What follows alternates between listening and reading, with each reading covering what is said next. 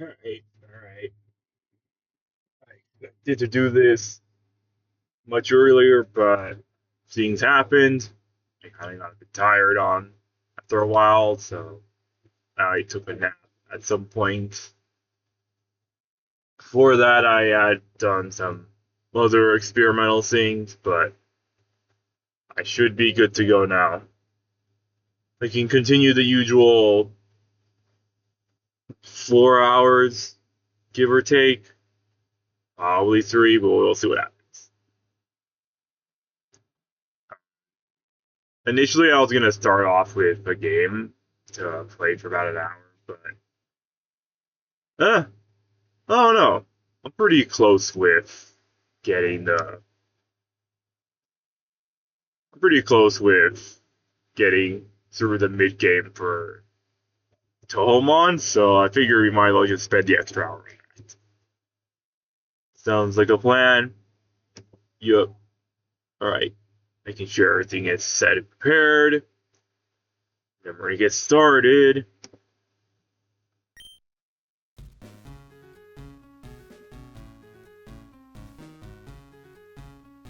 Alright, everything looks good, so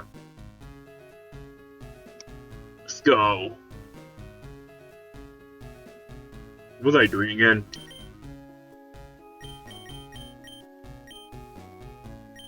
Ah, okay.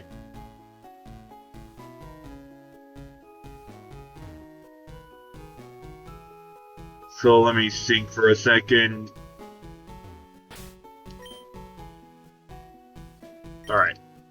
I missed a few trainers points when I was doing this, so we're gonna take a slight detour away from Stealth Code and actually head over there just to take care of it.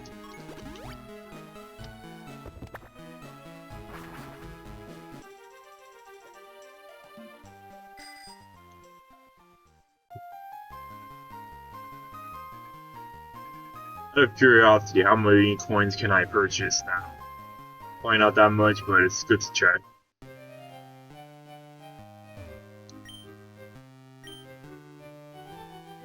Salvage. Probably like some amount.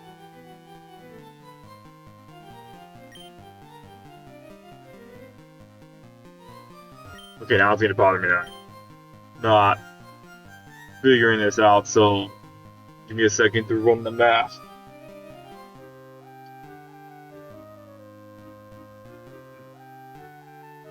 Where did my can't find my old reliables, so I guess I'm gonna have to take care of this through a lamer method.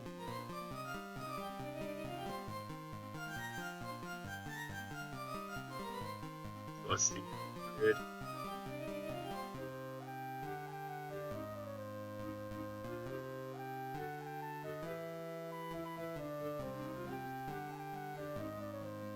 Hope I get that math right.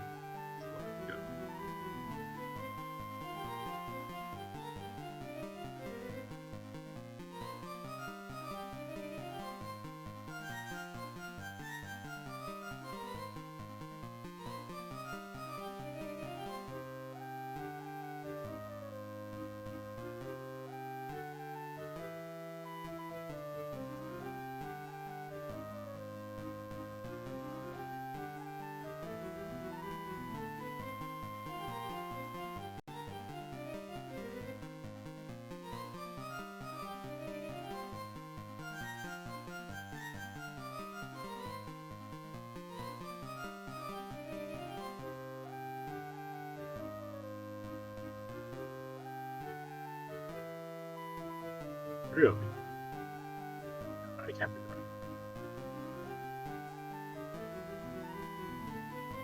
right. Run my numbers correctly. It's not part way there.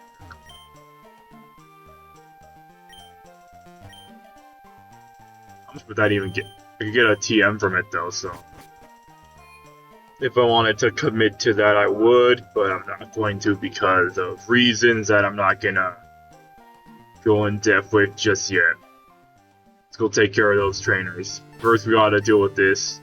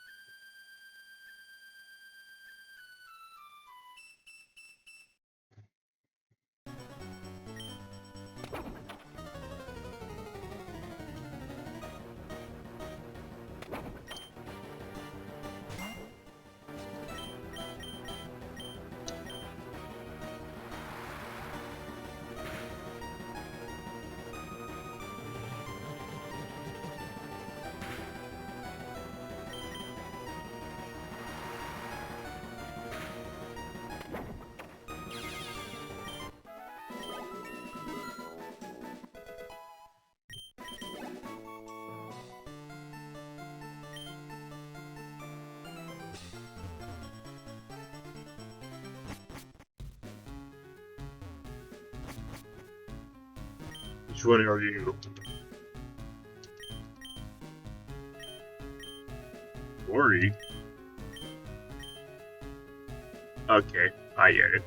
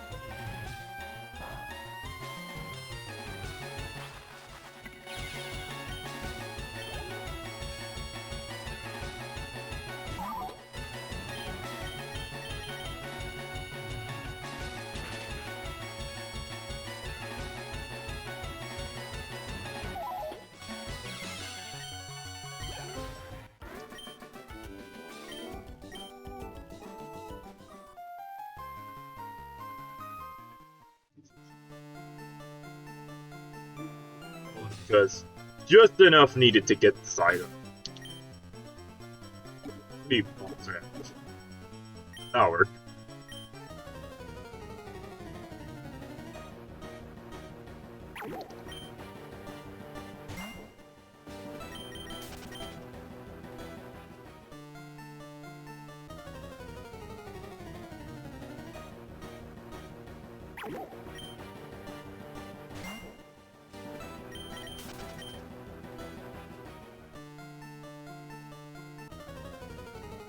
So I'm probably not gonna spend too much time on this if I don't finding two Bonicas needed for it. So hopefully it actually shows up.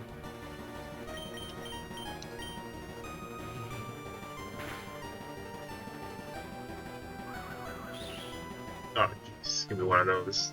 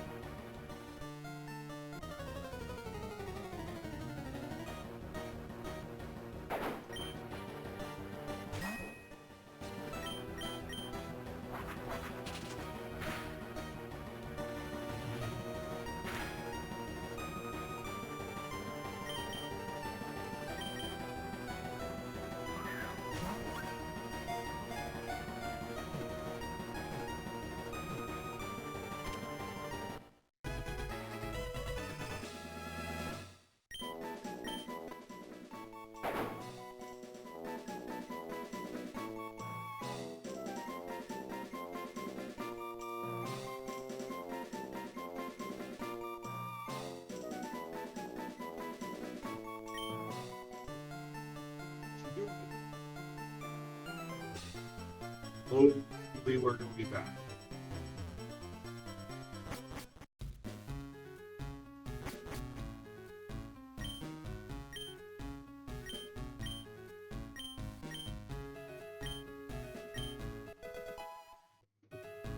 Should make getting money up a bit faster.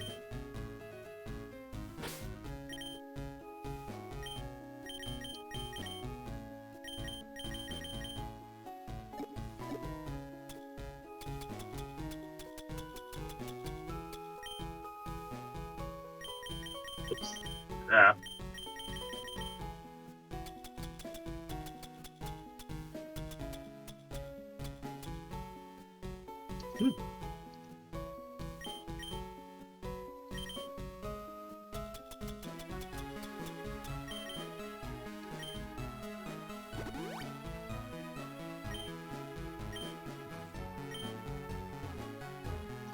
Let's take care of the rest of these trainers before we actually head on back.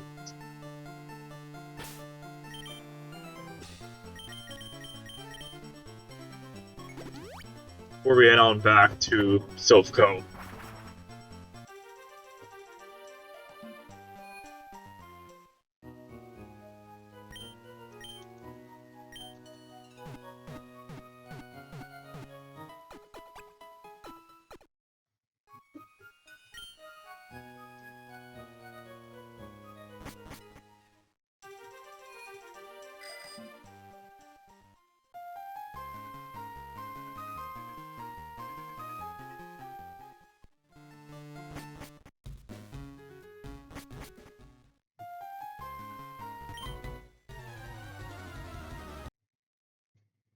Oh, what the?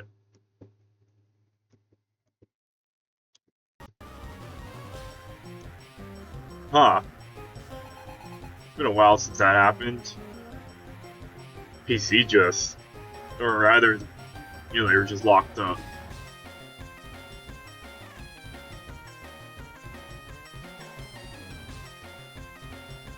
Alright, I'm gonna have to look at that later. Hopefully it doesn't do that again. If at least for a long while, hopefully it doesn't do that again. Because it probably will, so.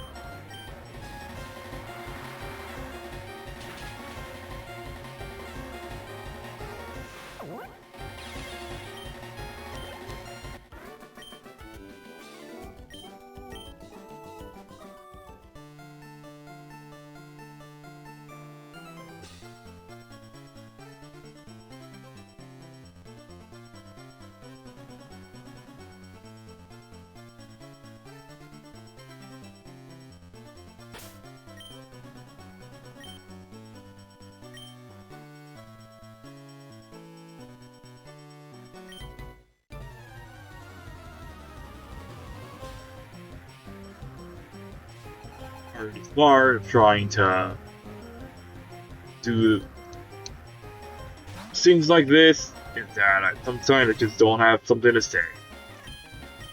That's just how it is. I can't help myself if I just stay quiet for most of the time.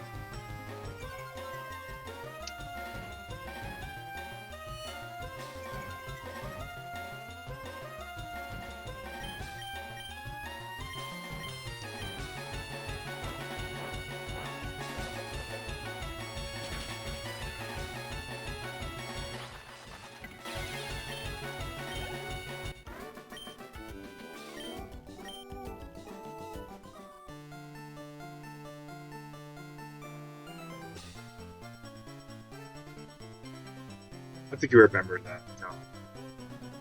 No one's down that route.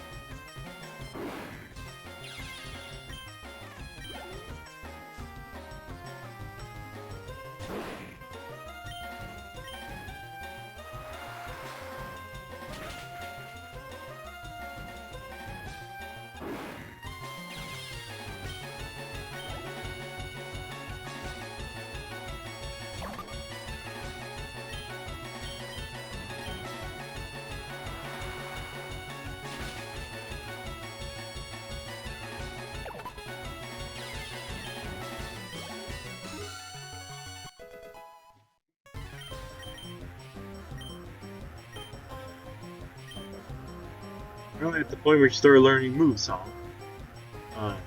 Don't think I need to get rid of anything? Yeah.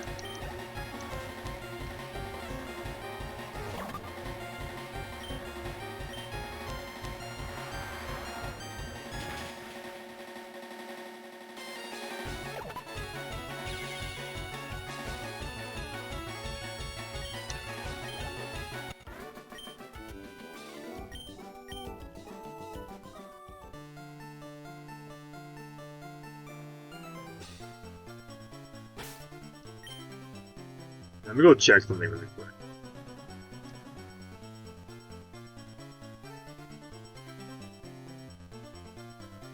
Alright. Let's keep at it.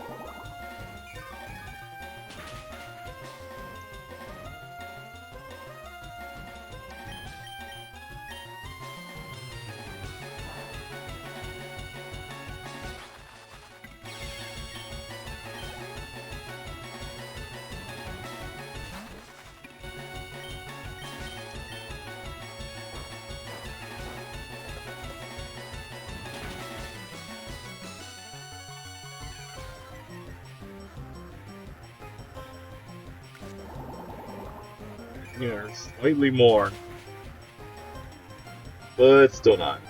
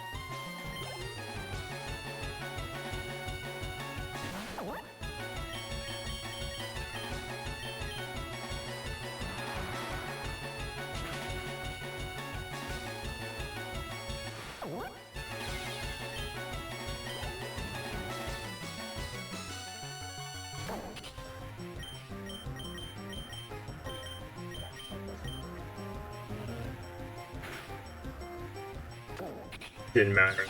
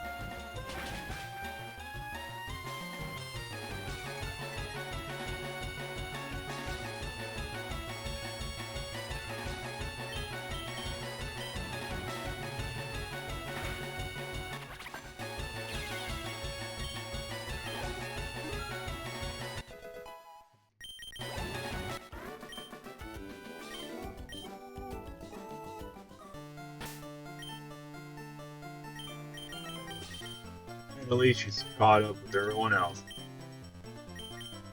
It's Steve's turn. Let's get her some experience too.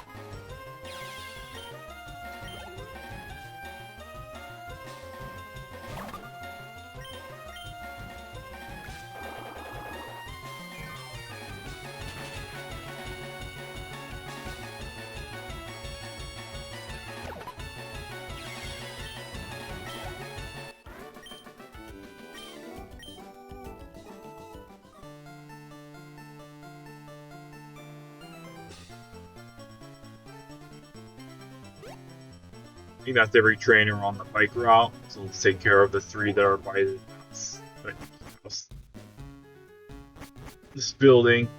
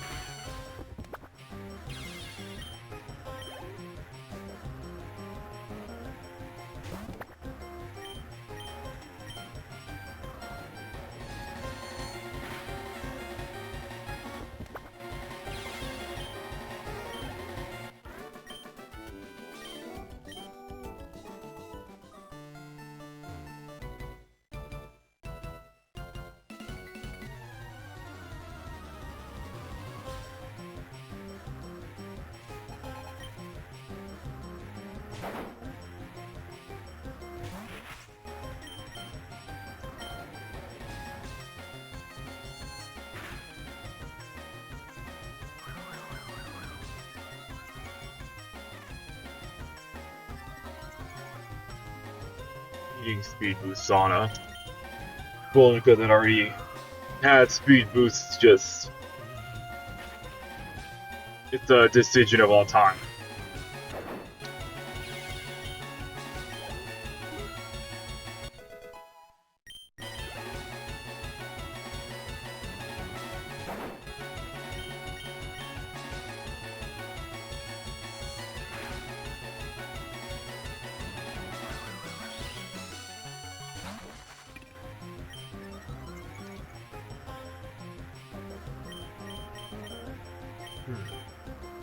Here, let's switch this around.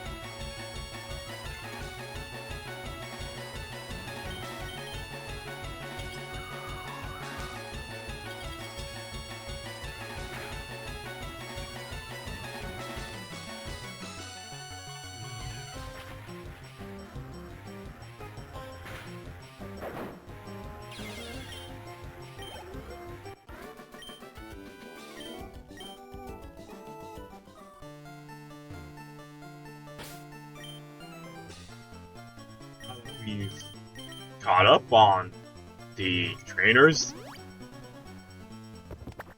We can go back to Stovko, so let's go ahead and take care of business with that. Yeah, let's see that kind.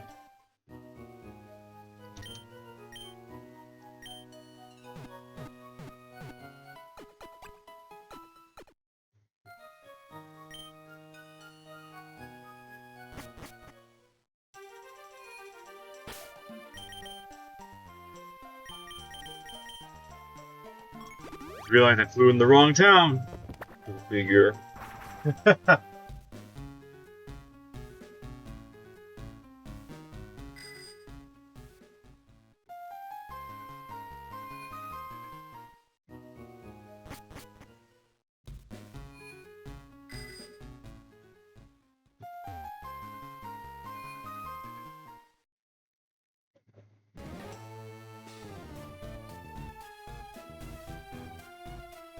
I don't remember how many floors I've done already, so just take a quick inspection check.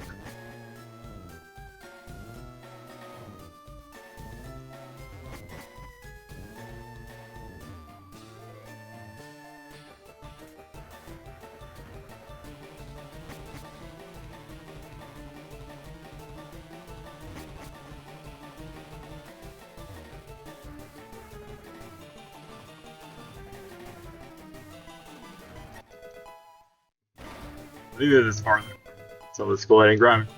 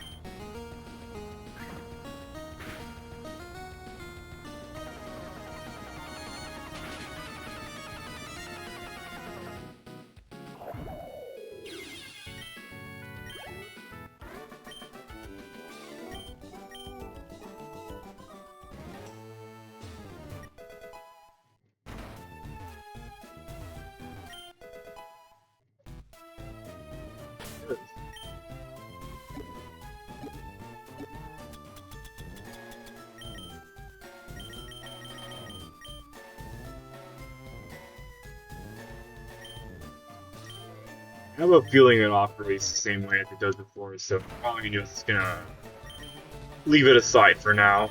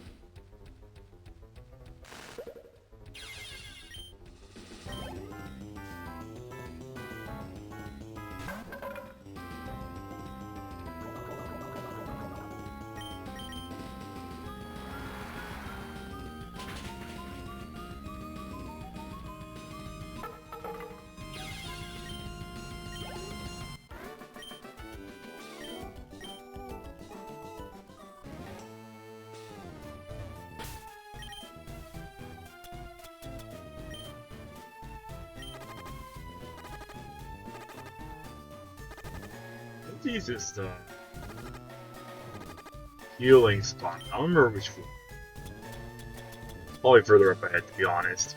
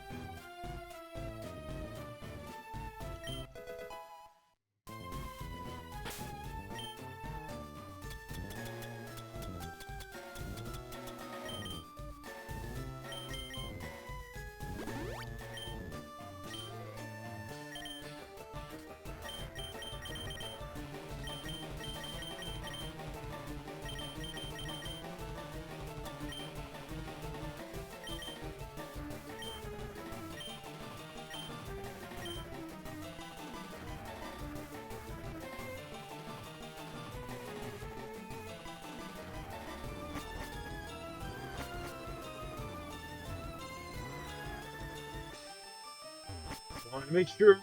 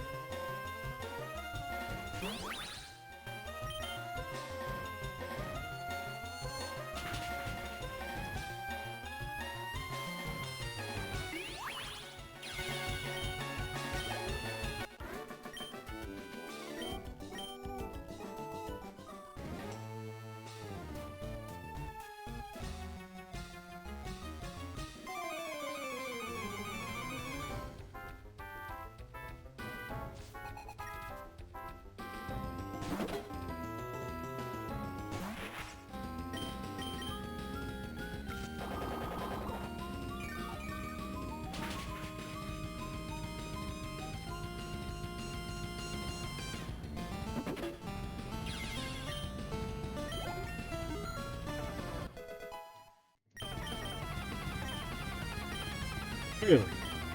Oof. Use.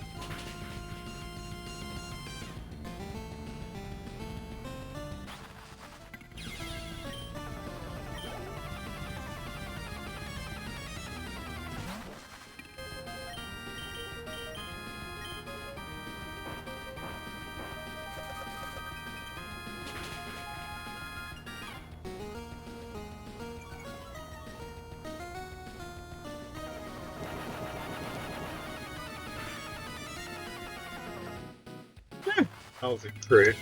That's funny.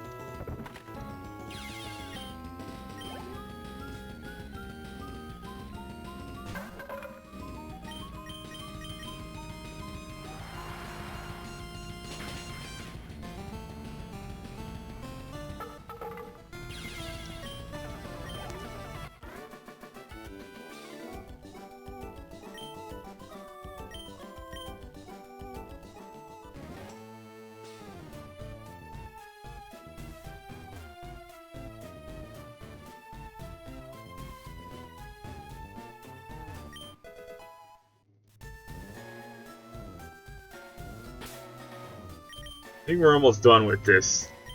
So, let's keep at it.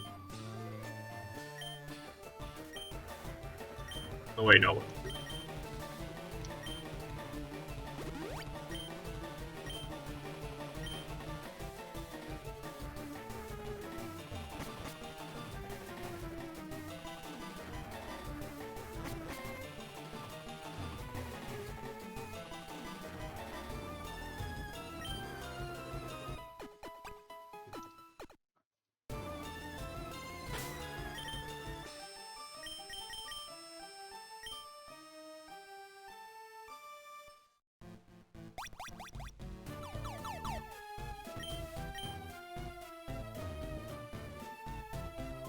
Yeah, save right here because it's been a while. Crash that again. I say crash, but more like a stutter if anything.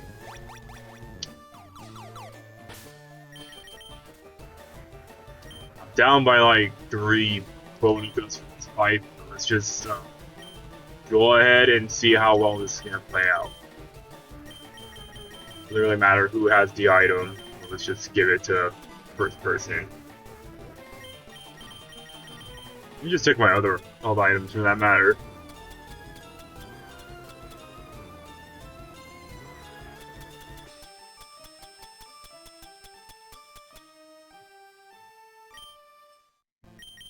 Let's try it.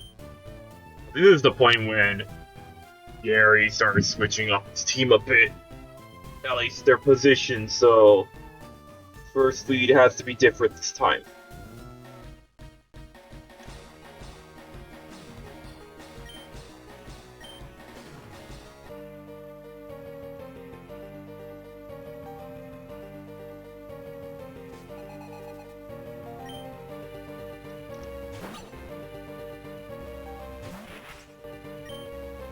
It should be faster. I don't know if it's gonna one-shot, but we'll see. Yeah.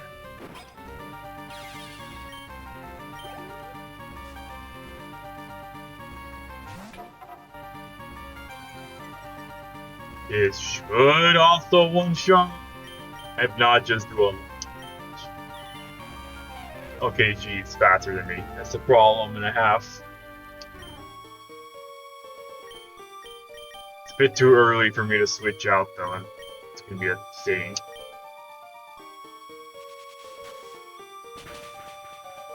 We'll just see how this fight plays out then.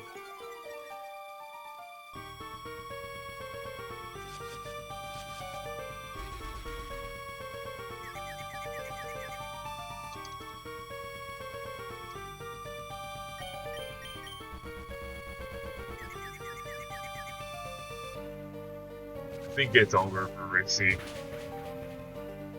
Yeah. Alright, can't do anything with Lucky, so... have to.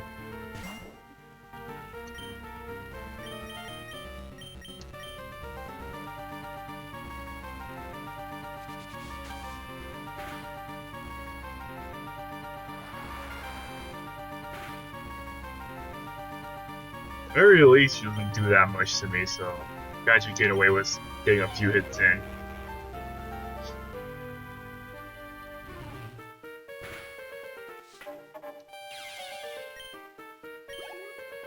The next person's probably gonna have a grass move, so that I have to be a bit mindful of that.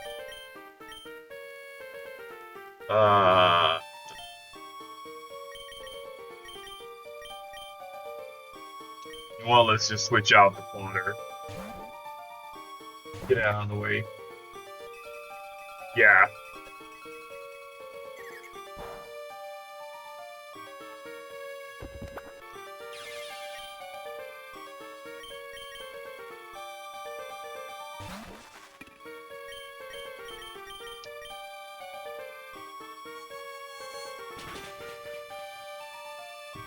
Alright, good. It's gonna be a 3 hit.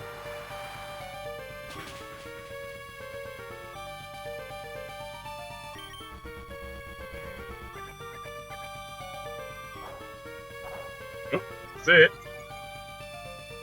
At least for her.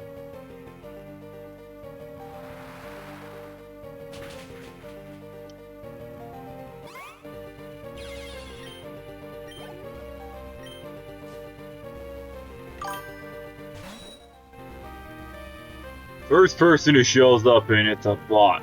Go figure.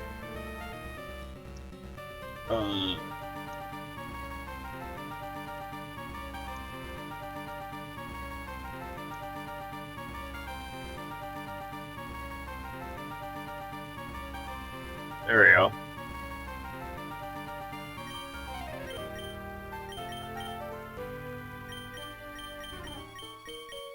I don't know what move you're gonna have that's gonna be destructive, so I'm gonna hope it's something that isn't like too terrible. Eh. Oh, I should have used should have gone for the Encore. But I don't think it'll matter in hindsight.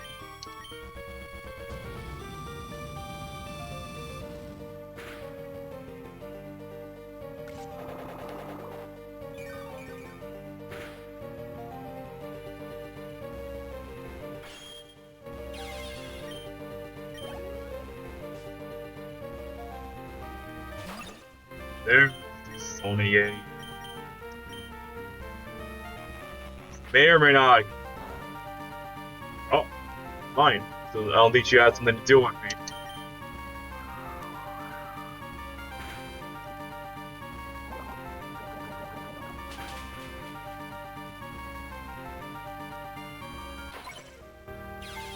Oh, that's that, Gary.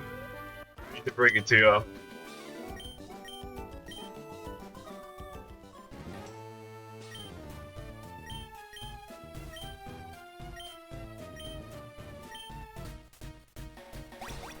Yeah, man. You're important because you're gonna give me what I need. No.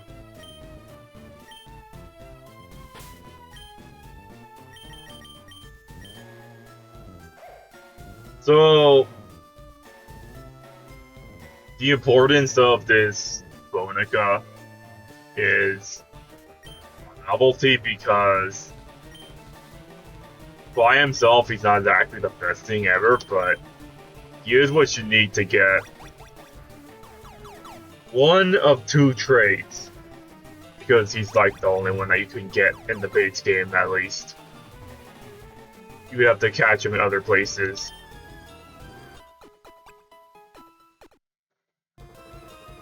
We're actually gonna go and pick up that particular Bonica right now. So we have our 4th member. You have a choice between who you can pick.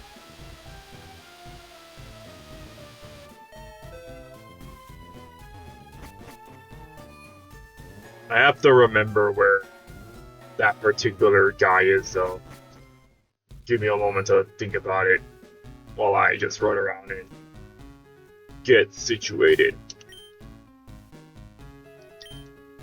I think he's actually in the trainers in the route above.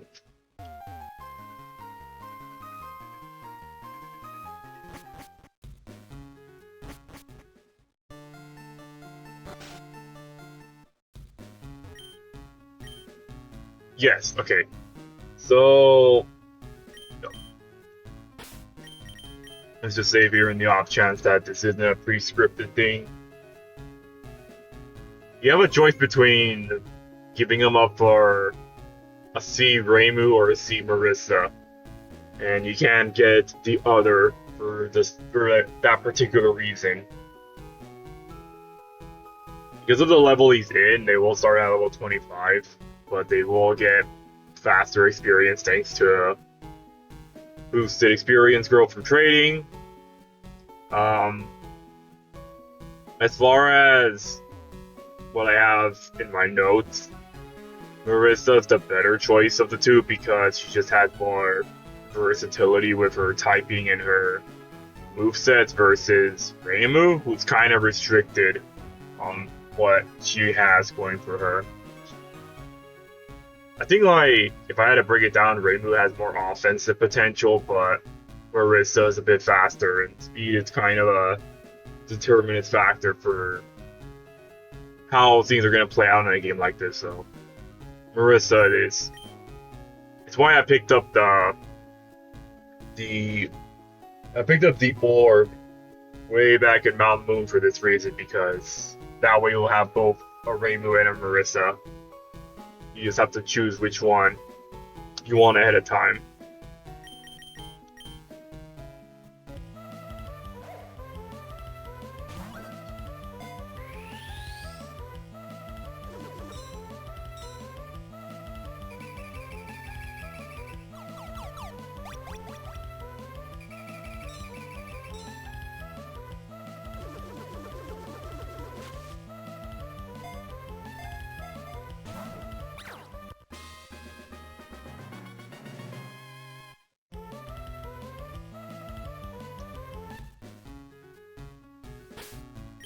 Alright, let's take a look at her.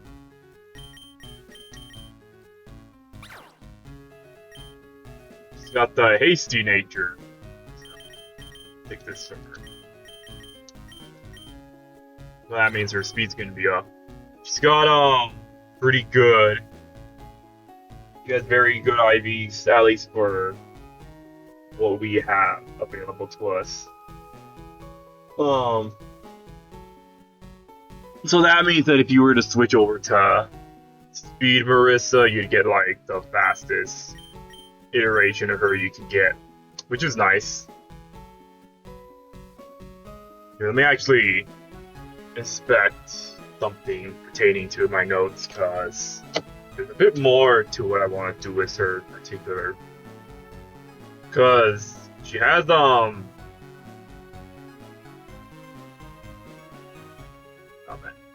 she has two choices between the speed or the attack. And they actually give you a different second type.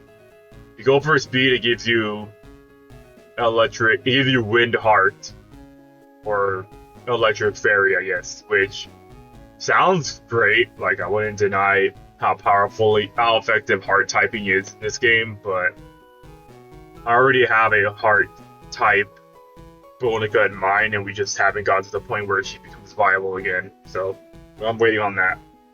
So the other option is Wind Fire, which is the attack version.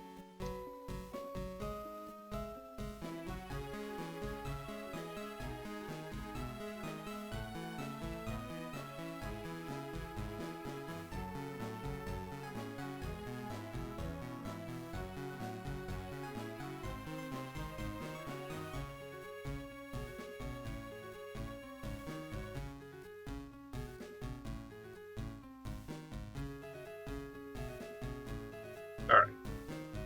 Yeah. Wind Fire, we're gonna go for that. Let me just check and see what are the necessary stuff I should have for her. I guess right now I could teach her a move or two with my TMs. Let's see.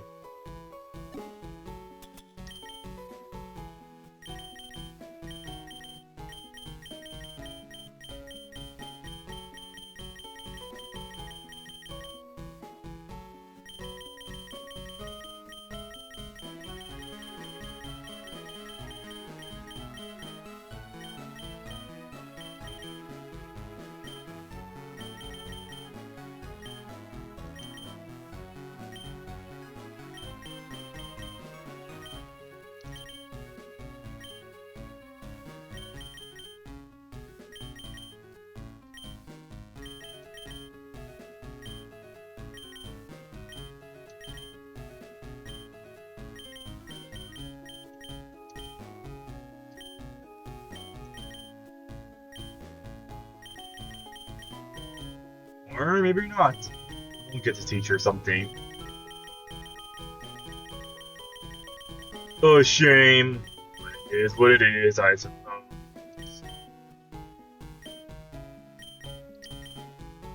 Yeah. Alright, let me just get one last thing. Worry about.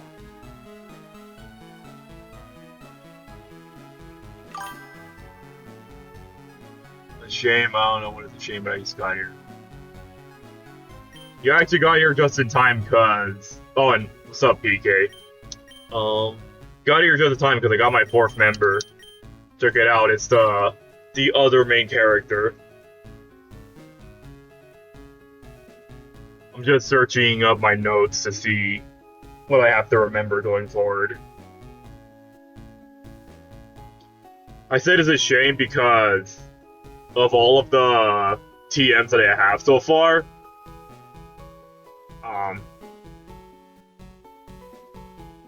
Yeah, I'll get to that in a bit, but of all the TMs I have, she cannot learn any of them. Or at least the ones that are useful to, that I would think would be useful to her, so it's kind of a shame. I have to work with what I have, which isn't the best. So, I had said this earlier, but the reason that they're limited is because in this game, you only get either the option to choose out which fossil you want to take over to the lab, which is way into the end game, or you can get it from a trade or an in-game trade. And the Bonica you need to trade over is the replacement for Lapras. So in both instances, you only have one opportunity to get both if you do things right. If you don't do it right, then you end up with 2 of the same, which is not that great. But in any case, you only get a normal version of Reimu Marissa or a traded version of Reimu Marissa. You cannot have either one's case. So unless you're planning ahead of things, then it is theoretically possible to miss your opportunity to get the other until post-game stuff.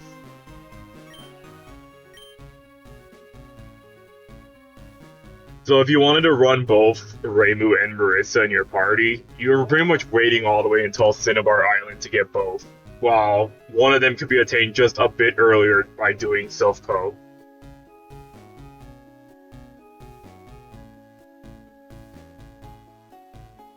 Ah, here we go.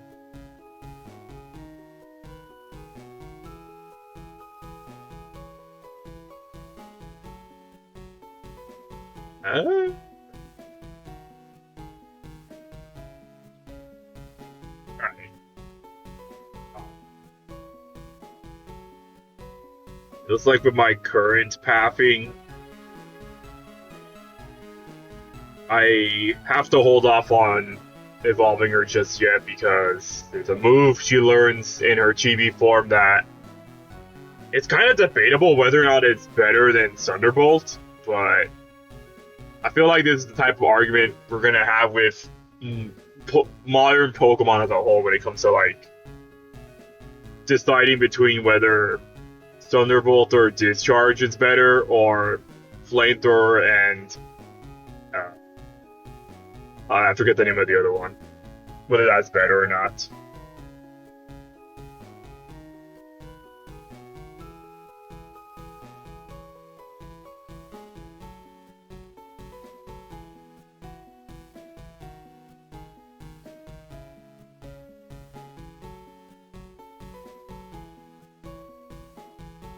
I'm also kind of glad that Marissa has Pickup as an ability because her other option is Hustle. We all know how good Hustle is, am I right? Well, let's go ahead and give her the experience share.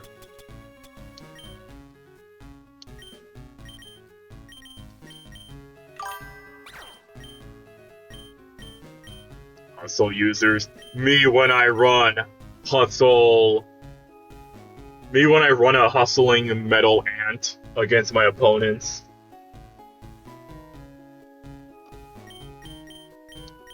So I guess if we're being more niche, it's probably better to just run, oddly enough, running the Truant Durant is a viable choice because you can just pass Truant on any Pokemon you think is annoying. Which either forces them to switch out their Pokemon, or in the off chances they're a last mon or they're trapped, then they kind of have to be stuck with having a slacking for a Pokemon in their competitive team, which can be hilarious and sad at the same time. I already fought Gary, unfortunately, so you missed out on that. Even with my team of 3 Bonicas, I still won on the first go, so I think I'm pretty much set for the E4 at that point.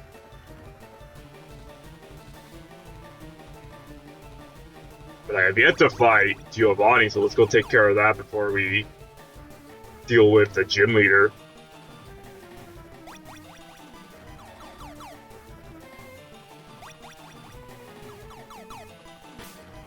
Who's out right now?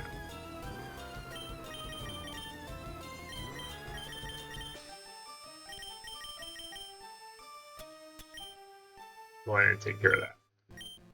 Oh, and I guess it's time behind. So.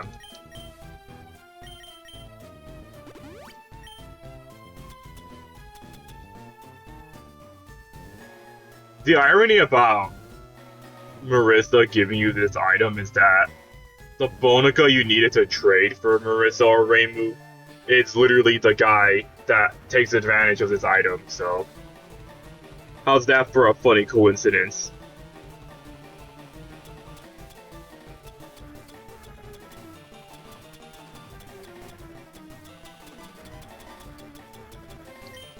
Alright.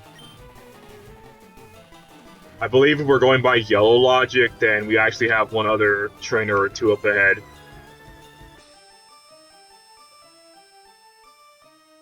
Oh, they're right there, Twerp.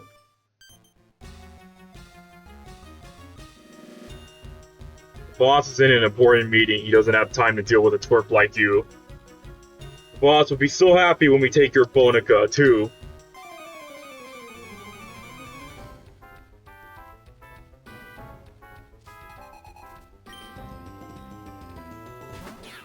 Like how only in video games does Jesse and James actually have the power to back up their assertions. Also, I think I might have let off with a terrible choice. Oh.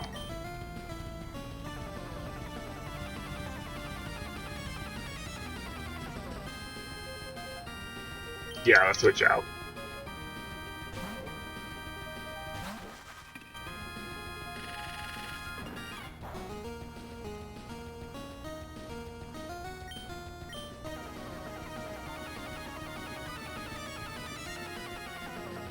Gotta love Levitate.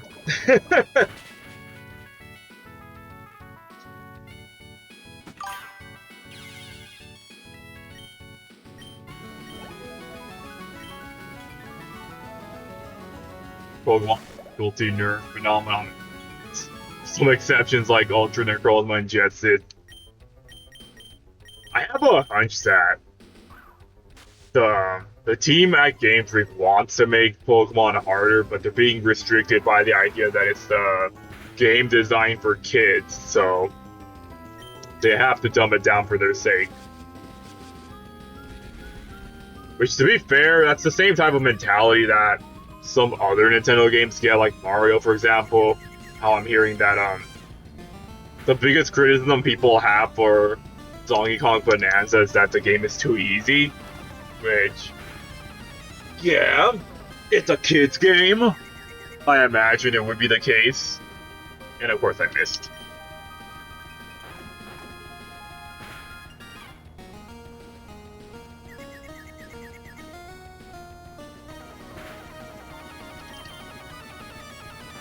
Lucky you have one drop, don't fail me.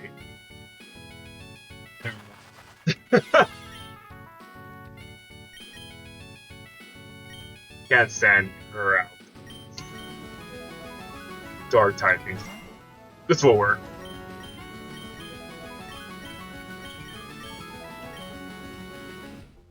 I don't think I can hit Speed Rumia with ground move. Just levitate.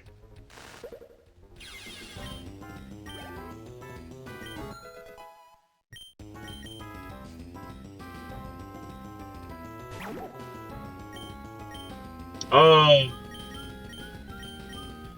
switching out again.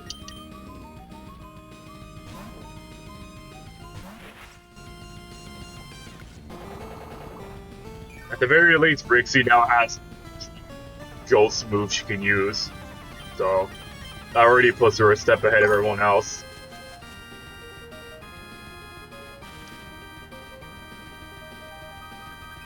To be fair, being disappointed about Bonanza is being easy makes a bit more sense considering DKC is known for being challenging even up to Tropical Freeze.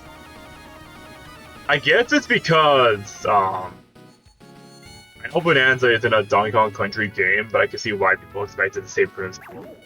I guess it's because it's made by the same guys who made Mario Odyssey, so a lot of their design philosophies must have transferred over to that game as well.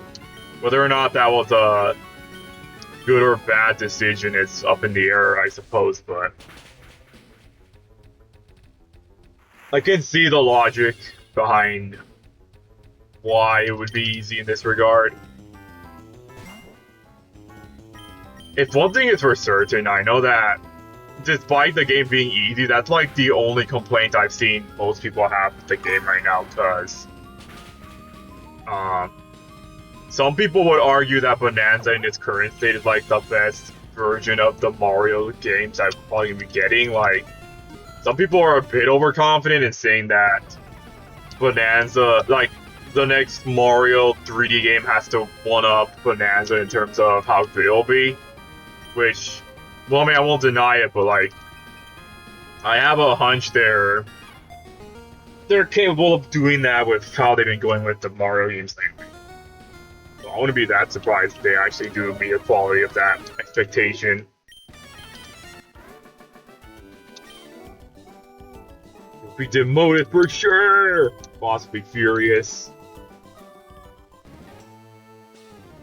Well, Jesse, it looks like we're blasting off. This isn't over, twerp. We'll be back. It's kind of funny she says that, because in Pokemon Yellow, I think this was the last time you get to fight them. But at least in this ROM hacks case, we'll see them again in due time. Where and when? Well, you'll see soon enough. But yeah, it makes sense it would be similar to Odyssey based on that, but I see reasons for either way of thinking it. I don't mind easier games myself. Yeah.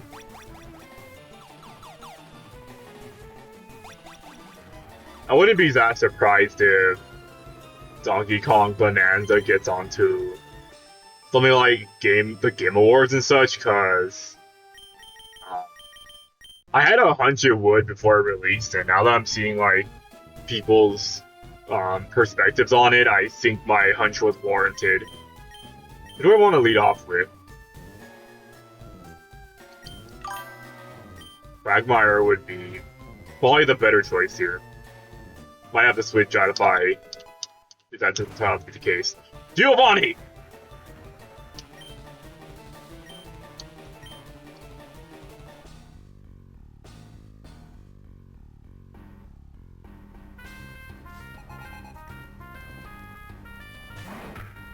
Yeah, it was a good choice for me to lead out with Quagmire.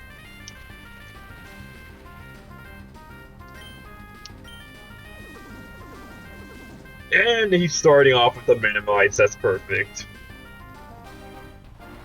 But it's futile. E3 not winning Game of the Year is gonna be funny. It would be funny, like, imagine every game people have expectations for Game of the Year, like Expedition 33, Death Stranding 2. Imagine if those games lost to the Monkey game. That'd be funny. It'd be Astro Bot all over again.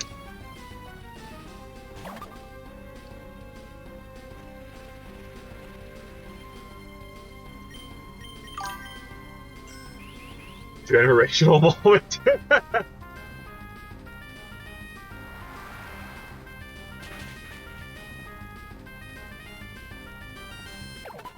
Giovanni's first mistake was having Earth type Bonegas on his team.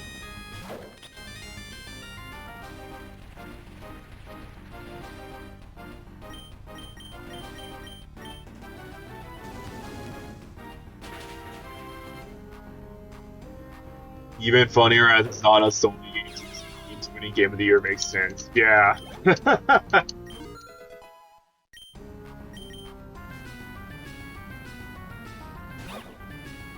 We've got a lurker in the chat.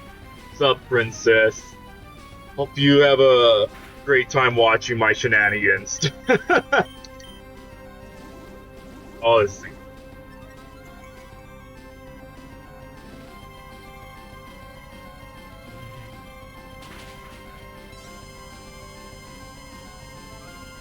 I think I could get away with the next hit, unless like Remy gets a crit or something.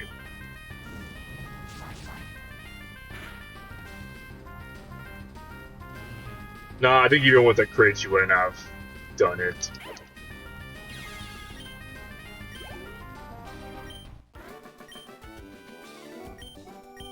Finally! I spent the whole... How much time has it been? 30 minutes doing Silph Co. Grab our Master Ball and get out of here.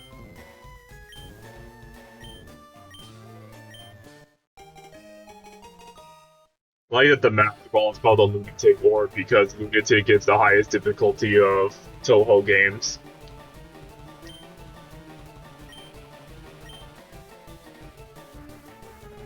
As far as what to use a Lunatic Orb on, it's kind of debatable because this ROM hack has far more quote-unquote legendary Bonekas than the original Fire Red Leaf Green, so I'm gonna have to think about what I would use it on, but for now I think I'll just hold on to it. 30 minutes too much of a self-pull, am I right?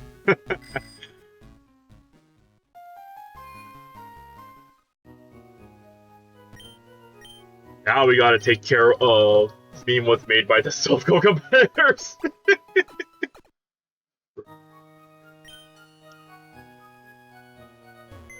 I'll never get over the fact that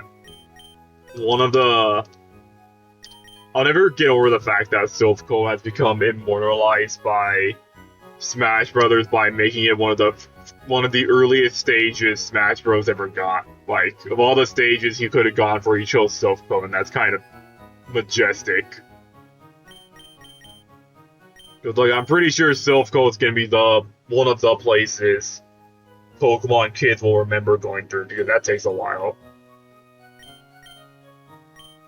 Do I need to get rid of anyone? Nah. I do need to move some items though. I mean, in the other box. What do I not need? These. And I think I'm gonna use this rock. Hold on to the ninja suit because of Rissa. Put away the tag. The other elixirs.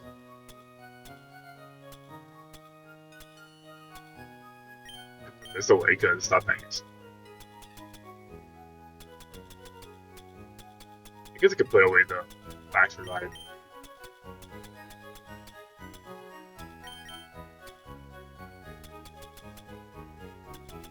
Put the Blazer away because we don't have Team Jeanette. And we're still not going to have her until we get to post Cinnabar, which is going to suck. Give me waiting even longer for this.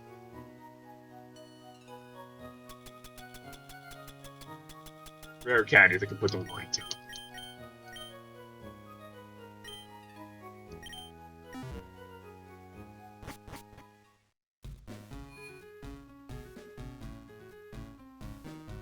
I think I took care of everything else, so let's just go straight to the gym. I will say I am kicking myself for this decision because Critter would be very nice to have here as hard types are effective against Reason, but because of my decision, I'm kind of slightly handicapping myself with this, so we'll see how it goes.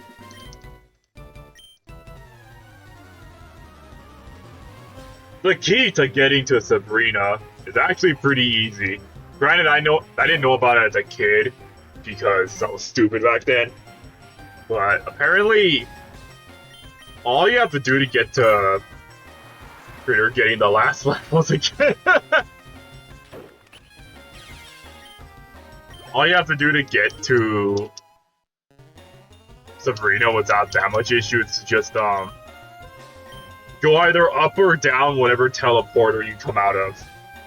That's pretty much it. Eventually you'll reach her because process of elimination.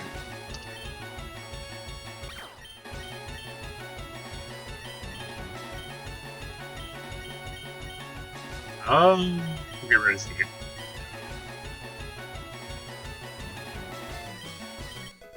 It's funny that it's kind of her. That's her shtick and embodiment of the Scarlet Devil. In fact, that's like the entire joke they run with post Scarlet.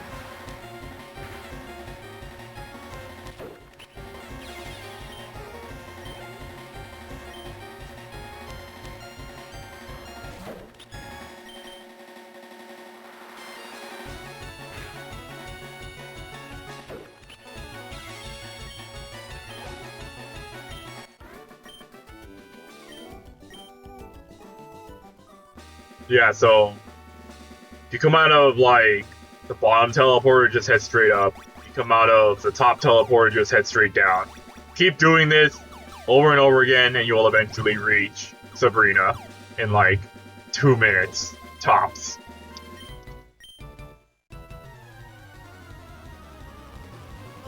As a kid, I think I spent 10 minutes going through the teleporters trying to find the right one.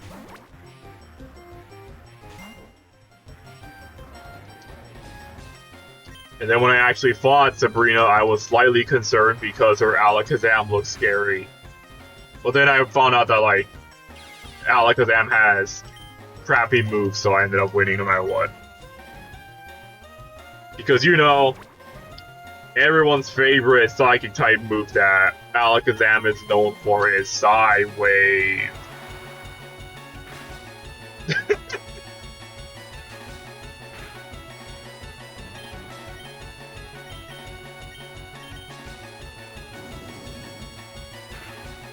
I'm sure whatever move I get from Sabrina here, it's gonna be much better than Psywave, that's for sure. If it turns out to be Psywave though, then that's gonna be hilarious and sad.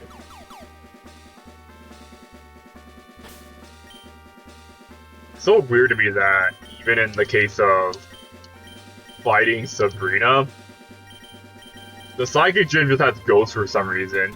I guess they just didn't have enough Psychic types to fill the quota or something.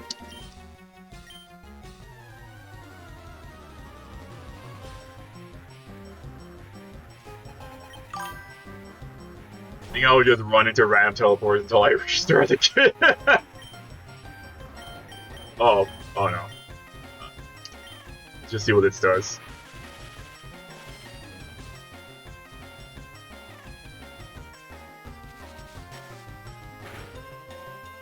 A Galaxy Brain Streak, paralyzing someone who's already slower than you. Not because of the speed drop, but just because 50% chance to not do anything.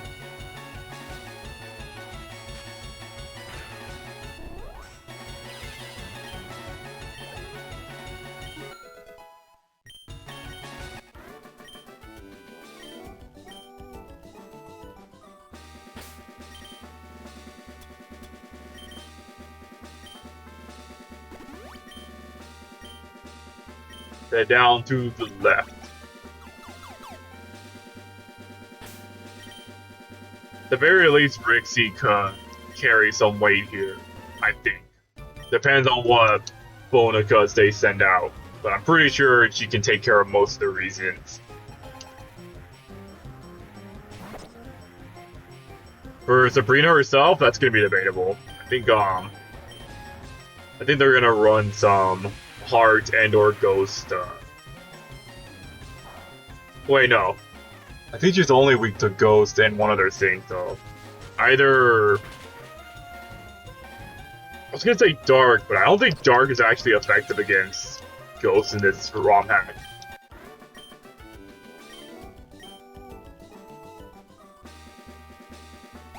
Wait, yeah.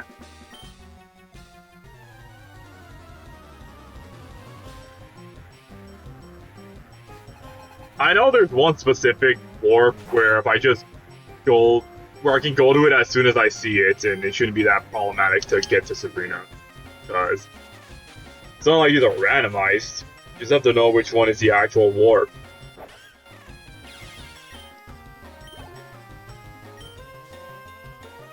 I'm sure as a teenager I probably remembered where every single warp tile goes to, but it's been a while since I played Gen 1, so my memory is kind of a bit hazy when it comes to remembering things like that. I know, I'm getting old, but it happens.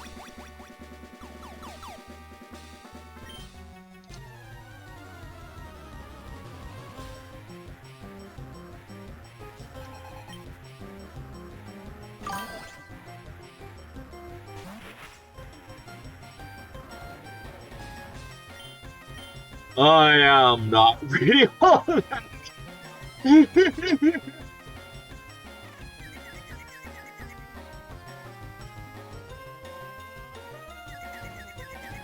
Or I mean, not right now. I have to actually put in the commitment to doing the bit, and I don't want to do that right now.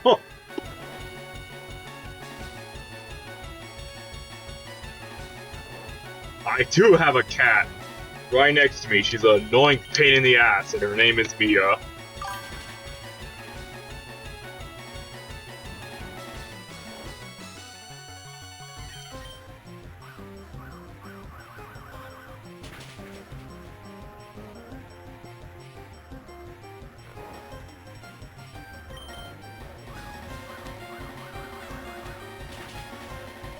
Rixie, I need you to wake up.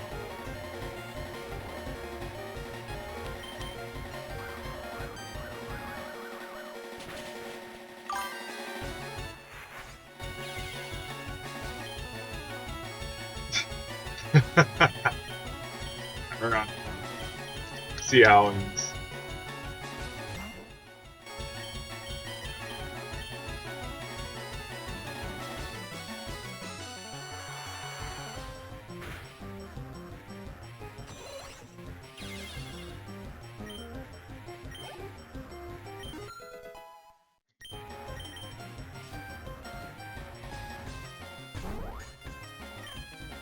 It depends on which Pokemon you think are worth.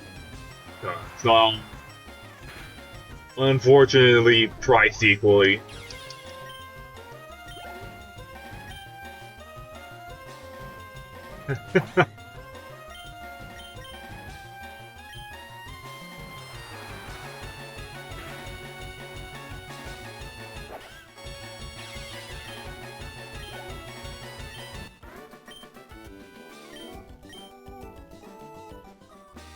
Man, I gotta go back and heal.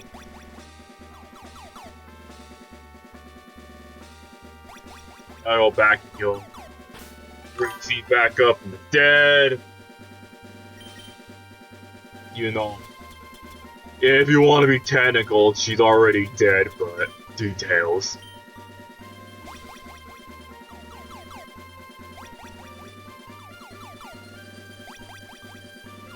I'm thinking after we fight Sabrina, I'll take my intermission, because we're clocking in at around 2 hours eventually, so it'd be nice to take a bit of a breather before I get back to this.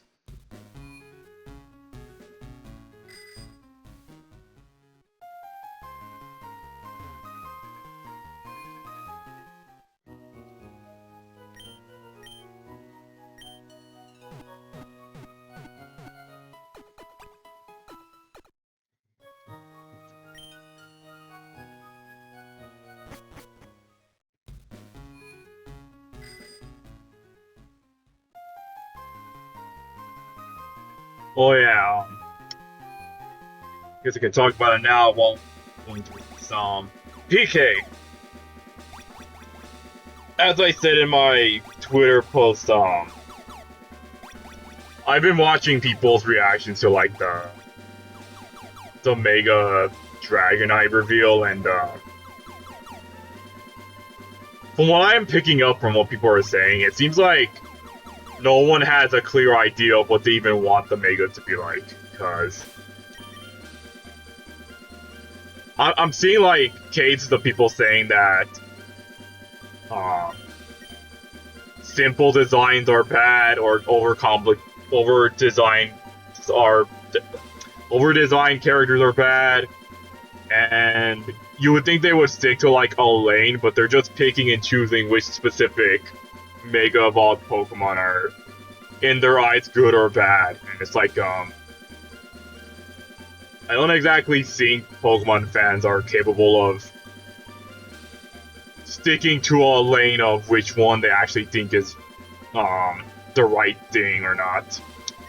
I don't think they're equipped to talk about whether or not Mega Dragonite's design itself is bad or not, because I just don't think that they're being consistent with what they're saying versus what they're saying is good designs and bad designs.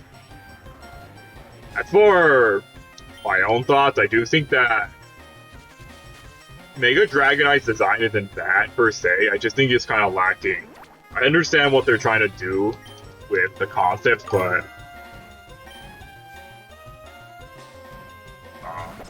I guess if it were me, I would probably just put the large wings where the small ones are and the small ones on top. I feel like that one just kind of will make it look a little bit better, and would, I guess, on the topic of the proportions of Dragonite, it would look a bit more appealing. I actually think the Mega would look a bit better if the wings were a bit more balanced. The wings being too big on the head and throwing off the balance from the rest of the body is my biggest gripe for the design. Yeah, I really do think it's the wings that are kind of breaking it for me, because I'm not entirely sure why they went with that approach. If what I'm thinking what they're trying to do with the design, it's supposed to work. It's gonna be interesting to see what Mega Dragonite's shiny version is, because some people are hoping it's gonna be blue to make it look like Dragonair's actual color palettes, but if Dragonite still has that butt ugly green color, then I'm gonna be a depressed man. I actually saw a blue edit of the design. I think that change alone looks better since it looks more different while also not making the design overcomplicated. Yeah, it also fills in the gap of the, I guess you would say, kind of absurd decision to make Dragonite's color palette yellow instead of blue, since his prior evolutions were blue. Which, it never made sense to me as a kid either, because most of the Pokemon in Gen 1 at least stayed consistent with what they look like. So it kind of makes sense that they would go through this evolutionary process, but Dragonite's like the only one that has a completely different approach to the other pre-evolution beforehand. Which way did I come out of? I think it was bottom. Yeah. Now I just gotta go through this entire process. Toss the green one, no one likes green shinies. My face when I see shiny Espeon. You know, living my nightmares, man. Alright, everyone ready for this? Cause I'm not, but might as well try. I don't know what Sabrina leads off with, so I'm hoping that is something that Rixie could take care of. If not, then I will have to switch, and that's a problem because she'll be able to get the first hit, and that's not gonna be great. Espeon got robbed so hard, especially with how sick Umbreon's shiny design was, especially for the time. I feel like it could just be my memories messing with me, but I feel like Gen 2 Espeon's um, Gen 2 Espeon's shiny variant was actually different than what we got later on. I think this could work. Oh, wait, no. Satori might be heart. Yeah, that's a problem. I think that's how... That is how, That's how she fakes you out. She sends out a heart type or anything else. Send out the fodder, but, run the risk of getting hit by something. I say that, but I made a mistake. Was it? I can't remember. I like to say that it was different. Yeah, get out of here. I'm gonna have to search it up after when I go on my intermission. I feel like that is the case. But again, my memory could just be messing with me. She took a Calm Mind, so that means the next few hits I'm gonna do isn't gonna be that great. I'm gonna hope that I'm faster than Satori, so I could probably lock her in an Encore. Maybe. No, I'm not faster. This is actually terrible. I think, What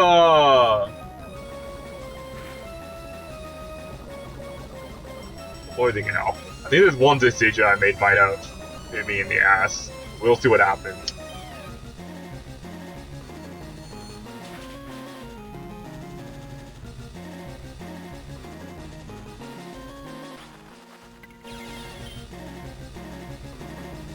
Huh.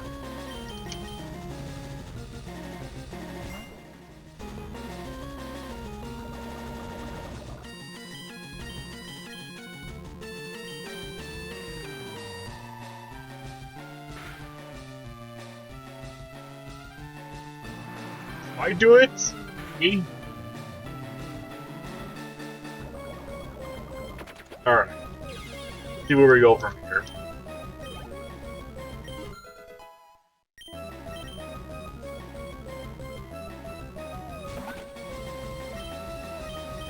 You all...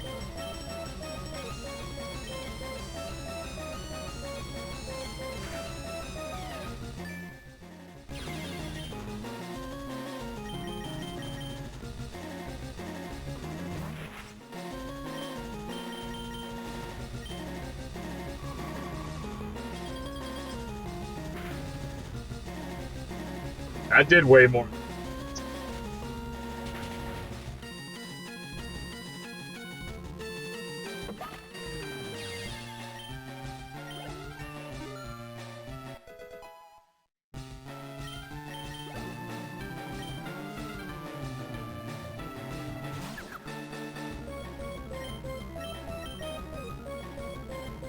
You are...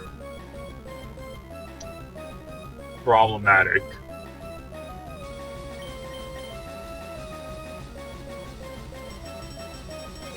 We'll see what happens.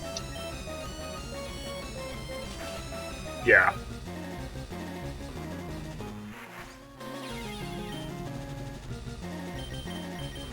Okay, so I'm gonna have to think about this a bit differently.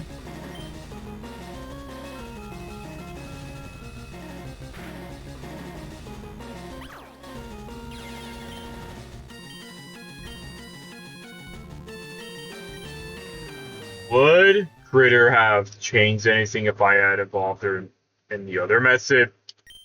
Maybe? Satori will still be the problem. If I don't deal with her adequately, then she will.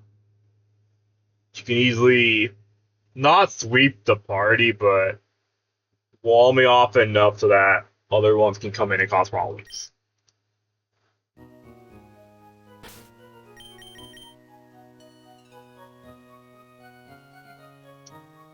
What do I do in this situation? Involving Marissa is not going to help much because the typing doesn't really apply for this one.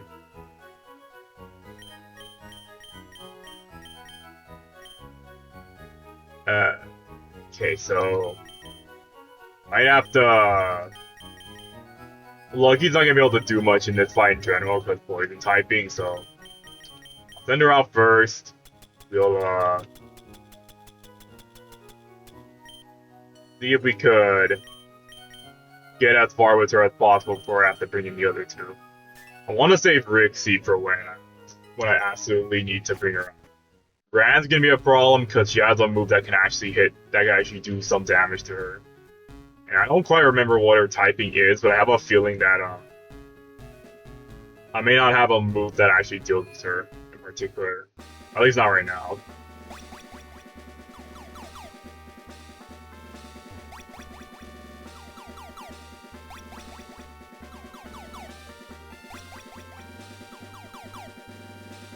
I don't quite remember which teleporter is the one that she's in.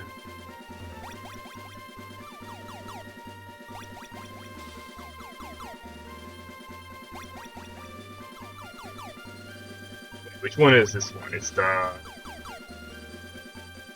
top left. Oh, I don't know. It's okay. Keep that noted.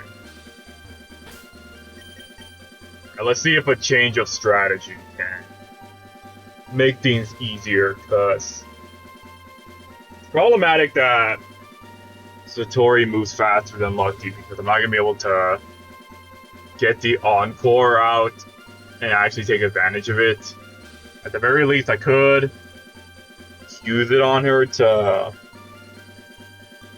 get far enough ahead, but we're gonna see how that plays out, because if she leads off with a psychic move like Mana Burst, then that doesn't really help much. It's just gonna make Lucky it's gonna kill off Lucky faster than I want it to be. My ideal strategy going this far is to use Encore to get her locked into Calm Mind, and then Sabrina's probably gonna heal her after a certain point, though.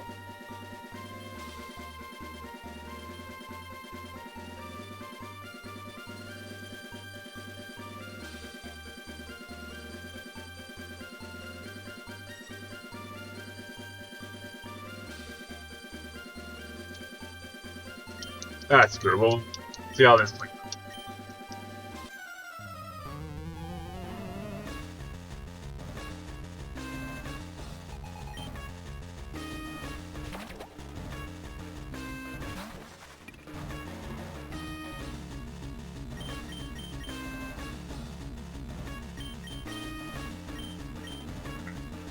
First move she does gonna make some difference. We'll see how that goes.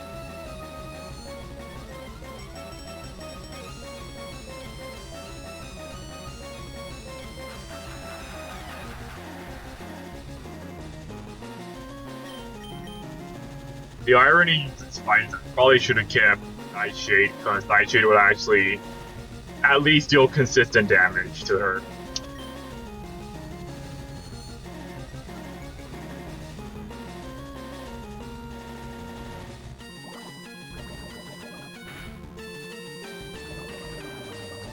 Well, good. Turn 1 poison. That's gonna help out. This is not gonna kill, but at the very least, it should put her in the range of possibly getting KO'd without needing to heal.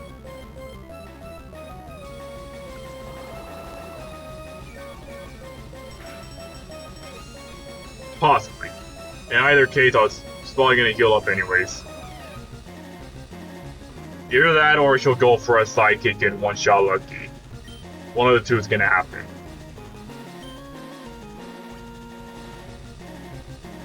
Yeah.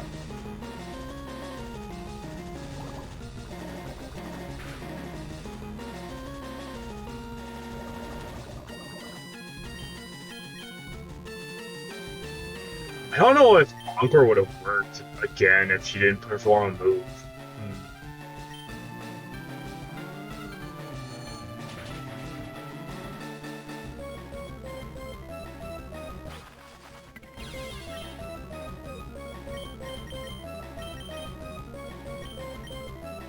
And then Rixie out because she had done.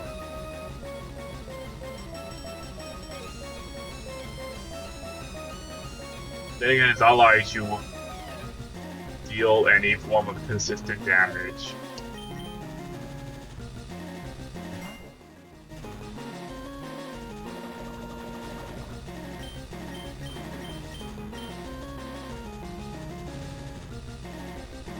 Super effective, but it doesn't do a whole lot. I think it would just do the same either way.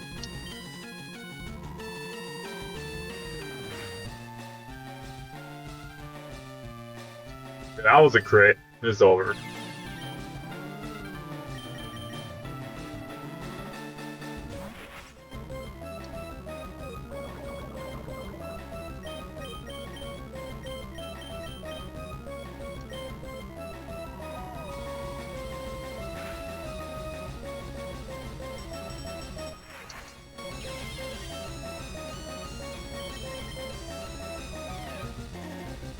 Alright. I can see where this is going.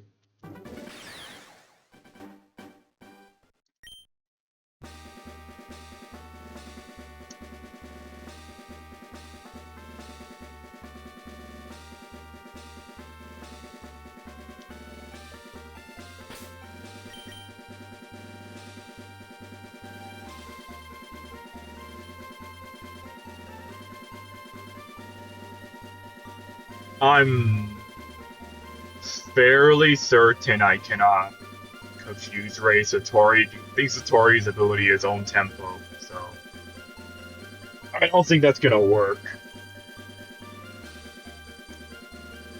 Uh, can confuse her. We try to bait out palm minding, but Sabrina's gonna heal up anyway, so it just kind of makes that point completely moot.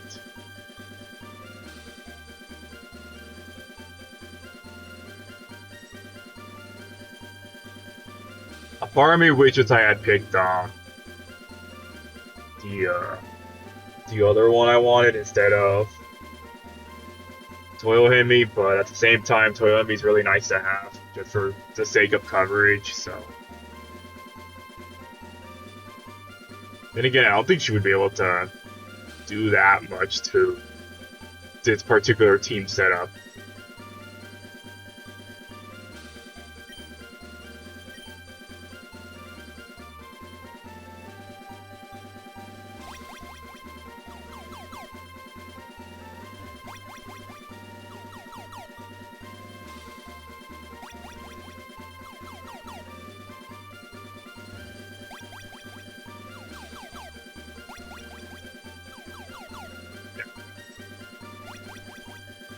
Alright, so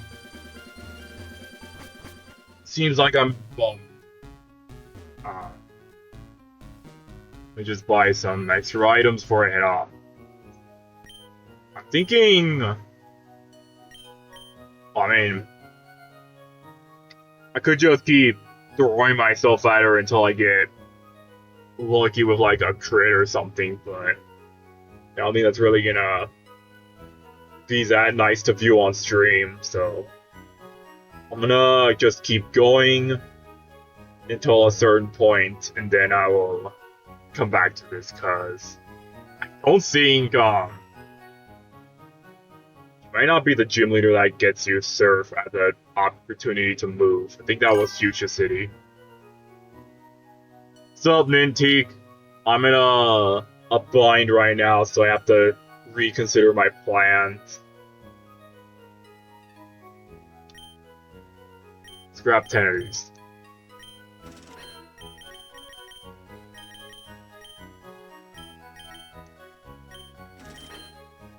Alright, so where haven't I already gone? Let's go check out the power plant, because that's usually what I like to do before I head off on my way to Cinnabar anyways. Maybe we'll catch the legendary. I'm not that entirely confident I will with the balls I have, but we'll see. I don't know if this ROM hack made it so I could just skip, or I could just come back to the legendary after beating the Elite Four or something and then just be able to get away with that.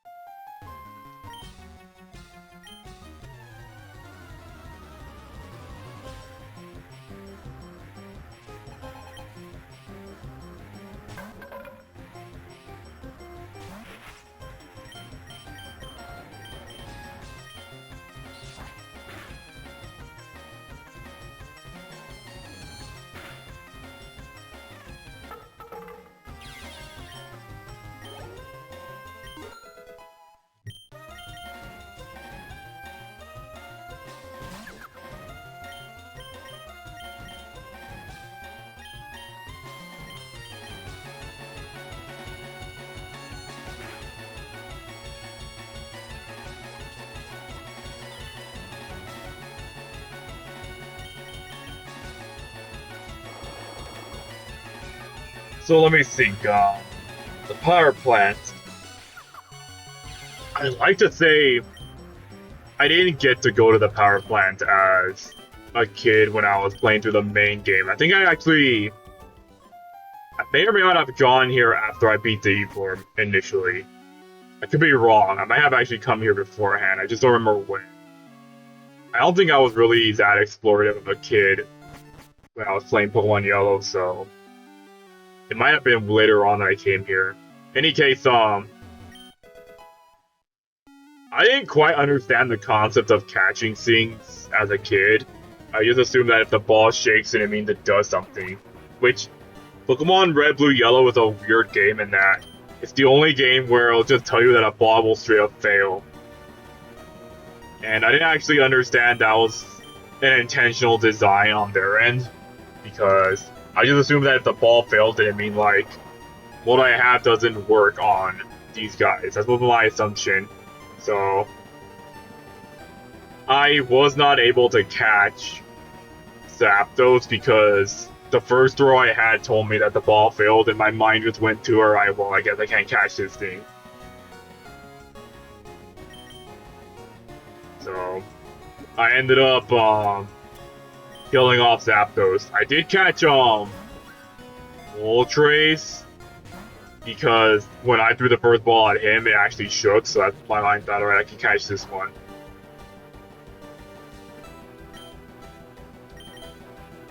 I don't think I ever went to Articuno my first time playing. I think it was later on that I did. And part of it was just because I didn't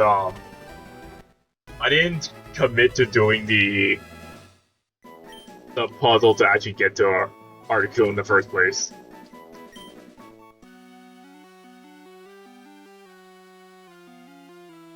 Oh, but here's a little fun fact about this ROM hacks power plant. This is the only place where you can actually catch most of the Bonacas that show up in Embodiment of the Scarlet Devil. So like Remy and Flan are here, but they're like 2% spawn rates. So if you wanted to sit there and have one of the girls on your team, you could do that.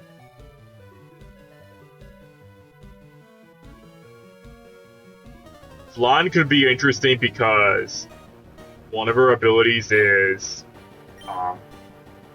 one of Flan's abilities is Hustle, which in her case could be a bit useful because she has a high attack stat. So, you can get away with doing certain things with her. Either one of my moves is gonna kill her, or just gonna use Whirlwind, and the fight will end regardless. We'll see what happens.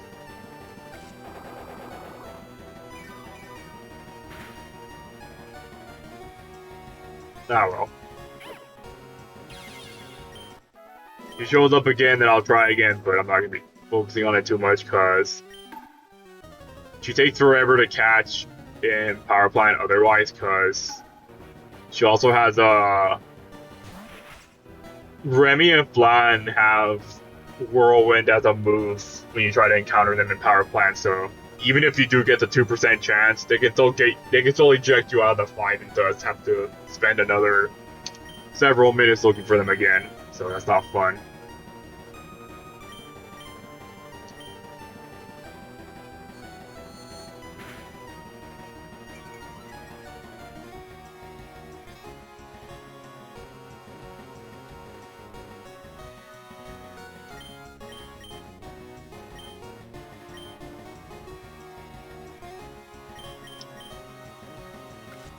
But anyway, back to Pokemon Yellow.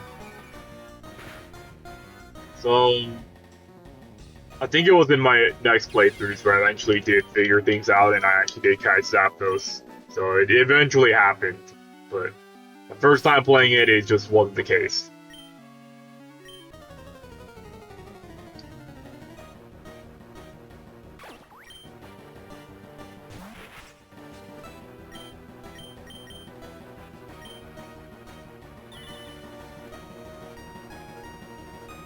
I think I did, my first time playing this as a kid, I actually kept the Master Ball on me because I assumed I was going to use it for something hyper important, and even though I didn't catch Zapdos.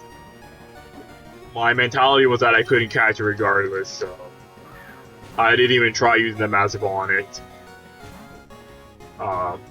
I did go into Cerulean Cave as a kid after beating the E4 because I was just kind of messing around with things.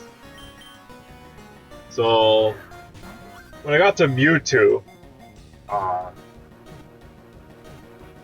and I saw like the level it had, my initial thought process was, yeah, this is probably it. So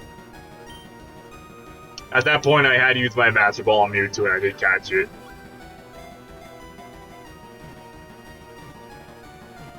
And then after catching Mewtwo, I just kind of went back to the E4, then curb stopped everyone with Mewtwo, and it was awesome.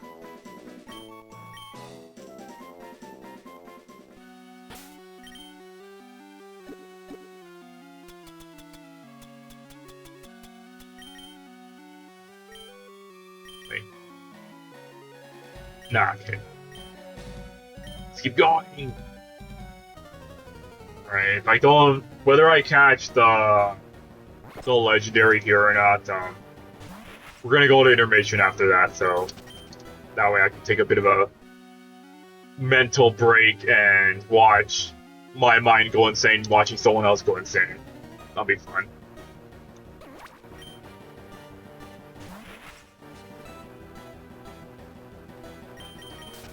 And when I get back, I'm gonna have to think about how I'm gonna deal with Sabrina when that time comes.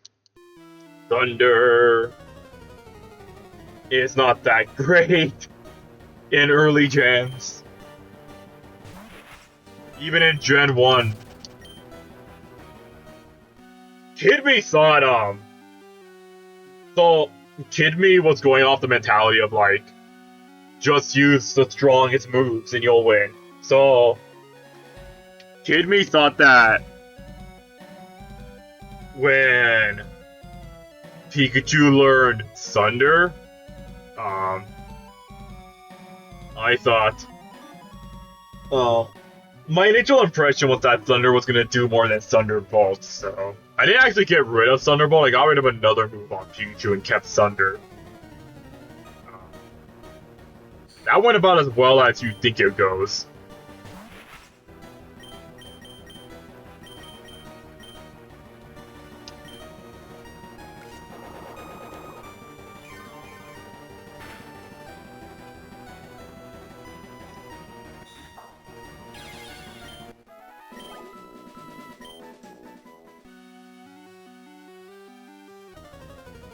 I think, I don't think I've ever really used the TMs I got from Julius. So, when I fought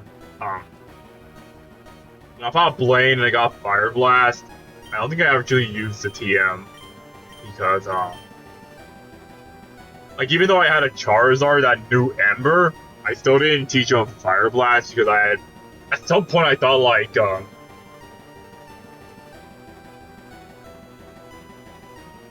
I don't know, I just never thought to use it first time playing it.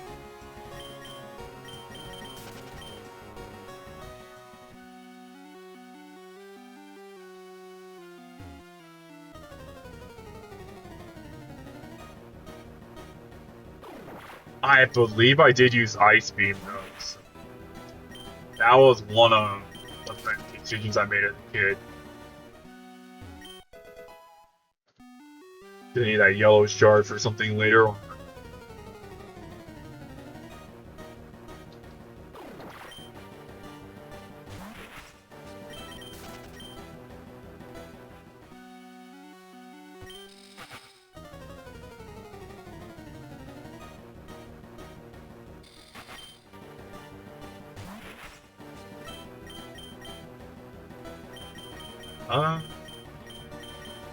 Okay.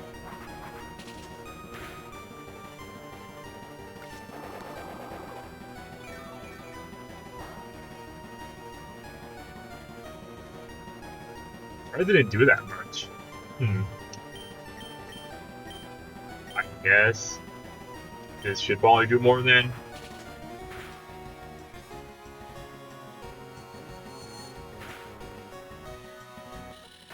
Yeah, that's appropriate.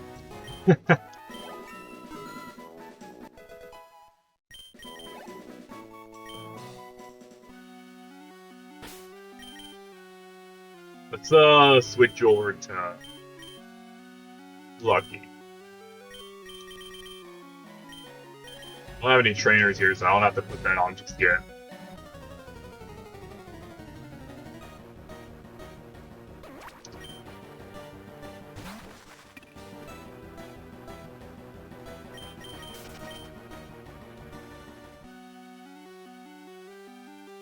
Trying to think of other things I did as a kid. Oh, there's Flan.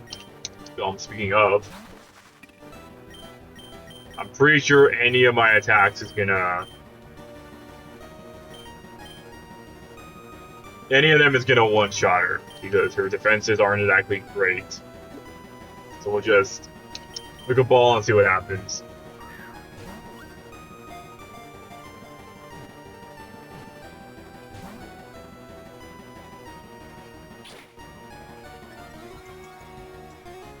At the very least, we can do this.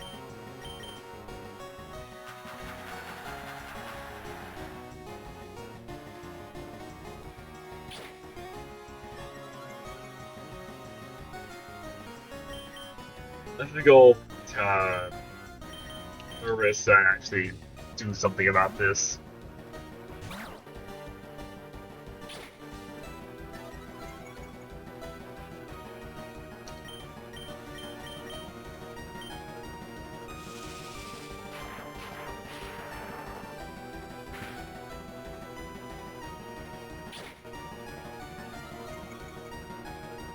So on my first time playing this ROM map, I did Remy and Flan on my team.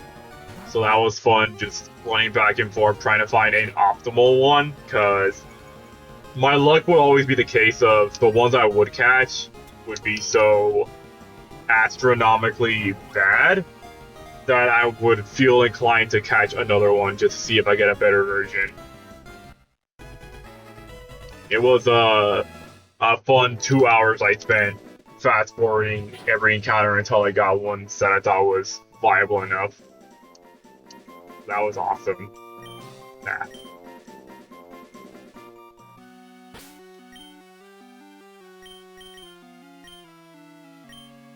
Remy shows up, that'll be awesome because I can try to catch her too.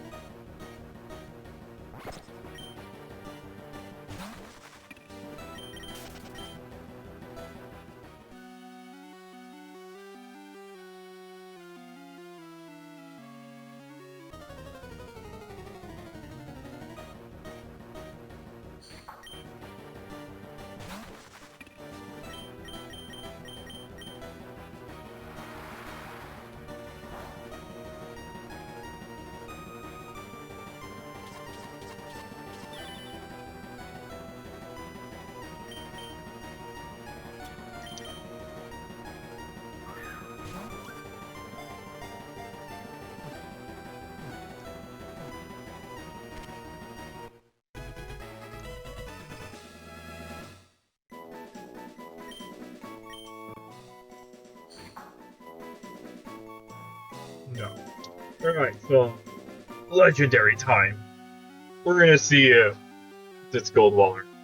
If it doesn't go well, then that's fine. I'll just reset and we'll come back to this later.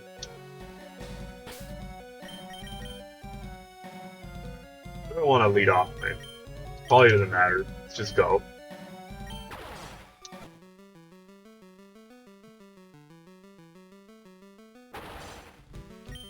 Ellis. I think every legendary is from the PC98 Toho games, which is a neat detail.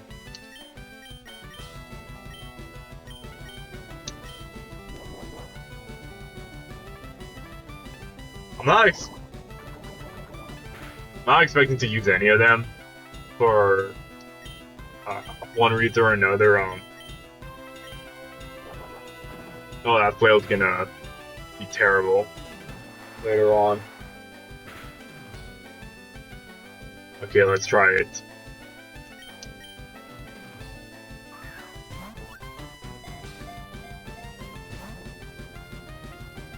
I mean, I say I'm not going to use them, but the reality is that in this ROM hack, every single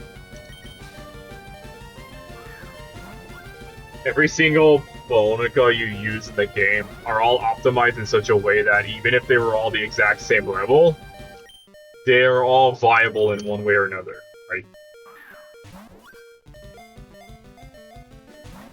Like, that's just kind of how their stats were balanced to be like. So, you can definitely get away with using early game Bonicas to beat the Elite Four with, because there's nothing stopping you from doing that.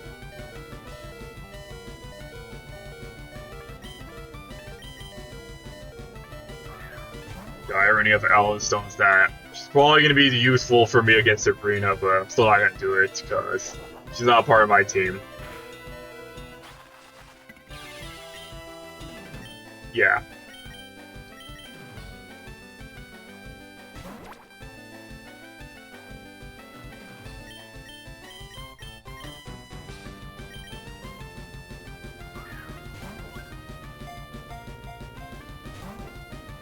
In the case of the legendaries here, free post game, they're alright. They're not particularly ones I would use right away, but they're alright.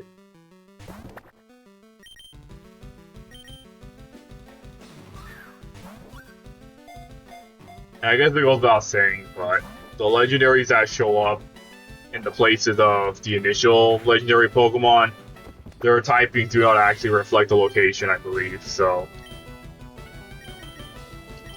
you're just gonna have to go off of Toho knowledge instead of Pokemon knowledge based off location and such.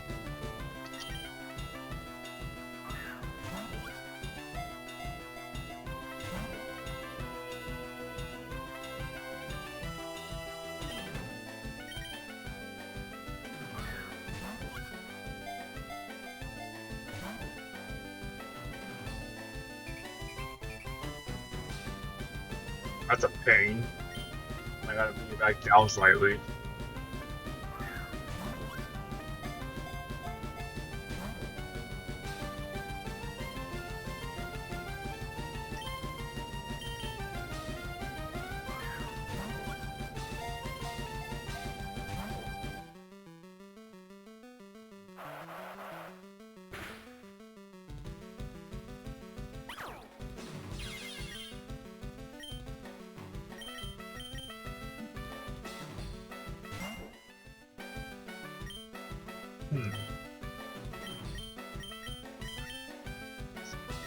That.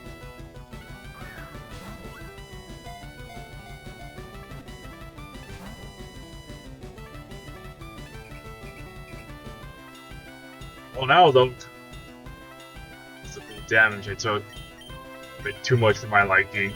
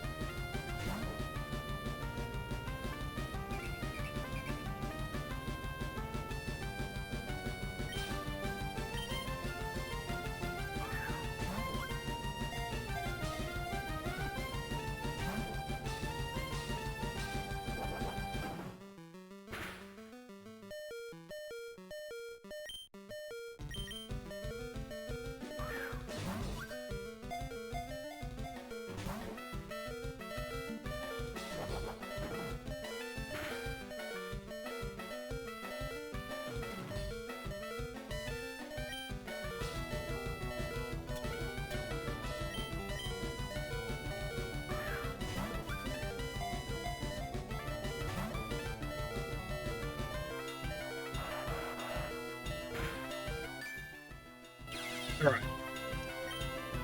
As long as it's soft.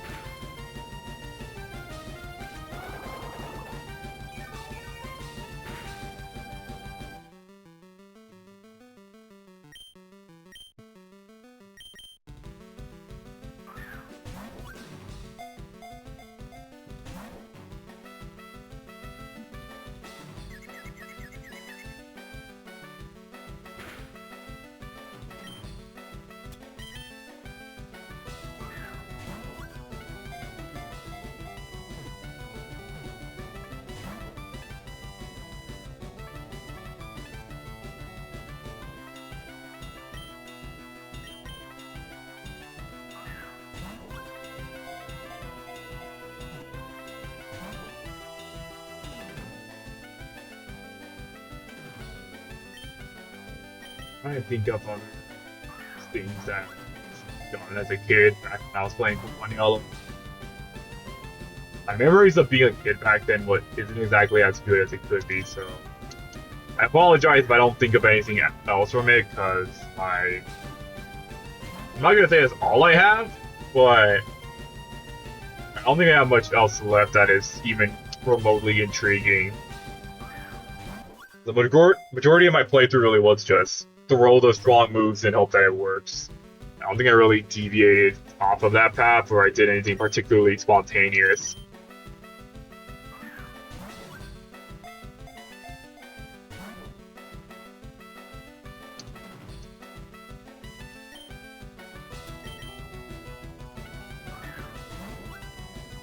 I don't think Ellis has a move that can actually deal damage to me, and that's kind of funny.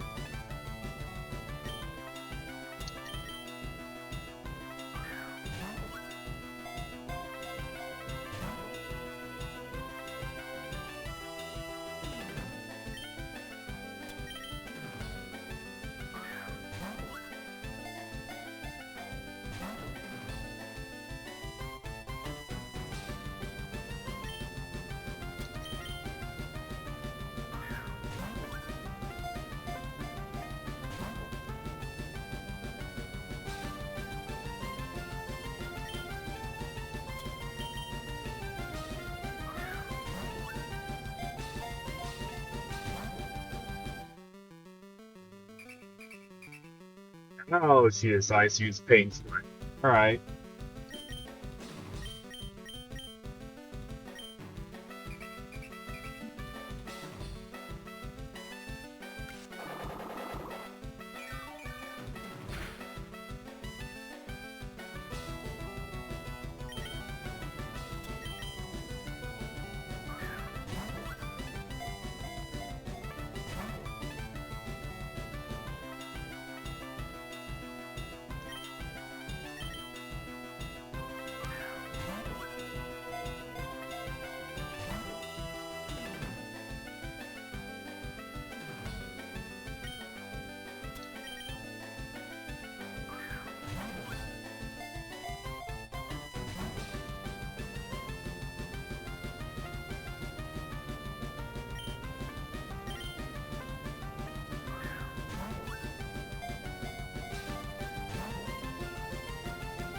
Alright, last ball.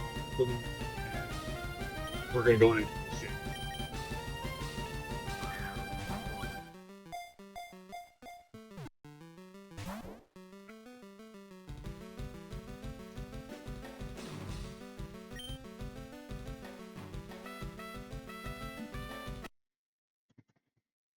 Alright, intermission time! Let me just put this down really quick. Let me just get everything set up so that way we can take a bit of a breather, because dealing with what's coming later for Tohomon is going to be a pain in the ass. It's a lot to think about what I want to do with that, but I don't want to think about it immediately. It's, moment to think about other things instead. So let's do what I've always been doing.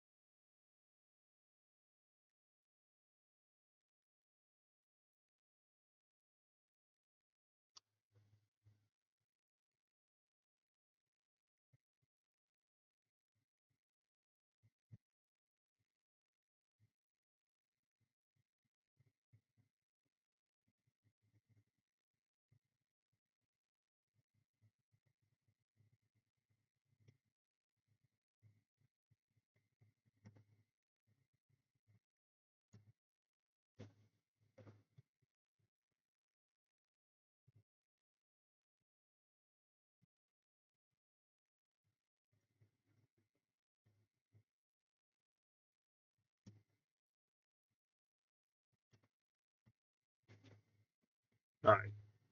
Let's get the intermission up. Get that nice, freaky looking display. Perfect.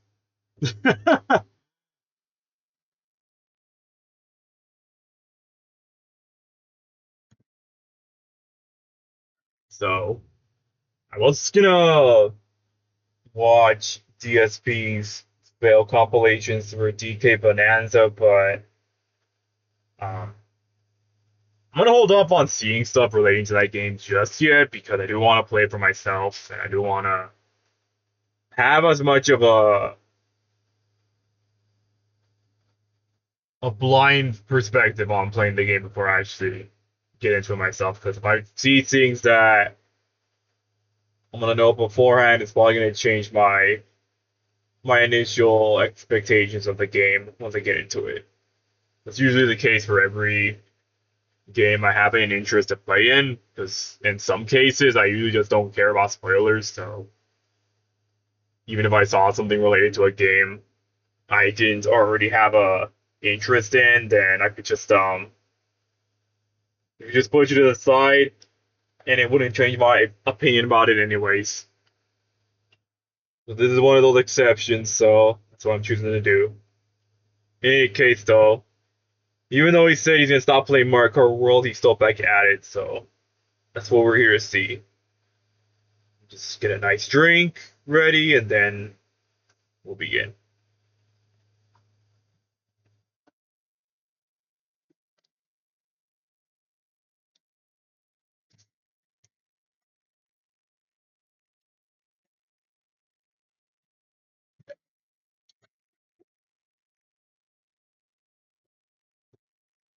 I think after this intermission, I'm gonna do probably one more hour of Toemon, and then I'll call it, because initially I was gonna do this stream in the morning, but I ran into problems, so I couldn't actually do it as early as I wanted to. So what ended up happening is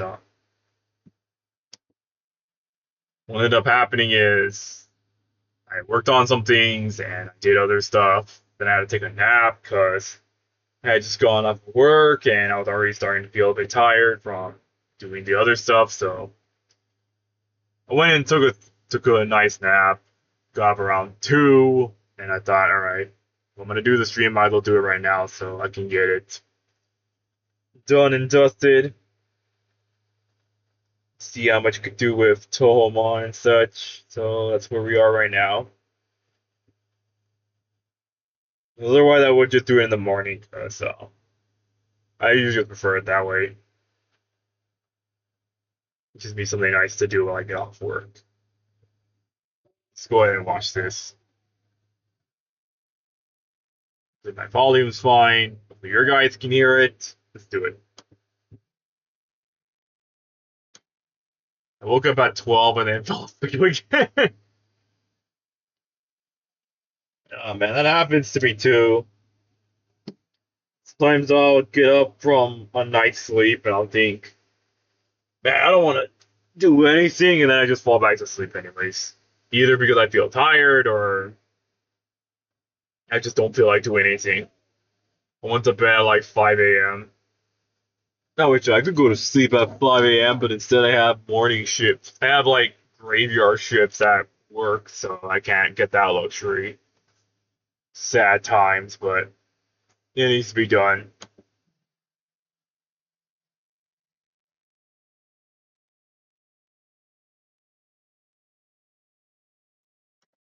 Oh wait, let me just check one thing. I think I might have, yeah. Okay, so at least the volume on my side is good. Let's just, this. See everything. Check. Yup. Okay. Frank this, Frank all of you. Seriously, Frank every one of you. You all Franken suck, you're all lucky branches. The game's laggy as Frank. Get the Frank out of my way. GSP is the embodiment of like every sweaty guy playing Mario Kart and treating it like a hyper competitive game. But they don't want to admit that they're doing that. The shy guy.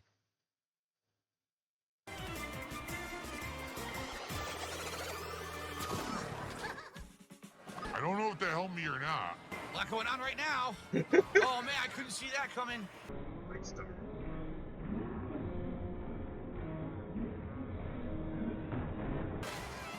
I didn't get the bag? How the hell didn't I get the bag? That made no sense. Wow, I can't control my vehicle?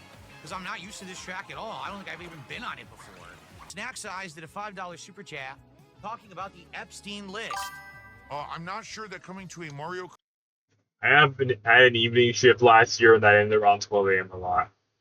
I used to have that type of shift back when I was working another job, and I did get off around not near midnight, but somewhere close to midnight. So it would be technically it would be an 8-hour shift, and I would get off around 10 to midnight. And at the time, I was working with my little sister, so I would get off before her, and she would have like the very end of the very closing time preparation and such. So when I would get off earlier, I would just wait in the building with her because we take the same car back. So I would just try to keep her busy or keep her company while she's doing other stuff. One day of the week, I would have to come in at 8 a.m., so it would suck because I'd go to bed at like 1 a.m. and wake up at 7 a.m. to get to work. My average sleep pattern right now has been like 6 to 5 hours lately, and that's not a fun experience to have for me because I would get up from bed and then I would want to like go back to sleep, but then I tell myself I have to go to work, so I can't go back to sleep, and sometimes I have to fight that sleep off so I can actually go to work and do what I have to do. Some people at my job told me that you get used to it after a while, but I'm getting into a year now of working there and I haven't gotten used to it yet. Hurry up and get monetized, my man. Ugh. Yeah, that would be a dream. Get paid from Twitch so I don't have to do work like that. I do wanna do a side gig where it's not gonna be anything big. I don't expect it to take off or anything, just kind of a choice if someone wanted me to do it. I have a friend, and he wants me to help him look into 3D modeling. The reason he wants me to do that is because we play Left 4 Dead 2 together, and he is a bit upset that although like I wouldn't say upset, I think it's more like wishful thinking, but we run the workshop mods and you did notice that some of the characters that he would want to have like character skins for, they're just not there because no one worked on it. So I told him that when that time comes, I could probably learn how to do 3D modeling, so I can help him make the character model he wants. So that was initially the plan we were gonna do. Both gonna learn basics of 3D modeling so we can get a Left 4 Dead 2 character mod actually integrated into the game, so he actually has the characters he wants to work with. And I told him that it would be the hardest and then the easiest thing to do because the hardest part is actually learning how to do everything. But the easiest part is after you know how to do it, you realize that it's not even that complicated at all. You can probably get it done pretty quick. Relatively speaking. Like, I'm not going to say 3D modeling is a fast process, but in the case of like creating a model and then forwarding it into Left 4 Dead 2, it wouldn't be that hard because he's not asking for anything hyper specific in details. He just wants a generalized skin, and it even has like a base model that he wants to work off of. So we would sort of be 1 foot into the door, and if we actually commit to it, we could probably get that skin to come into reality. But first, I have to do things like buy a mouse and I have to buy a mouse, and then I have to figure out which applications I'm gonna need to actually do 3D modeling with. I know there's YouTube videos and such where I can learn how to port the models into Left 4 Dead 2, so it's not gonna be that complicated. It's just the hardest part really is just making the model. And I feel like as of now, I think I have the drive to pull it off if I commit to it. Because 3D modeling and all that, those were things I was initially gonna um, go to college for, but that didn't pan out well, so this is my substitution. And so the idea is that once I learn how to 3D model and I get the character models made for him, I'm gonna one day make a post on like my server or Twitter or something, and I'll tell people that if you pay me a certain amount of money, I could make any 3D model character you want, and you can do whatever you want with it. I don't mind. Uh, how much I would charge? It's probably not gonna be that much because I don't really ask for much in the first place. It just gives me something to do, and uh, the income I would get isn't really that demanding. Like I don't think I would need hype. I don't think I need to be the type of commissioner that like sells a drawing for $200. No, I'm not gonna do anything that absurd. I think I would be a bit reasonable with my prices depending on what I want to do, but it's gonna be a side gig I'm hoping to pull off, and if it gets me some cash in my pocket, then that's great, because that gives me something to do. Whether or not it turns into like a full-on business is something else entirely, because I don't know what the future's gonna be like for a decision like that. 3D modeling biz sounds fun. It can be fun. I just have to learn how to.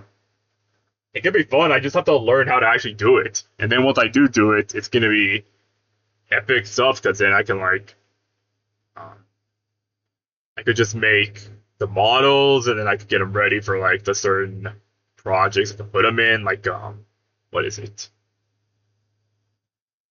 Like, if I was crafty enough, I could probably just make my own models and then do like funny Gmod meme videos.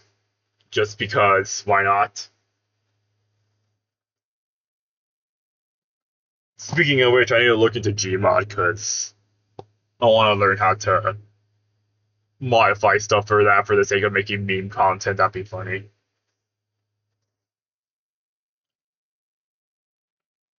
Been curious to try it out myself, but I need time. Time is what I need too, and a mouse. Mostly a mouse. I'll buy that when the time comes. Right now, my budget's kind of keeping me in check. Well, yeah, I did that with my Game Boys where I fixed and sold them. I wish I learned how to actually fix my own Game Boy cartridges or systems in general, because I feel like I could have gone away with so much if I had learned how to do that, but I'm not that tech savvy, at least for things like that. Maybe if I had the drive back then, I probably could have done it, but it wasn't the case. Kart World stream is the place to be talking about the Epstein list. Perhaps you're in the wrong spot. I'm just saying. We are not a traditional cafe. We're completely A unconventional. lot of the time, the stuff need to be watched or changed a simple component. I saw a video of like a YouTuber who specializes in repairing modern technological stuff because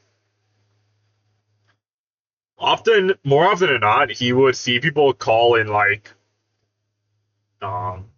tech support and such for the companies who make the stuff, and he'd find out that for some reason they take so long to repair the products or actually get back to the person asking for them. So he made a YouTube channel devoted to the idea of making videos of him fixing the stuff that his viewers sends him, and then he will send it back to them for like a price or something, or like you pay him a small amount and he'll actually fix it for you. Like he doesn't charge anything expensive for that. More often than not, he would find out that a lot of the problems that comes from the stuff he gets sent to him are very minor. Like it would be a cord is loose or a chip needs to be replaced or something like that. Like it's always something minor that always needs to be fixed up.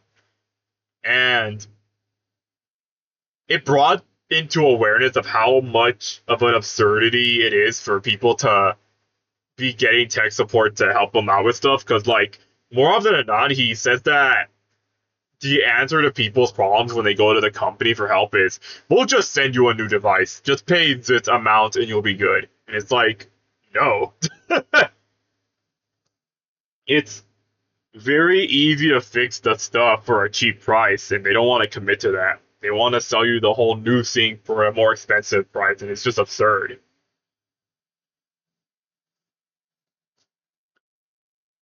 Yeah, I want to do something like that.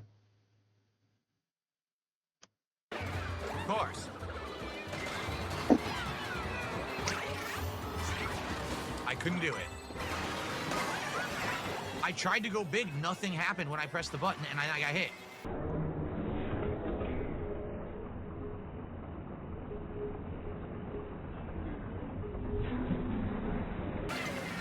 Don't know what hit me. Did you see anything? No idea. What? Again, what? There was a log, but the log, I don't think the log makes you trip, does it? I don't know, maybe it does. Yo, is this person fucking retarded? Wow, I can't control myself.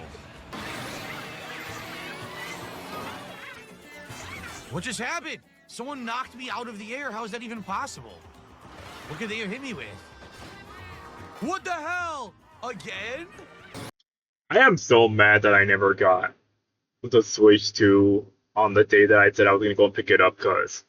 So, Walmart was supposed to have a restock of Switch 2 consoles, and it was supposed to do that because Donkey Kong Bonanza was going to come out that time, so I went over there to see if I could pick one up for myself because I wanted to play DK Bonanza in front of the kids, or the nephews and such, and when I went to go ask the guy about it, he said that, we're sorry, but we don't actually have any in stock. Normally we were supposed to get restocked around this time, but for some reason they keep I don't know if it's like Walmart itself or Nintendo or something or other, but they keep delaying the restocks to like the next week or couple of weeks or so. So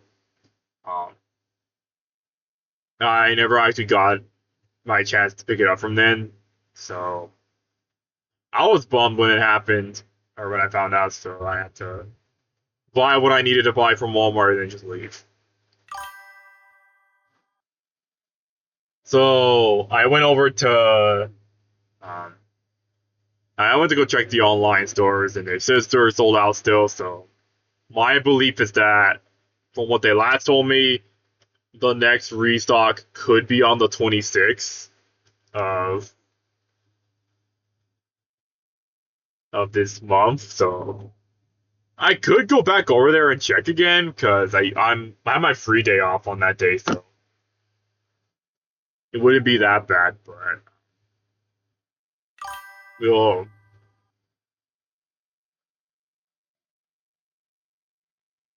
I heard Nintendo was trickling the Switch 2 in stores to make it seem like Switch 2 is out of stock and popular. I would not be that surprised if they were actually doing that, because that sounds very on par with what these companies would do. I know that. I have a hunch Sony does that too when the PS5 first came out, like artificial scarcity to make the item more valuable and make it seem like it's popular and such.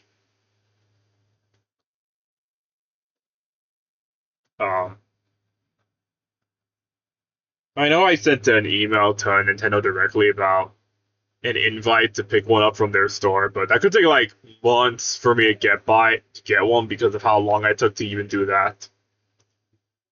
Initially, I wasn't going to at the day of doing it because I didn't have the money to actually buy the system when it came out, so I would have missed my chance regardless.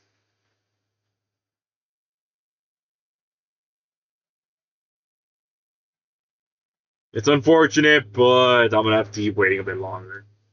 And watching like DSP failing at Mario Kart World is making me want to play Mario Kart.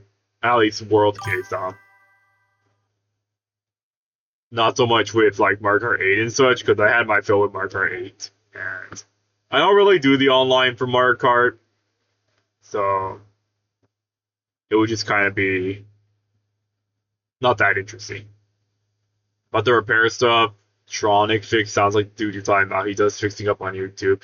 Yeah, that's probably who it is, actually. Like, it's been a while since I've watched the guy, or I thought his videos, but I just know that there was a YouTuber who does something like that, and he was, like, going in depth about why the big companies are screwing the consumers over with their crappy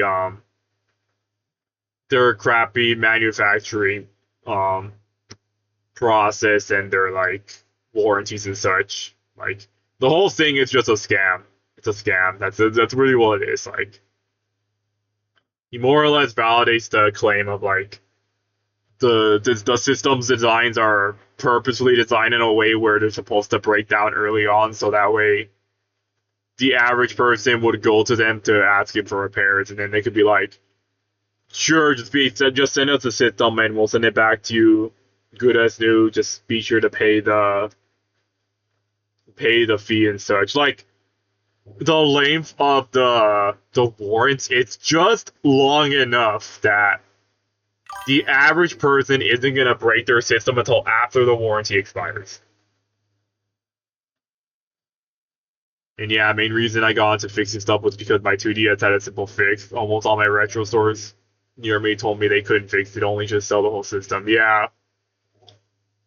That's how they do it, man. That's how they get you to spend more than you actually need. Because the reality is that if there's something wrong with your system, then it's probably not that big. You just need to find the right person who is actually willing to do it for a cheap price. Because fixing the issue isn't even that hard. So it shouldn't be that time consuming for someone to actually do it. Yo, it happened again. Yo, I think that Snowman is insanely heavy.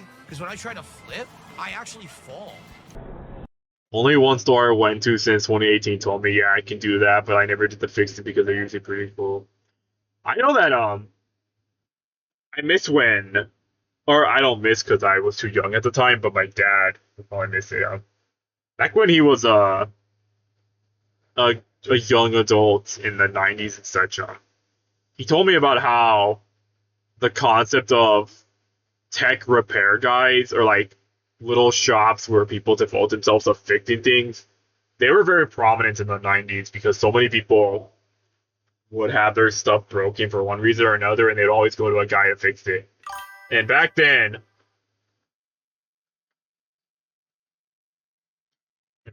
like, he says that the people who would talk to you are very nice they're very considerate about what you're bringing in, and sometimes he would have a guy who would actually show him the process of how he's fixed the thing, because if it's like a simple fix or something, then he'll actually show you what's wrong. Like, he'll just do it right then and there. If it was a latency fix, then he would just tell you to come back in a couple of days or so until he gets situated. But the prices were fair. The people who fixed the items had a passion for wanting to fix things. And in some ways, my dad actually learned a bit about the stuff that he would bring in to get repaired. And more often than not, he said that it was worth it in the long run to go to these guys rather than going to like retail stores or the company itself for something for a fix, because usually they don't do it that well. Do it worse now than back then, but they never did it that well back then either. Again, with the stores, they wouldn't fix it, but they would buy it and fix it and sell the console, but not simple fix. Yeah. Yeah, the retro store I've been going to since 2018 were like old dudes, but they had the retro shop since like the early 2010s, I think. That's pretty cool. I wish I could find a nice retro store to visit. Like, not for the sake of buying something, because I feel like most retro stores upsell their games so hard that you kind of be crazy to even buy something at that price, but at the same time, it'd be nice to go see what they say about certain things and all that. Learn some stories here and there.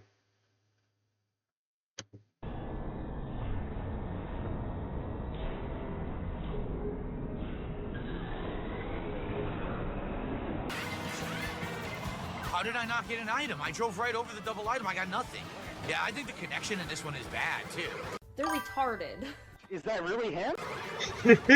This game doesn't show lag, but man, I'm really getting cheated here somehow. I don't even understand it. It's a hole in the wall place, but the owner is hella chill.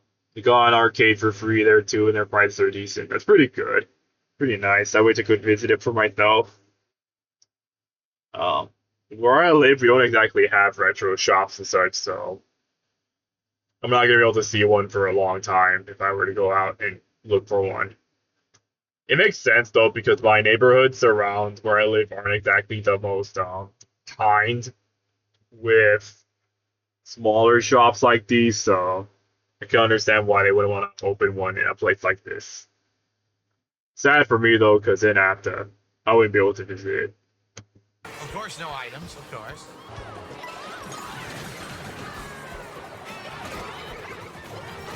Now I get hit by a million items. Nothing I can do about it. Yeah, look, I'm done. I seriously can't, I can't do anything. I don't like Snowman at all. Snowman is insanely slow. He's too heavy. If you're up in Santa Rosa area, check out Classic Game Exchange, the store in Ronald Park. Pretty chill people.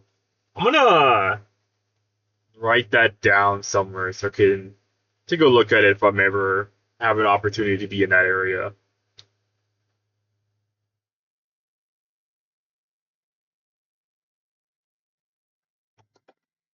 Let me see here.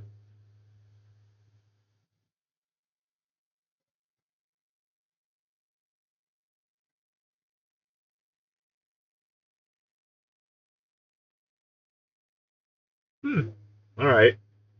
So write that down somewhere. Here we go.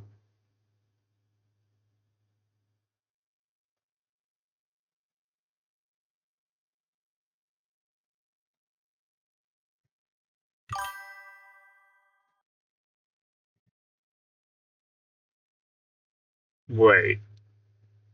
Classic Game Exchange.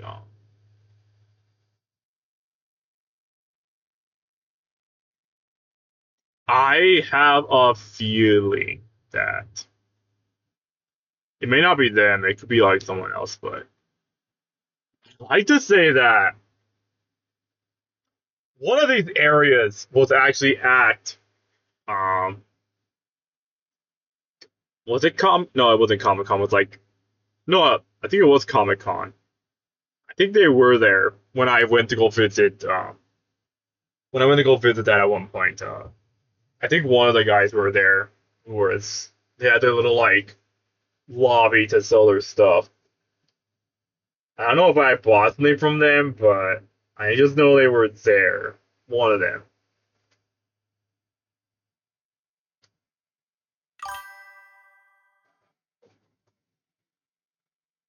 There's Nostalgia Alley and Petaluma, but they're quite expensive. Very nice and cleaned up shop though.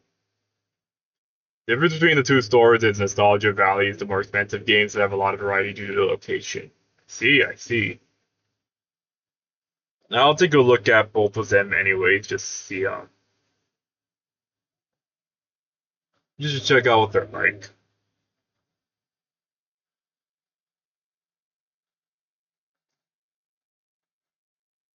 Probably do that when if I ever decide to go and visit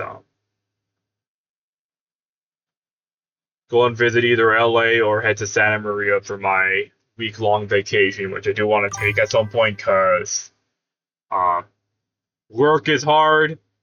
My dad has to deal with a lot of things too. I feel like there comes a time when I just need to we need to take a breather from everything and to have a week of just us going out to go check out things or something. Because my dad's getting to that age where he's not gonna be able to do as much as he wants to do now. So it'd be nice if he had like a little bit of a breathing time before he has to go back and do more things for the family. And I do have my sick days available still, and I haven't used them yet, so I'm looking for an opportunity to get them used up. So I'm thinking sometime either this summer or fall, I'll take that week-long vacation with my dad and we'll head out somewhere. Either Los Angeles, Santa Maria, or somewhere else. Depends. We'll see what happens. Classic Game Exchange is a hole-in-the-wall place, so not much variety and stuff. Usually doesn't change much daily, but the prices are fair and good. I still want to check out regardless, because it'd be nice to at least see what they have, talk to the people, and see what they're like. Like, wait, that's not good. Problems here. Okay. What happened? Why make the classic villain the worst character? That's pretty stupid. I gotta do that again because, like, Pika, are you here? Are you seeing this?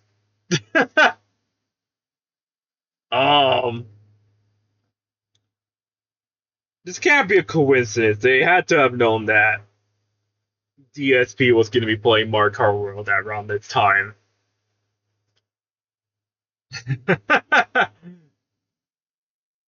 We're like, the joke is so tasteless, but Problems here. Okay. What happened? Why make the joke is so tasteless, but it's so funny at the same time. Yup, the classic DSP Dan Darich. They did one called DSP's wife and played as the cow. Oh my gosh, it's so perfect, man. Oh, that's beautiful. I'm sure they must have been so happy to see DSP playing on the same lobby as them.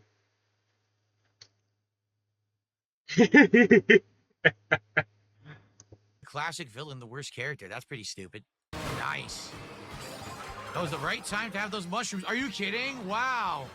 They drove me off the track. With no way to stop because I'm the freaking stupid snowman. Yeah, They're gotta be tracking him or something. There's no way.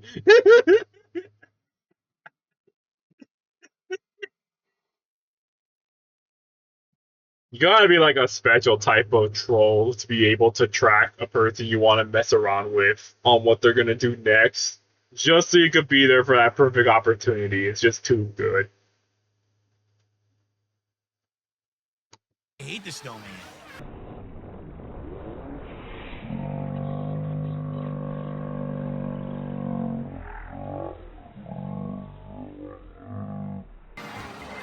Rip. I was trying to draft and I get flattened. Wow, I cannot make heads or tails of what's going on. There's so much chaotic stuff happening. Items everywhere, getting clipped by you know, rotating force field barriers. Like, I don't know what's happening. Okay, you say so.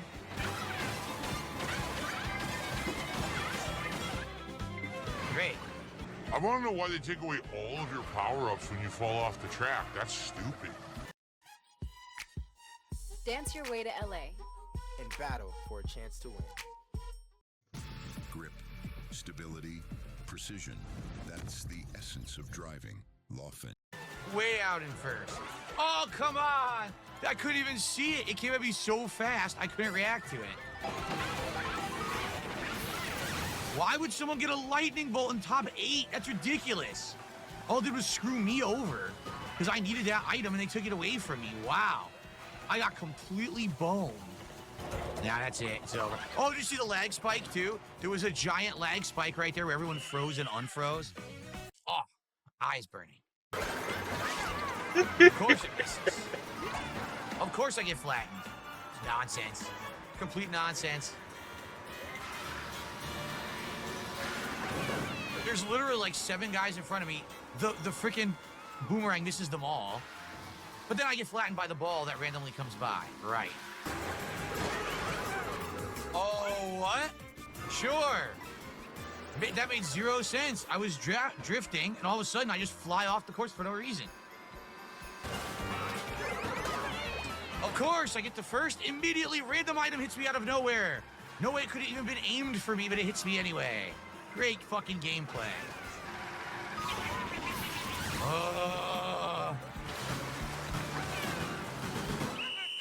Nothing I could do.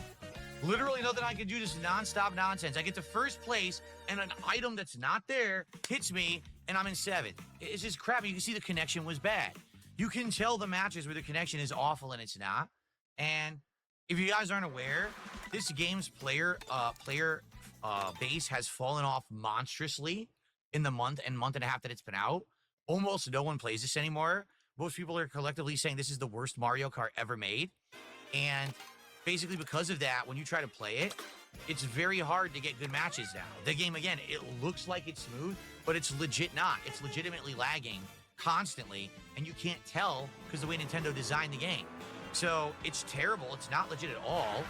Like, I'm not fucking being hit. How did I get to first place by flying over everyone with me?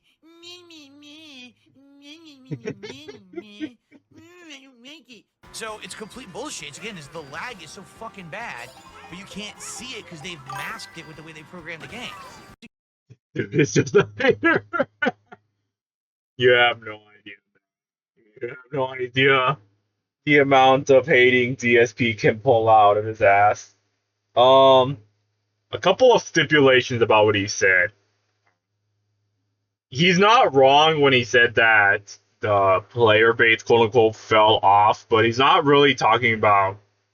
He's talking about the knockout tournament.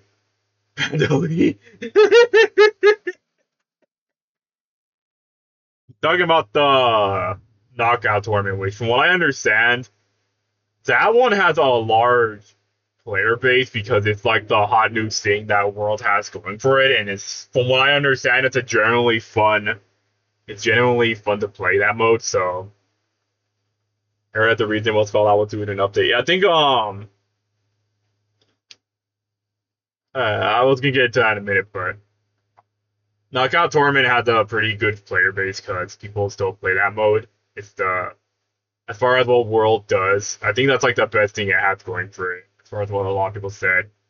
The reason that I would say he's not wrong about the player base falling off is because if we're talking about like the normal versus racing, then it has fallen off a peg because of the update.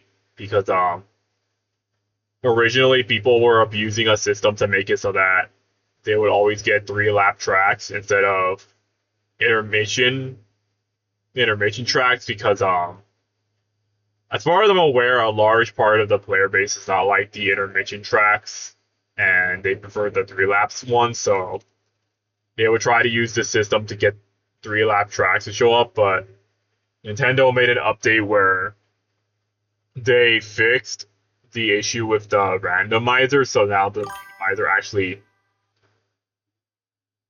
well, you can say abusing it was a loophole they found. Yeah, it's probably more appropriate. They readjusted the randomizer so that it actually pulls from the proper tracks that are selected of the 3 instead of just whatever the old system was. And since most of the randomized tracks can be intermissions, that means that there's a higher opportunity to get intermissions out than 3-lap tracks. This is who wants to play highway tracks in actual races 1 lap. Yeah, I can understand like the sentiment people have with that, because yeah, they really should. They really should just add more options, but I don't think they're gonna do that. I think they're gonna stick to what this is, because I guess in their mind what they have right now works.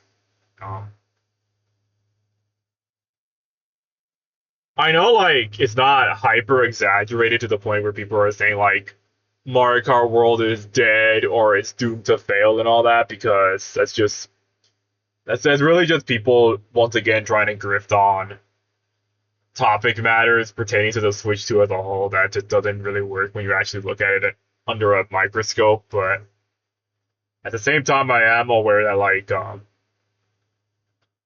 there is a severe lack of players that you could find in like normal races.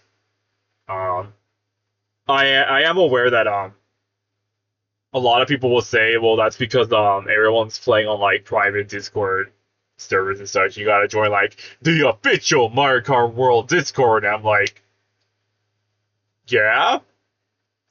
But I don't know. I feel like there's something inherently wrong with that concept, but I feel like that's a discussion for another time because it's a whole other can of worms. But case in point, DSP is not wrong when he says that the player base has fallen off. He's just not talking about. He's talking about Knockout Tour in particular, though, because that's the mode he's playing, not the versus mode where it makes more sense.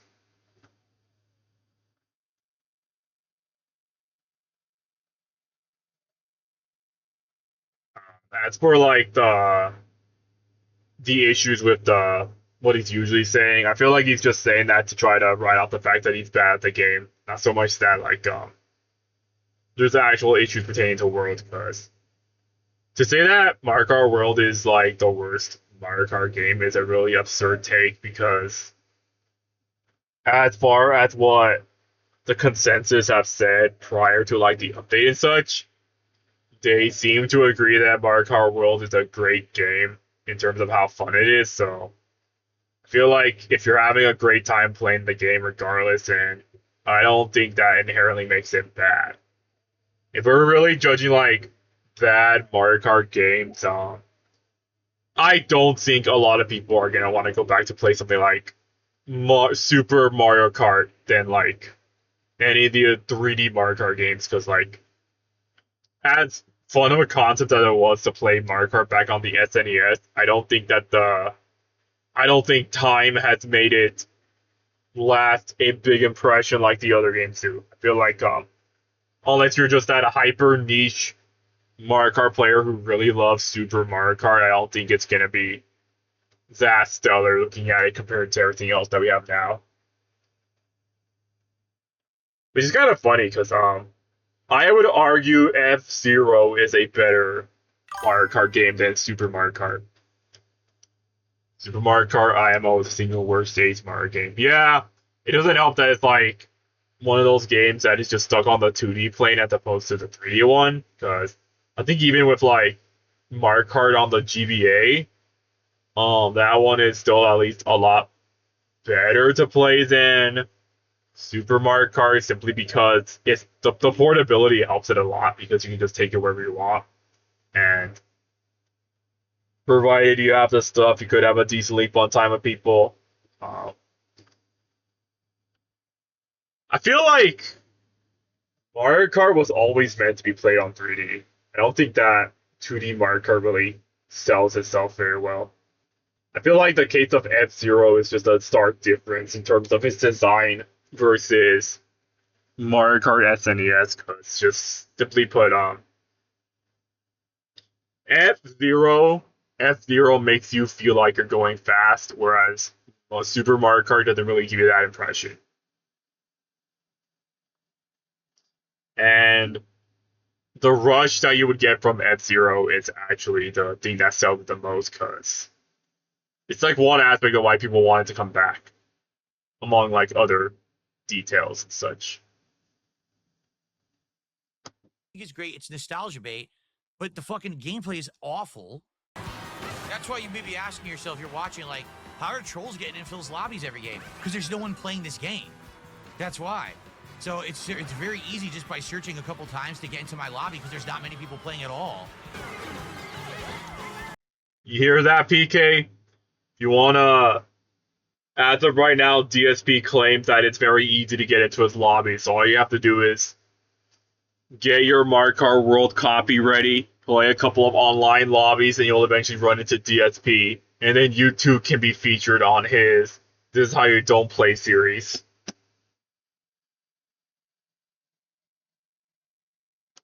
You stole my mushroom when I was deciding to take a shortcut using it. Wow.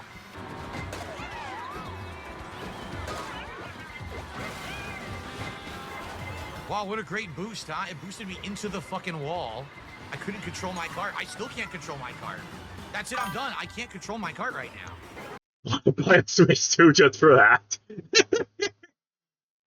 Oh man, rare PK cameo on DSP stream.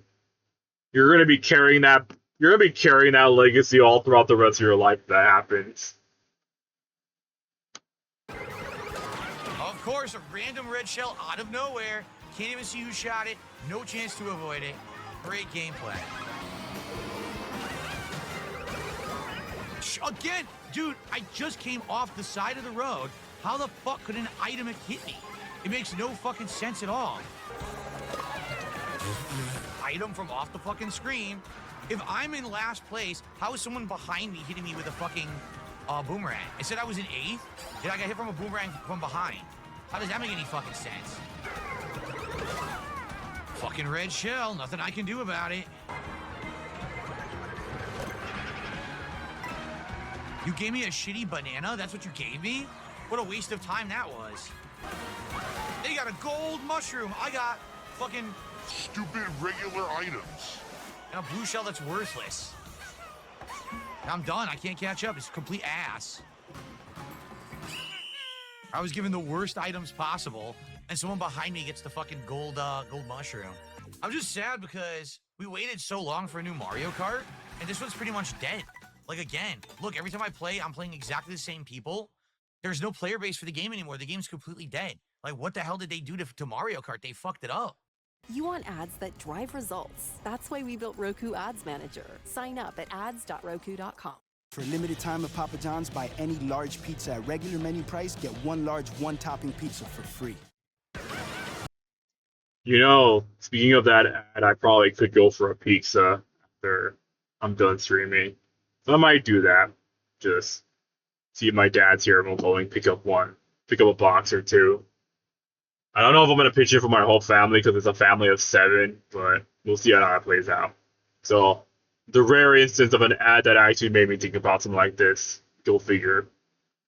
As for what he's saying, I have a feeling that I don't know how the lobby system works. Like, I don't know how it works in Mario Kart. I could be wrong about this, but I don't think it really matters which lobbies are.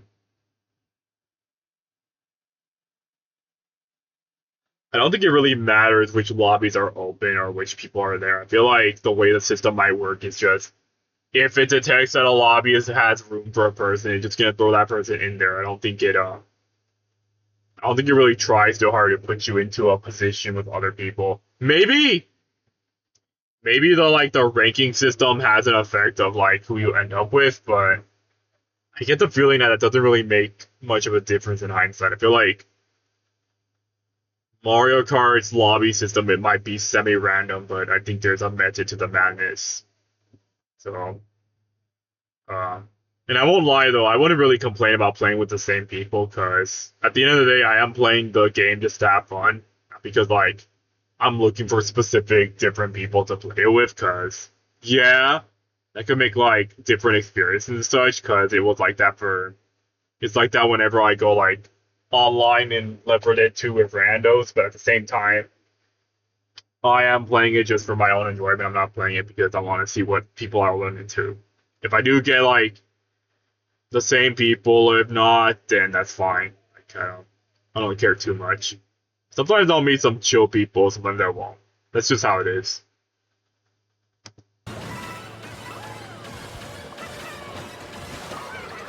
What the fuck? Are you shitting me? Did you see that bullshit? They stuck me behind a pole. Which actually, now that I talk about it, it reminds me of something.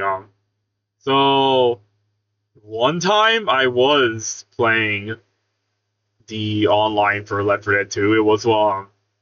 It was a survival match, and I had, like, I like to go into them with the mods I find, because I find that, like, a lot of the mods do make playing the game feel a lot different than what vanilla version is. Like, I could still play vanilla Left 4 Dead 2, but it will not be the same feeling as playing the one I have with my mods active. So I understand that there are people who would play things like survival mode or versus under the assumption that they want it to be like a hyper competitive game series or a hyper competitive mode, and like I understand that, but I wanted to do it because I wanted to see what would happen if I tried playing survival with my mods. So I had a couple of people join. They didn't seem to mind.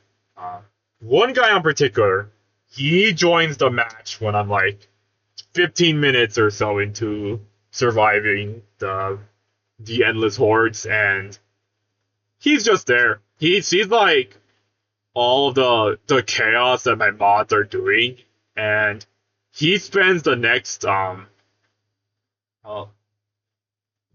10 minutes of him being there. He spends that 10 minutes ranting to me about how I'm cheating the game by running mods for survival mode, and how like I'm using the mods to like get artificial inflated points on the survival system so I could be on a higher rank and such, and how like he's like going on and on about how I am a cheater. I'm a cheater because I'm using the mods to play the game and such, and this and that.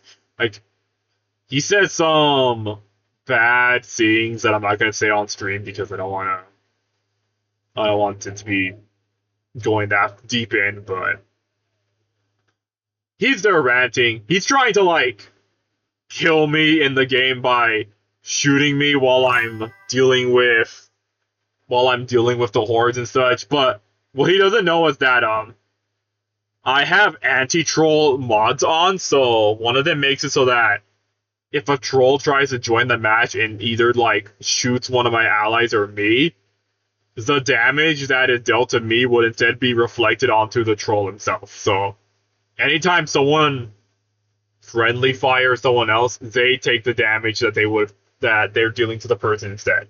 So he spends like 10 minutes trying to shoot me to kill me, and like 2 instances where he got dropped because of it, and he still keeps trying to shoot me afterwards.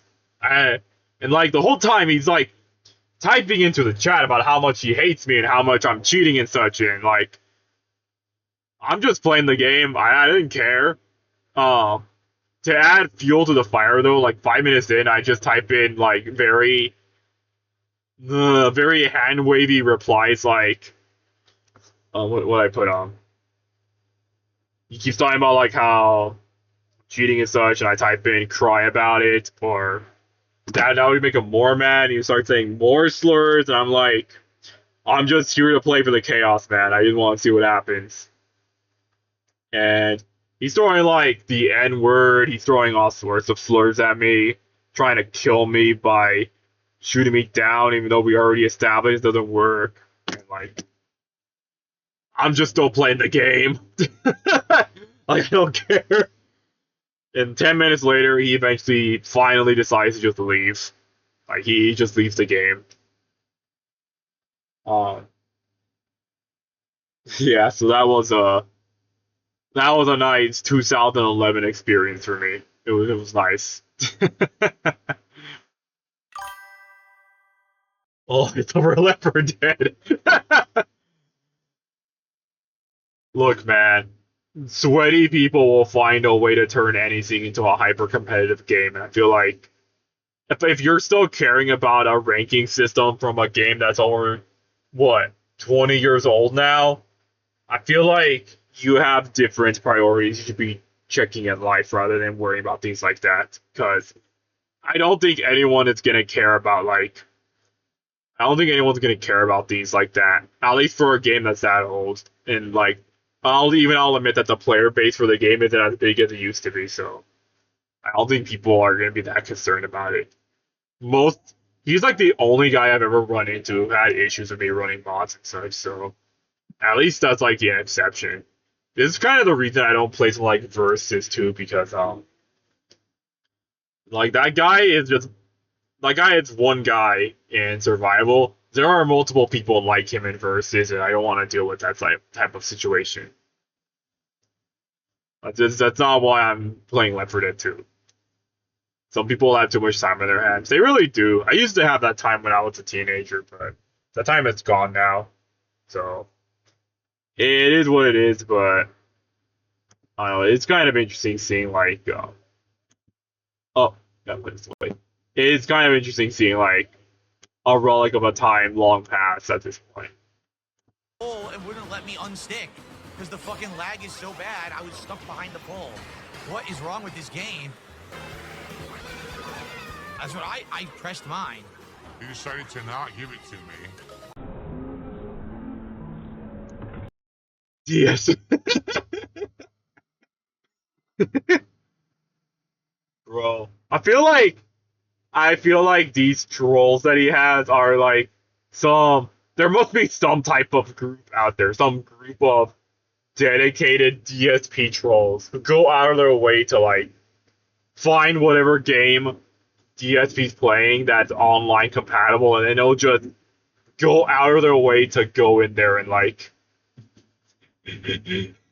not necessarily confront him, but like change their name for the express purpose of trolling DSP.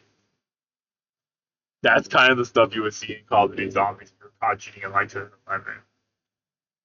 I mean, that makes sense back then because like those were around the time when the games initially are still like fresh in their prime, so I imagine more people would be concerned about that. But we're in the year 2025, and you're playing a game that's like 10 plus years old by this point, and it's like yeah, it could be frustrating for some people to see that, but at the end of the day, it doesn't really matter. Like, if you're having that much of a problem with something like that, I would usually just go to a different server or something. Like, you don't have to stick around to see all that play off. You don't have to get that upset about it. At least that's what I would try to do. But yeah, DSP's trolls are like something else, man. I wish I had their determination to actually commit to the bit.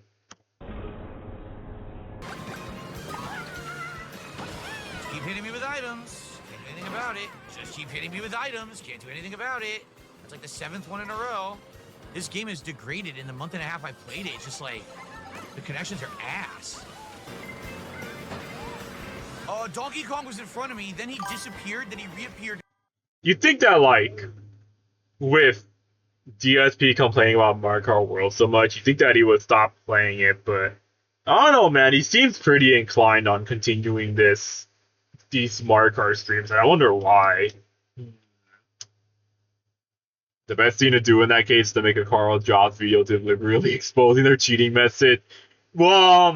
Wasn't Carl Jobs the guy that tried to sue someone because of like allegations for something he didn't do, and then he actually took him to court, but then he actually lost the case against him, so like all of his fans were against Billy Mitchell. Yeah, it was Billy Mitchell. So like a lot of Carl's supporters were already going against him because like Carl didn't do a good job of his case and such, and like the response that he got afterwards and what he would say in return just made things worse. I feel like if he was going about this a certain way, I would probably just try to stay quiet and just talk about it as little as I need to, then move on, because people on the internet will forget about things for your case after a while if you don't bring it up so much. But that incident was pretty bad because it was actually like it went from a case of like somebody claiming something on the internet to actually committing to the court case. And yeah, I feel like his whole process was just not it. Like I don't think he really prepared for it, and I don't think it was gonna come out the way he wanted to anyways. Grinding on the rail, now he's ahead of me again. What the fuck is going on? Carl Jobs made a YouTube video saying a suicide was a result of Billy Mitchell, so Billy Mitchell took him to court, but Carl Jobs kept on talking about how Billy Mitchell was suing him for saying Billy Mitchell was a cheater, essentially lying about the whole court case. So Carl Jobs lost the court case.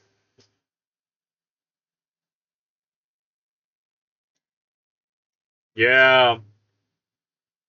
I have no idea why Carl decided to take that approach. Like, a lot of this really could have just been mitigated if he had just been more honest, but I guess, like,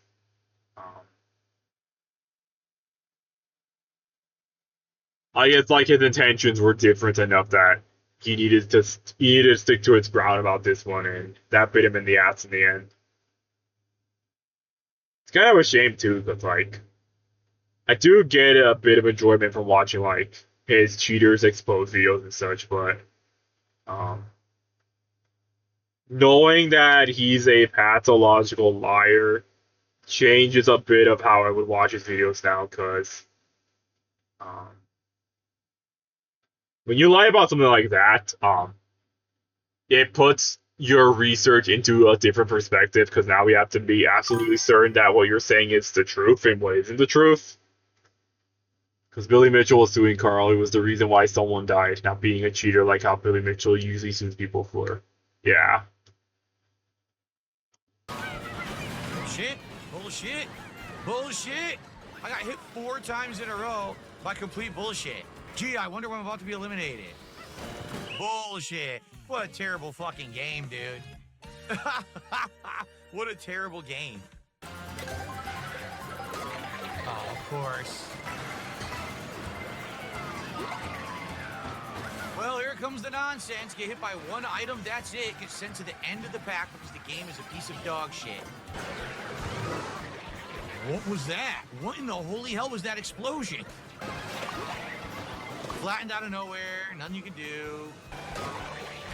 Don't know what hit me, couldn't see it. What the fuck? What is going on? Are you kidding me? A random bouncing, charging chuck, bumbling ball hits me. Out of nowhere. Come the fuck on, just when I'm coming back, they do that shit. Stupid fucking bullshit. I can't come back now.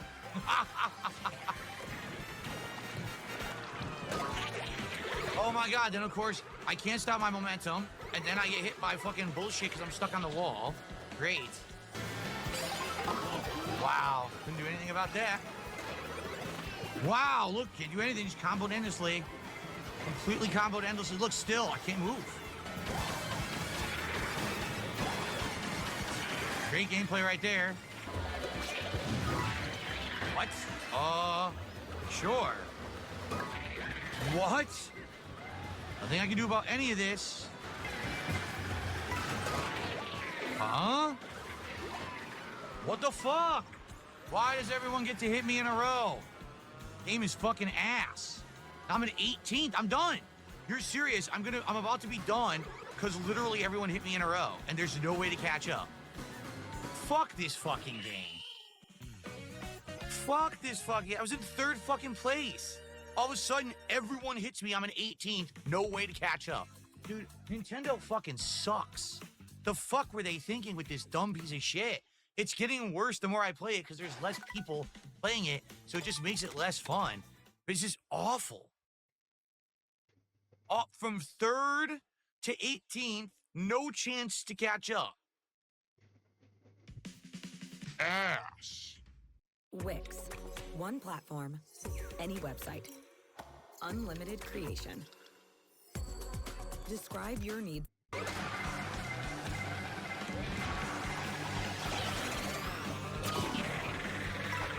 First place, get 2 red shells I avoid, then a blue shell comes. I mean, you can't have enough items to avoid three things in a row. So I avoided the first 2 as expertly as I could. The 3rd gets me. Gee, I really played poorly there, right?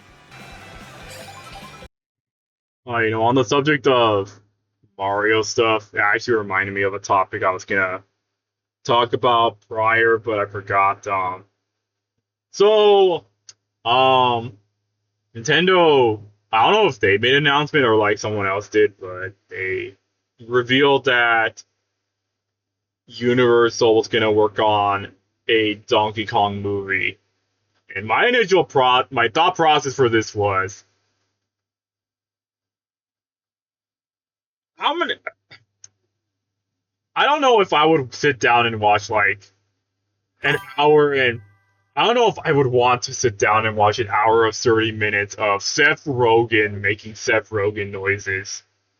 Because like, I don't know if it's apparent for some of you guys, but I don't actually like the guy. I don't like him as an actor. I don't know enough about him as a person, so I can't say anything bad or good about him. Wait, no, I can say something bad about him because he's the guy who's responsible for making Santa Inc., and I hate him for that.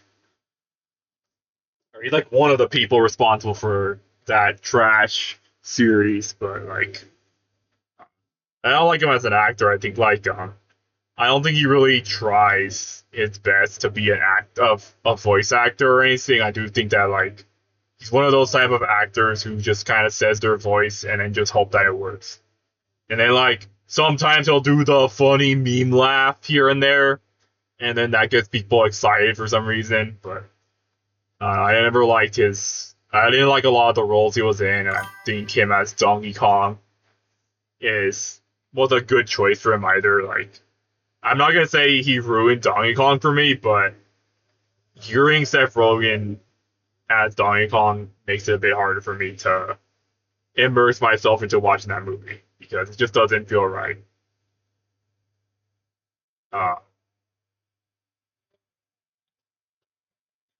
I don't think like an hour and 30-minute movie of Seth Rogen being the main character is gonna be as much of an enjoyment as I'm expecting it to, because I don't think like unless like they make some hyper emotional bits for Donkey Kong of all things, I don't think it's gonna come out the way I expect it to be like.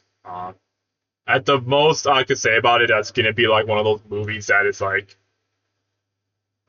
it's a very normie film. I think that's just gonna turn out like normies are gonna love it because it's Seth Rogen, it's Donkey Kong.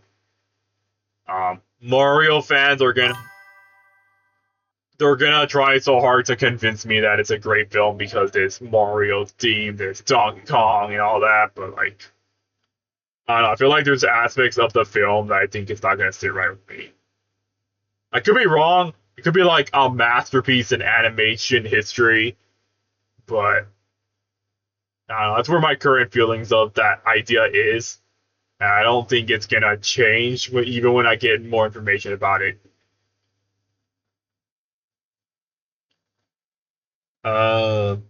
Just like many comedians, you watch a few movies and it's funny for the first few movies, but get very tiring and boring, even annoying. Yeah, I know like some comedians at least try to change their act after a while because even they recognize that what they're doing gets stale. But some other comedians kind of stay determined with the role they have, and I mean more power to them, I guess. But it's not for me.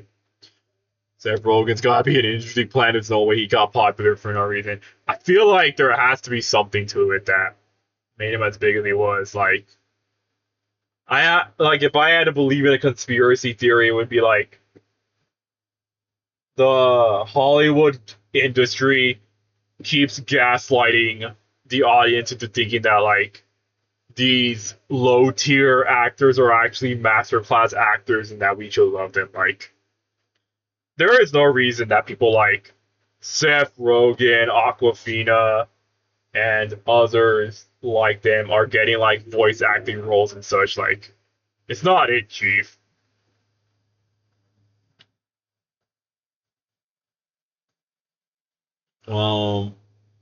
Sometimes animation is different because they have to follow the writing scripts instead of just acting like themselves in the movie. Yeah, and I respect like the VAs who do like commit to the role of the character they're assigned to rather than just saying the voice and hoping it works. Like, not everyone can turn out like Robin Williams when he got hired as Genie. Not everyone can pull off that sort of charismatic approach with a character, even if he's not actually trying that hard to break out of his initial person rather than the acting that he assigned to be. So he did alright as Donkey Kong, to be honest. I just hated when he did the laugh in the Mario movie. He always has to do the laugh, like, that's his stick. That's like the thing that he's known for. He has to do it at some point. He did it for DK, he did it for like his role as live action Pumbaa.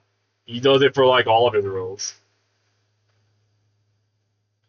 He got big from a few movies in 2000. Also, I heard he was like progressive against bad stuff or something because you had that one movie, The Interview, about North Korea. Let's see. I think like if I were really to break the Mario movie down under the grand scheme of things, I think the most I could say about the better actors who did the roles that they did all right. Um, I think that people are gassing the actors up a bit too much with the roles they were given. Like, the most I could say about Chris Pratt as Mario is that he did about as good as he could have done, and I do commend him for it. It's just that I'm not gonna sit with the idea that he's the voice of Mario because I don't know. It's like my perception of Mario as a character is different from what they showed in the movie. And like everyone who tried at least did alright. I could argue Jack Black was good, but I feel like I would have to like really break down his role as Bowser and think about whether whether I think he actually did good or not. I feel like people would argue he did great because at least I know he tries, so there's that. You enjoy Jack Black as Bowser. I know a lot of people did, so I'm not gonna take that away from him. I just think that I feel like for most of the actors, people are gassing them up a bit too hard. He is VA for the character. I am a bit intrigued to see what a second Mario movie is going to be like, because apparently what I understand is that they're going to go a different direction with that film versus what they initially did for Mario 1, so I'm kind of curious to see what they would do with it. If I could make time, I would probably go see it. We'll see what happens. But as far as a Donkey Kong spin-off movie goes, I wish them the best. I know that when it comes out, there's going to be a lot of people that are probably going to be like gassing the movie up to high heaven because of it's Mario, so like I imagine they're going to do that. Probably going to be iffy about the film even when it comes out. We'll see what happens with that too. Yeah, I think at most I could say that he was alright.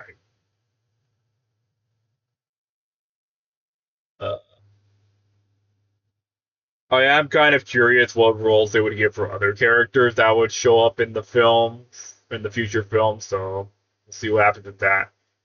With all that said, I do kind of appreciate that it's gonna be like a haters versus fan. Yeah, it was like that for a lot of stuff that gets adapted to, like a Devil May Cry got a haters versus fan war. That was something.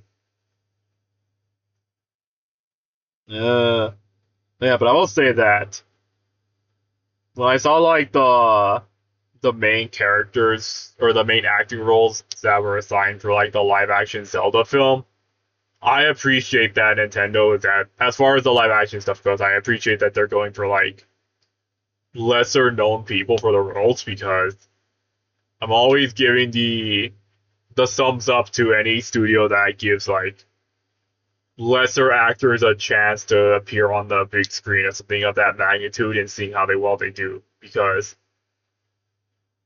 there comes a time when you get kind of tired of seeing the same actors show up in every film.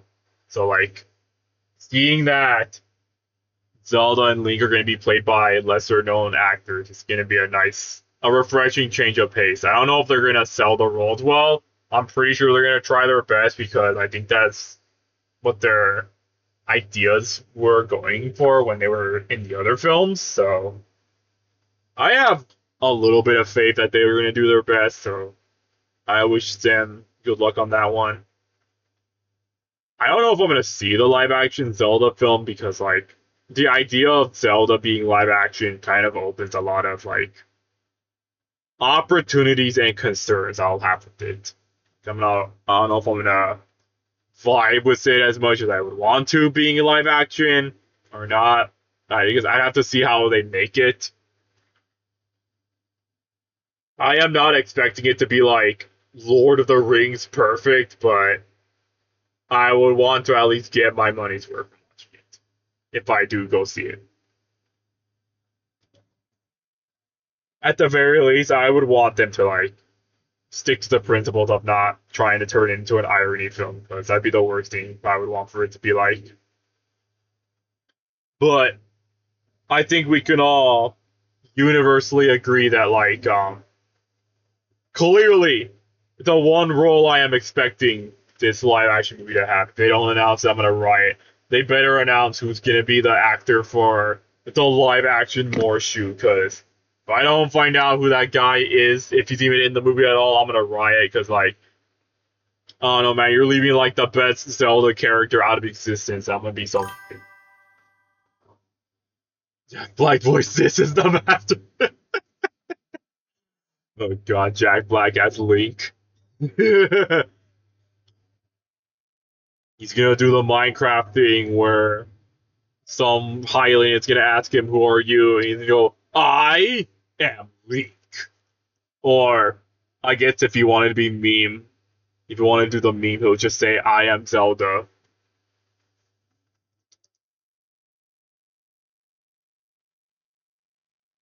I know, like, if they take the Zelda film to be a bit more serious than something like the animated ones, then I'm not expecting too many, like, meme references. Like,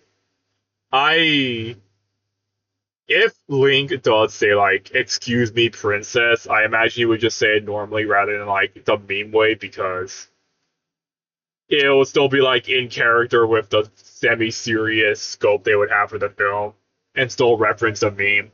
But that'll entirely depend on whether that's what they're going to do with the Zelda film, or if they're going to make it a campy, cheesy film like a lot of Nintendo's other works can be like.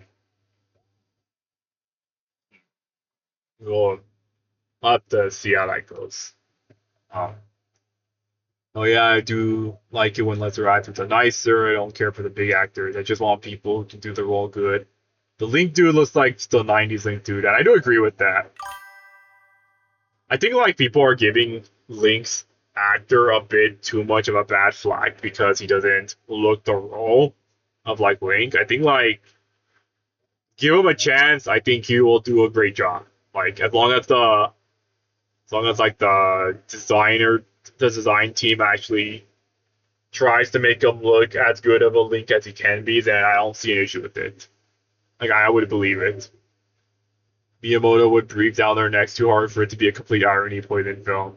I mean, yeah, I feel like that would be the case. Like I know Miyamoto has like the final say in how a film turns out because he's the one that's been assigned for the movies, so I don't think he's gonna let something like that slip. I feel like the Mario movie could have been much worse if Miyamoto wasn't there to supervise how it comes out, because I feel like people saying like the Mario movie is an example of Illumination can do like great stuff, and I think like no, I still believe Illumination still makes Illumination films. I don't think they have not reached the point where they can make high masterclass stuff, because none of their films have ever done that. In fact, every single film that they're making that isn't a Nintendo property are all sequels. I have like no good conscience and faith that Illumination could actually make a masterclass film, at least not in my timeline, because they prefer to keep things cheap and steady, and that's how it's going to be like going forward. Nintendo's the only exception because they actually have to commit to it, because when you have a company like that breathing on their necks about how their film is going to turn out, they can't be too loose about it. They have to actually commit. And I feel like the Mario movie in its current state was the best case scenario people could have gone for it, because it could have been much worse. I can't see. What do you want me to do? I pressed it. I pressed the fucking thing. It didn't work. That's ridiculous. I pressed the speaker and the speaker didn't activate, and he hit me with a red shell. Because the fucking lag sucks in this fucking game now. Dumb fucks. God, Nintendo sucks now. Oh, the mighty have fallen. I knew it. I wanted to use the bullet bill. I was like, I'll wait slightly more. Lightning, of course. Okay. There's only one reason. Everyone got better items. Someone had a growth item. Someone had a bullet bill. It's fucking bullshit. Yeah, why play it? I'm actually getting so frustrated with this game. There's no point in playing it anymore. Every single time you're doing well, the game just gives everyone else insane items. I was in first. Red shell, blue shell. Back to back to back. How do you want me to avoid 3 fucking shells in a row? First I used my speaker, then I had the shield. I can't avoid 3 shells in a fucking row. Then they pull that shit. This fucking sucks. It's not even fun. It's literally super fucking annoying at this point. I heard 24 players isn't that great. It's too chaotic. I think that you are right about that, but I feel like a lot of people actually enjoy the chaos in some ways. Like, I think Mario Kart World, from what I understand, can get away with having 24 player chaos because of how big of a scope the tracks are designed to be like in general. Like, yeah, you're gonna have like old school sweaty Mario Kart players complaining about how like they're not treating Mario Kart World like a hyper serious racing game and such, but I feel like the chaos is part of why people keep coming back to World. I do think they should do something like the Mario Kart GameCube and have 24 players, but more like co-op. That would be awesome. Like, if they ever bring back Double Dash's mechanics and actually implement something like that, that would be great, because there are like little details with having co-op for Double Dash that most people probably didn't even know was there because they never got a chance to do it. Double Dash, but 2 players per cart. Yeah, that'd be awesome. You can get away with certain things like that, and since we have like a proper online system, we could probably do more with it. I wonder if like now that GameCube has the NSO, I imagine they're gonna. I would want them to release like Mario Kart Double Dash, but design it so that it had like online compatibility with the NSO, so people will actually get to experience what Mario Kart Double Dash was like for the online system back then, with the mechanics and everything. I think that would be nice. One drive, the one holds the items and has like an item map, driver and shotgun. I bet you that's why no one plays it anymore. We waited a decade for a new Mario Kart. Within a month, the game's fucking dead. Nintendo fucked up bad. This console is shit right now. All right, after this, we're switching characters, but we need someone to contribute and pick a new one because we're waiting for a $10 contribution, guys. Let's get one. What happened? The first half of the night, we had all these nice contributions. Now it's dead. What's going on? Of course.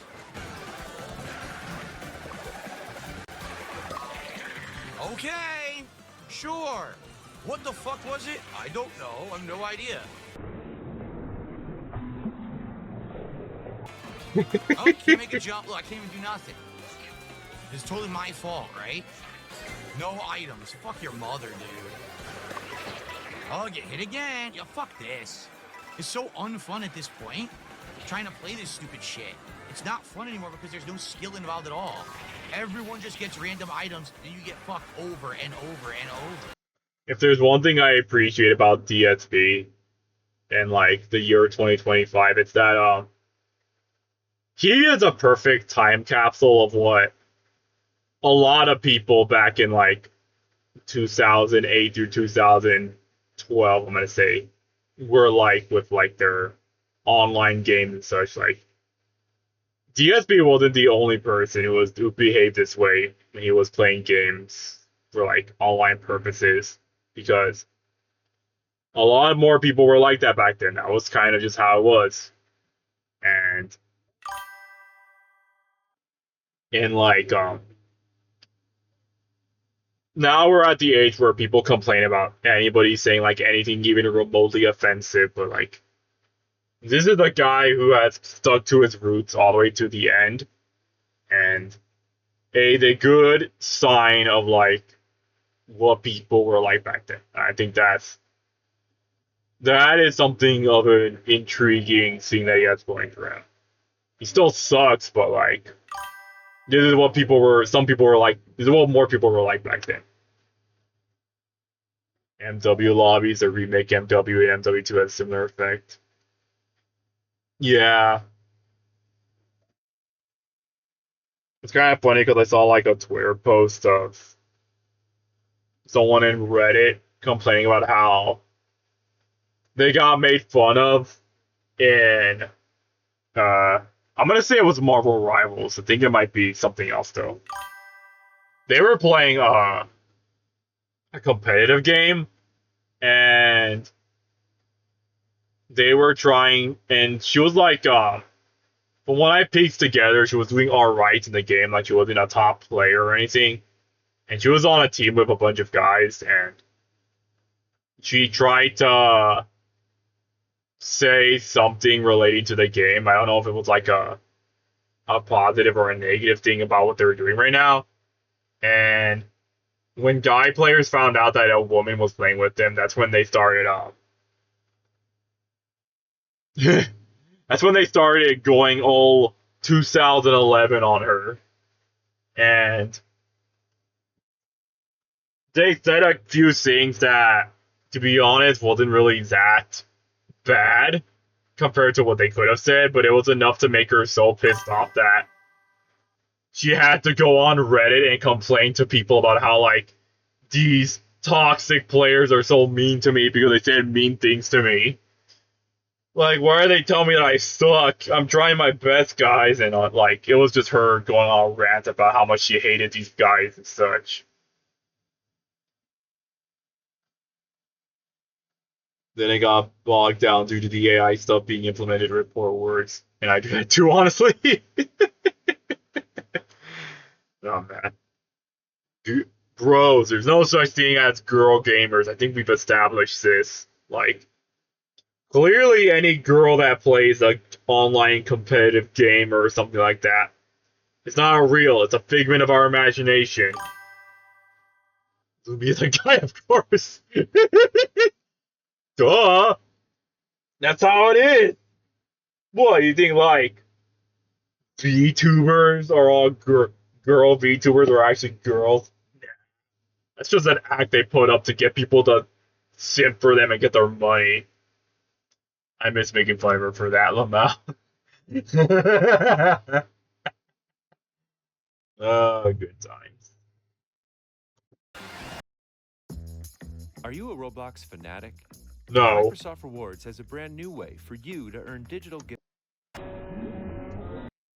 I want to make fun of Roblox, but I can't because I know people who get on my back about like how Roblox is so much more than you're making fun of it for, and I'm like, alright, fine. Like, they would be on me so much about it that eventually I just stopped saying things altogether because, like, it would be so easy for me to say bad things about Roblox, but like,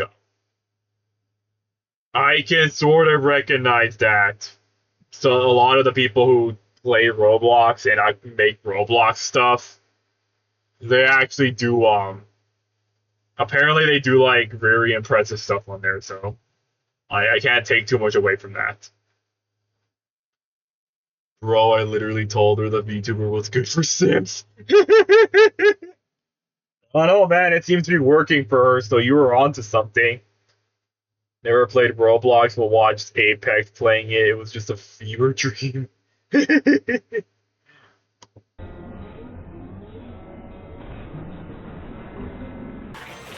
course, I'm driving straight, hook right instead, and hit the car. When I hit the boost. Here we go again. Just keep. I saw him play Roblox, Black Ops Zombies, dating sims, horror maps. The horror maps, I imagine, are pretty popular. Those are, like, always fun ones to do with. Roblox is like a Gary's mod. Roblox is Gary's mod if, what, no. Roblox is Gary's mod for Zoomers.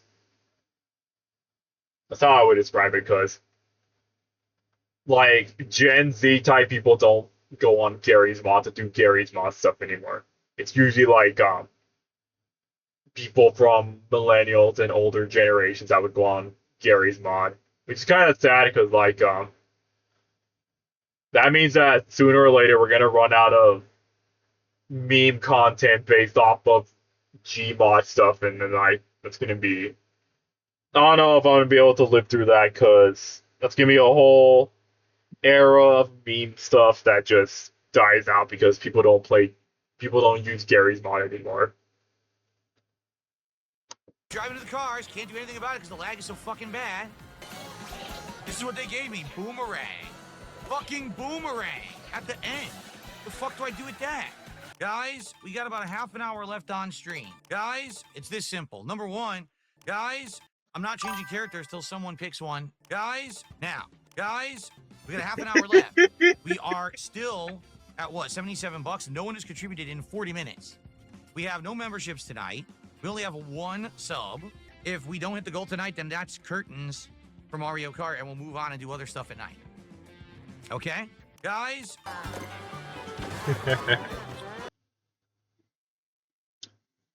Oh yeah, and Eric was supporter of the VTuber mall too. I think he has a similar stuff. We talked to him, lady. I guess because like I don't go to Lumi's I don't hop on Lumi's server these days, but I haven't really talked to the people there in a long time. Like, I haven't messaged Eric. I don't know if he like, at this point, I don't know if anybody in Lumi's server even talks about me or brings me up at one point. I feel like I'm at that point where everyone there probably forgot about me. And to be honest, that's kind of fine because like that's how it goes. But I do see Eric streaming consistently now, and I could watch him if I wanted to. I just haven't made time for it. I know he was on Thin Ice with me too when I got banned, so I'm curious if he's still there or not. You know what?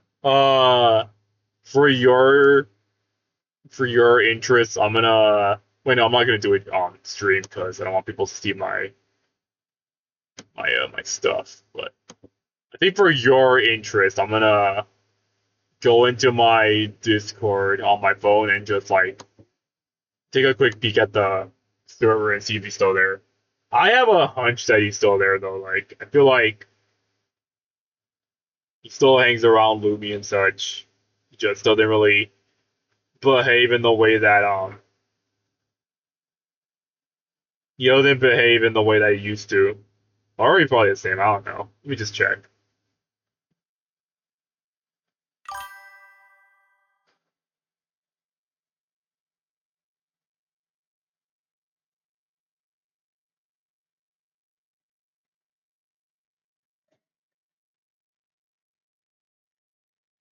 Lumi has gone a lot more people since the last time I was there. That's kind of surprising. But I have a feeling that I have a hunch that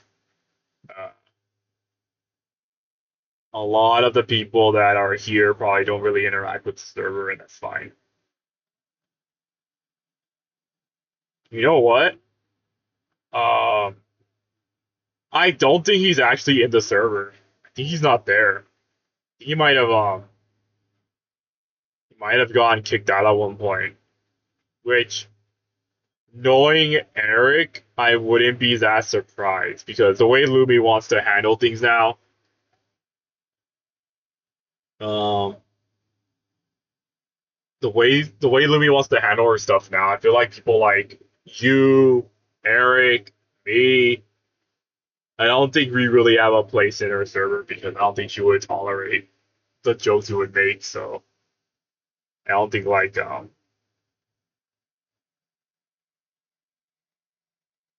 don't think he would be here even if he wanted to be, because I don't think Lumi would let him stick around for that long. At least with the way he always behaves, I don't think that's gonna be the case.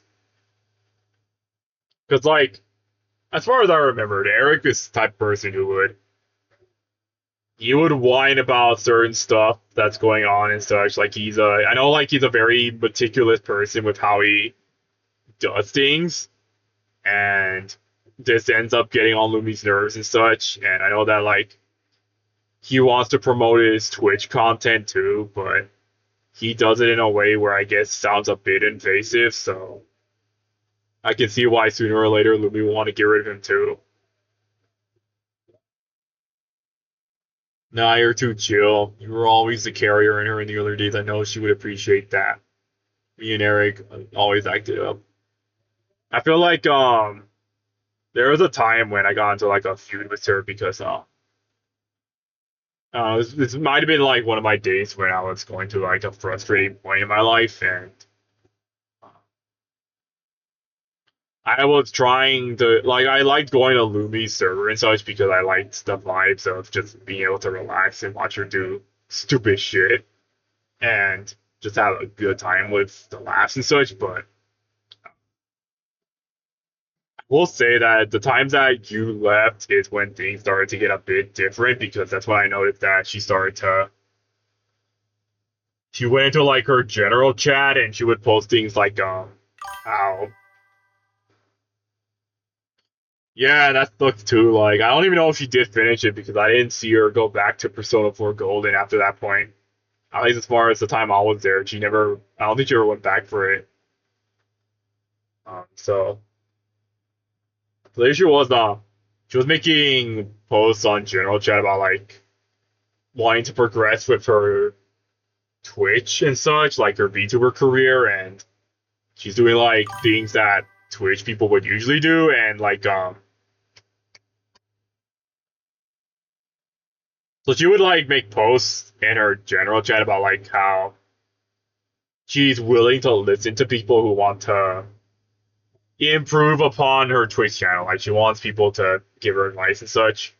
Now, I'm not like a smart person when it comes to Twitch things like that. Like I don't know my ins and outs about things. Like a lot of stuff that Twitch people do are things that I kind of question because like in my mind I would think, why would you do this, or why would you choose to do it this way? Because like I get that it's for the express purpose of trying to profit off of people's interests and such, but at the same time I feel like something about some of the things that Twitch people do doesn't make sense to me. I just don't get it. Like maybe I'm old fashioned, maybe I just have a different way of doing things, but it never makes sense to me, so tried to help.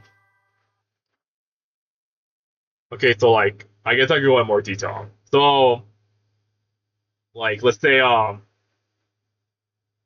someone on Twitch, they have like this list of like what does she call them?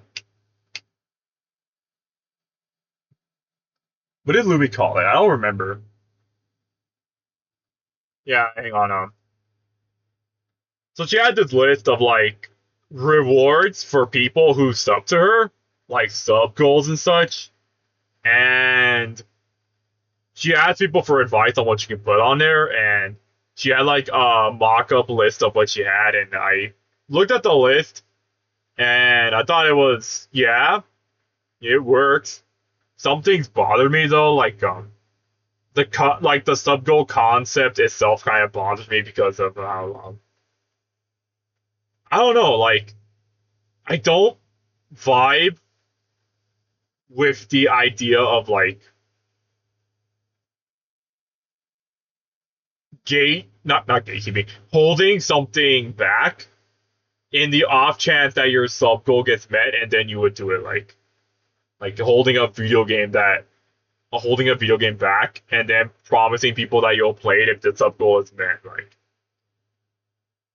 more often than not, the video game in question is something that I don't think it's warranted for a sub goal. Like, what was a good example? She put Until Dawn as like a sub goal she wants to meet if she gets like 1,000 subs or so.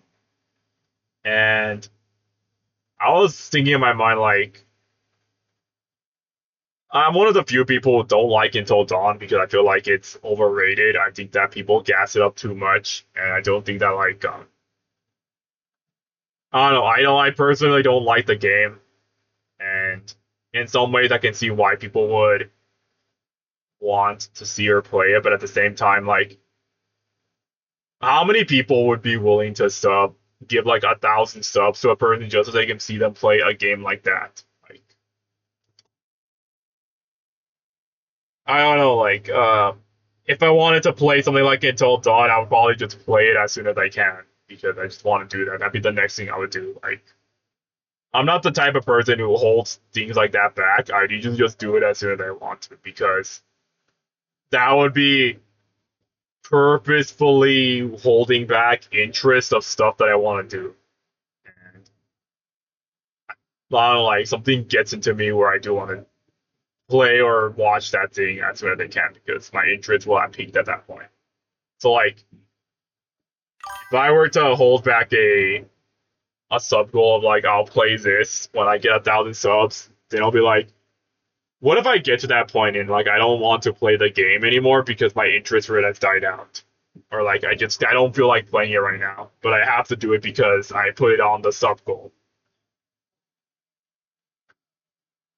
She had a point list. Say like 60k on it. She had that I play video of your choice with the point system. Then she changed to be like 250 something to make it unattainable. She did state that yeah, this is a joke.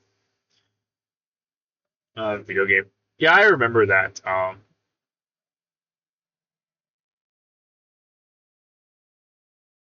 brain farting about that one. But so I try to give her like advice on what I think you could do with the sub goal stuff and like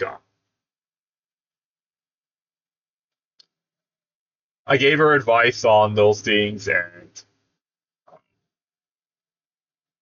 the way in which she responded to what I was asking, what I was suggesting, made it seem like it felt like she didn't care about my input. Like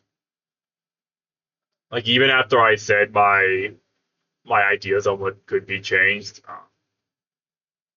she didn't really say that she didn't care so much that she made it seem like that by saying that the list that I made was from a suggestion from someone else. So, like,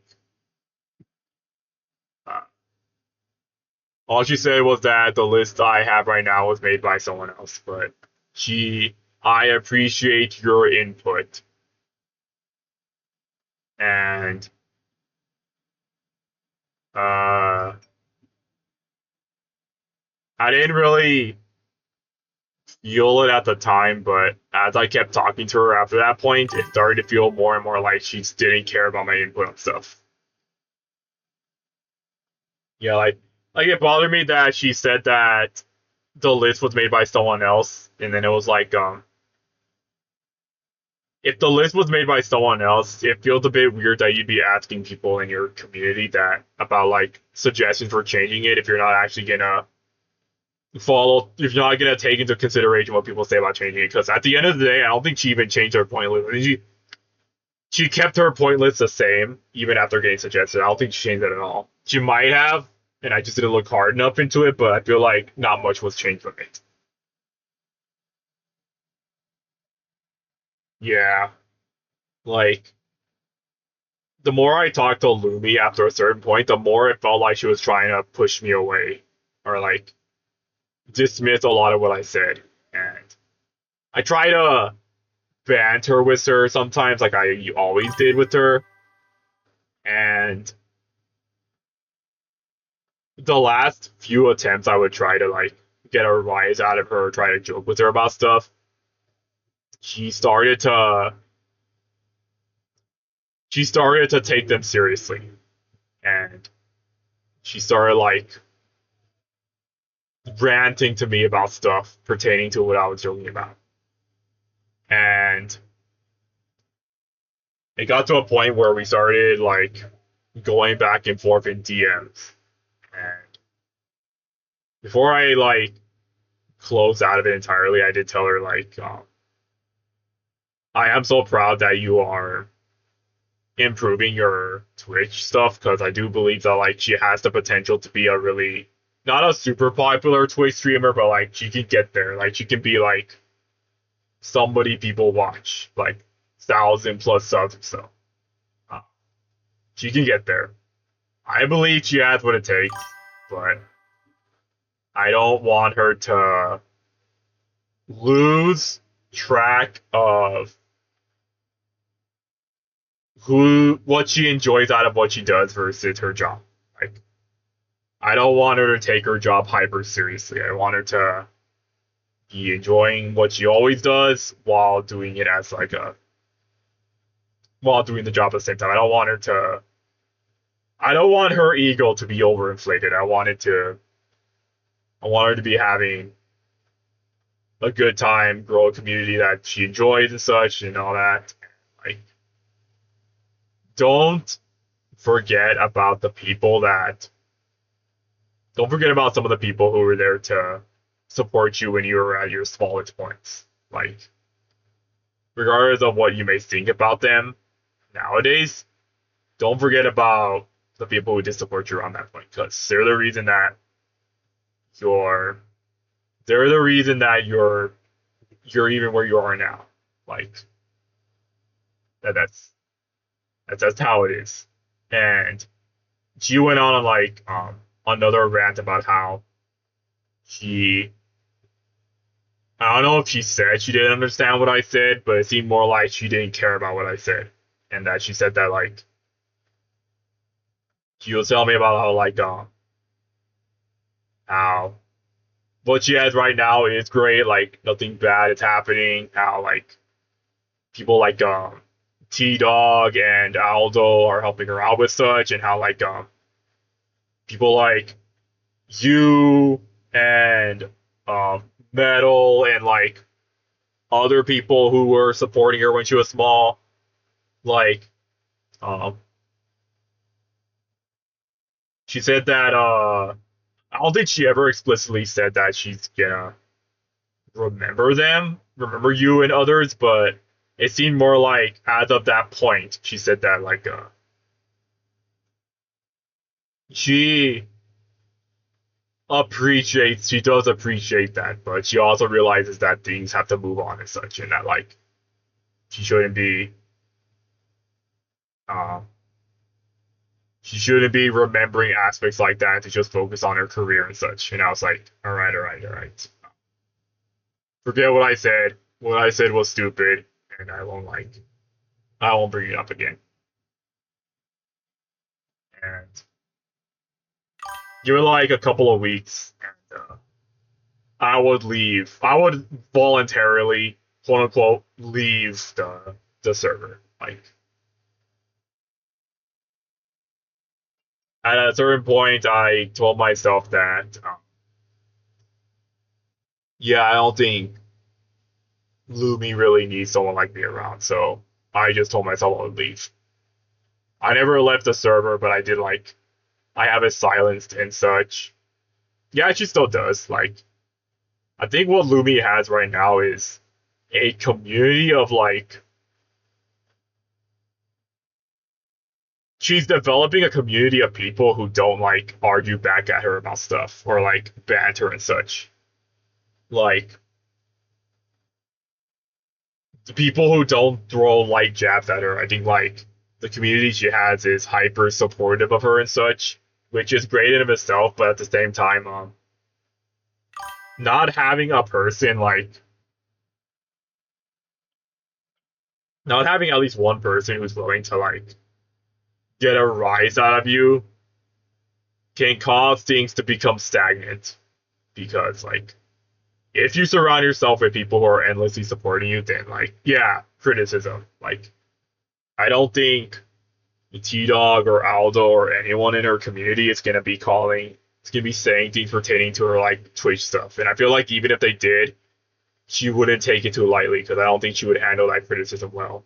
I think she would like argue with them too. Yeah, I know. You know, like, I probably should have said things differently back then too. But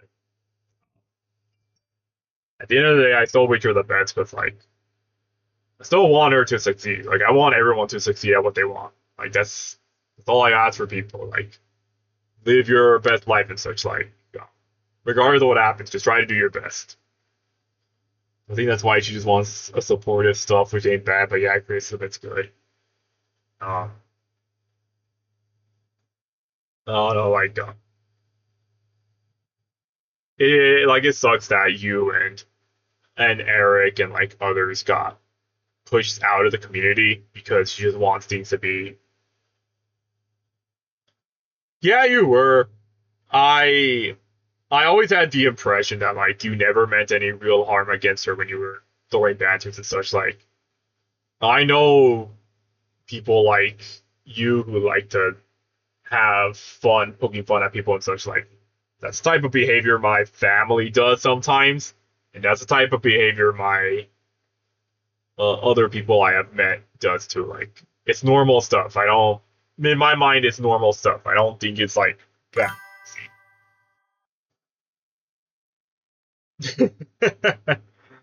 Oh man.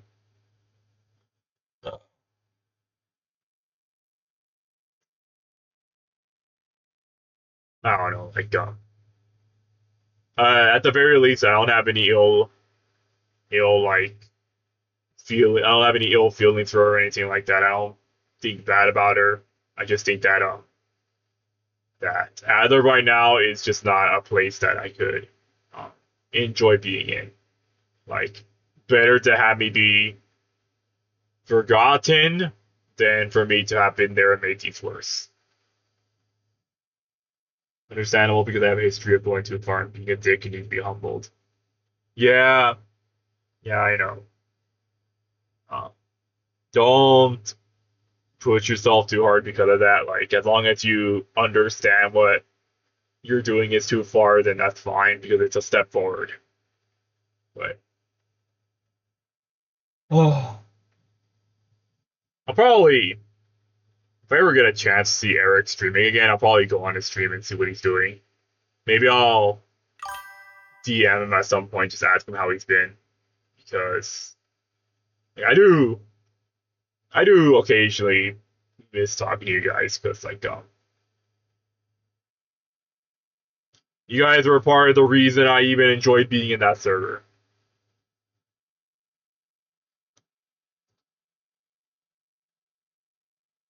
Yeah, I wish her the best, but hope she doesn't get too ahead of herself. She was streaming today, I think, for like 5 minutes. I know she comes in and out of streams every now and then, so at least she still has like somewhat consistent record with what she does. So hopefully that carries her to the future of what she wants. Let's go ahead and continue this. Random, I hit up speed boost. How the fuck did the item hit me? If I was speed boosting, how did an item moving normal speed hit me? Makes no fucking sense at all. The game is such shit.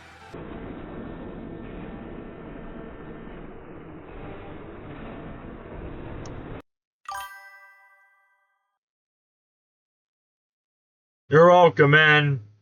You're welcome. Of course I would follow your stuff, like, that's what friends are for. I wouldn't. I'm interested to see what other videos you decide to make. But the last thing I will say is, damn,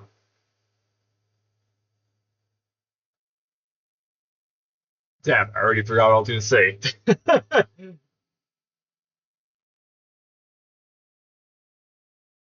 Oh yeah, yeah, we're friends. That's not something I would tell people. That's not something I don't tell people. Don't tell like anyone these days. But when I do tell someone that, I do mean it.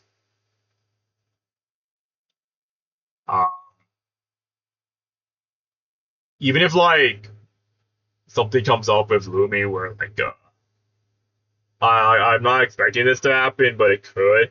If Lumi ever gets into like a controversy of herself and like if I ever got an opportunity to say something about my perspective of things, I would probably just stay silent because it's not, I don't have it in me to openly say things of. I don't have it in me to say that, to openly express the things I learn about people to like others. Like I don't do that. I find that as long as you don't say anything about me, I won't say anything about you in return. And even if you do say something about me, Ken, like I still wouldn't say anything because that's not who I am. Like people can believe whatever they want if someone were to talk bad about me. online. Because at the end of the day, there is nothing, there's nothing people could say about me that hasn't already been said. I feel like at this point, like, you can't say anything to me at this point. It's like, I've heard everything. And I'm not even gonna like entertain those type of topics. Like I'm not gonna reveal people's dirty laundries. That's not who I am.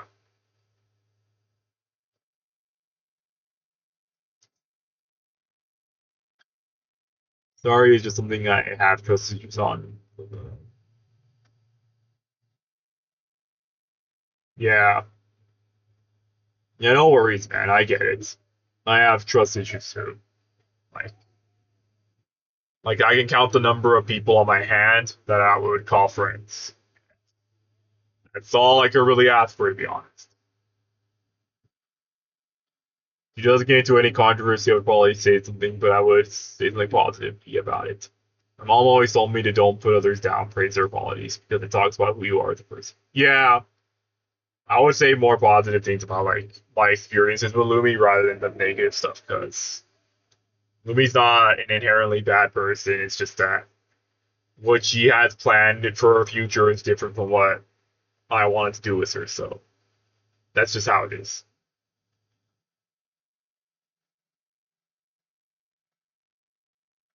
Like, that's like the mental approach I try to have with people going forward. I like people I talk to personally, because we all have our own problems. Yeah, we're all flawed. We all have our own things we're going through, and I don't want to be the person that to add more fuels to the fire. I am an observer of the people around me. I don't really like to get involved with stuff. I just see what I see, learn about it, and then I just kind of come to my own conclusions about how I just kind of perceive the world as a whole. But I don't really get involved with people like that. It's just not who I am. I'm not a socialite.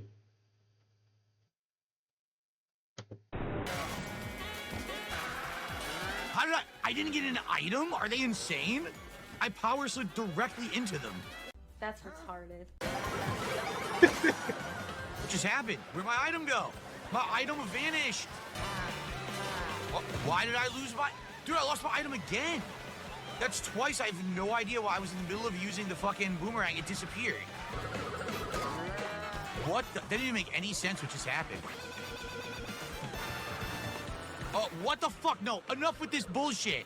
So it hits me out of nowhere despite it didn't say that it was following me. Then my fucking speaker doesn't work. Then I get hit by inexplicable bullshit. Then I'm off the track. Fuck this. Fuck all of you. Seriously, fuck every one of you. You all fucking suck. You're all lucky bitches. The game's laggy as fuck. Get the fuck out of my way. Lost the bullshit. I did not get outplayed at all. Literally 4 things in a row happened that were complete bullshit. Item hits me that wasn't anywhere, didn't say it was following me, don't know what the fuck it was. Then, all of a sudden, I get fucking cheated. Fuck this. Just fuck this game. That's complete bullshit. Seriously, that's bullshit. There it is. He rage quitted. That's the classic way he ends his streams. Oh man, that was perfect. Let me just read what people have to say really quick. Imagine being a fossil and having a COD level rage session over Mario Kart.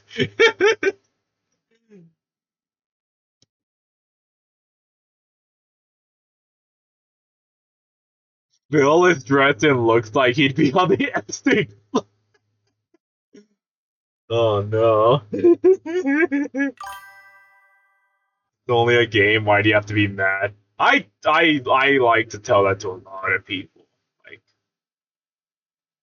Mario Kart is just supposed to be a fun game you play to, like, it's a fun game for kids to play. Like, it's not some hyper serious competitive PvP system that it's supposed to be. You don't have to be that upset about losing.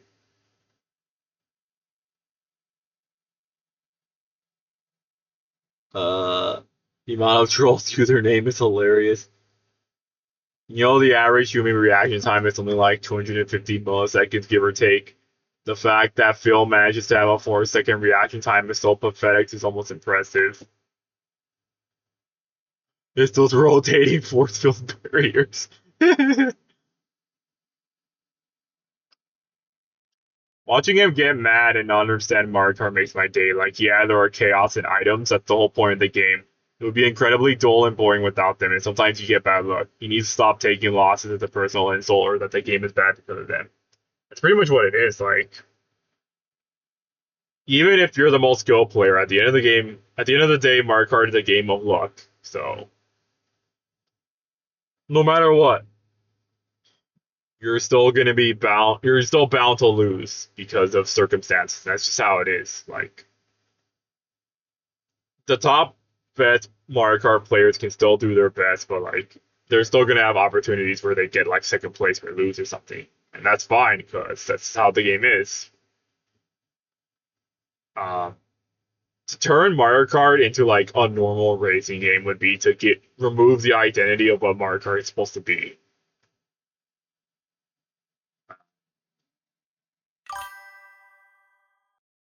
Short Cat on YouTube is just a happy-going Mario Kart YouTuber. I'd have to check out his stuff at some point. 2.8 million people own Mario Kart World. This guy needs to stop existing.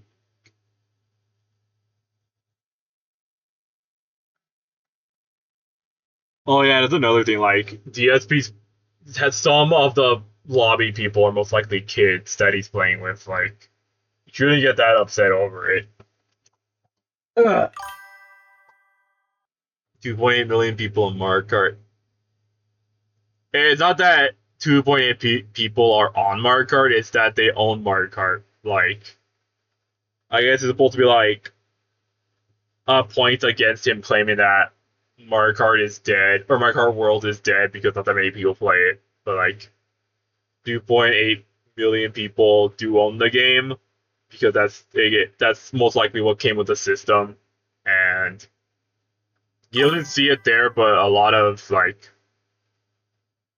yeah, that is still a lot. Like, yeah, I know that Mario Kart Discord server, if you go to it, you're gonna see endless amounts of people playing the game 24/7 because that's how many different people from different time zones are playing it in their like private lobbies and such. Like, what you see in the Versus and Knockout Tour is not the full scope of whether the game is a failure or not, because there are plenty of people who are still playing like private sessions and such. Yeah, Switch 2 was one of the I think it's the fastest selling console system, or it had like the fastest selling launch of all time. And it sold more than any other console at launch. And that's kind of impressive because these were the people who were telling me that it's going to fail because it's too expensive and that no one was going to buy an $80 game. Sure enough, look at how it turns out. I heard the Switch 2 is slowing down a lot, though. Yeah, it is. But then again, like,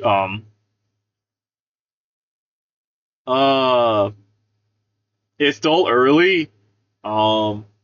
The games that they announced for Switch 2 exclusives, aren't enough to warrant people getting hyper invested into it. I feel like, give it a year and a half, they're gonna announce a couple of games that it's gonna make people want to buy a Switch 2.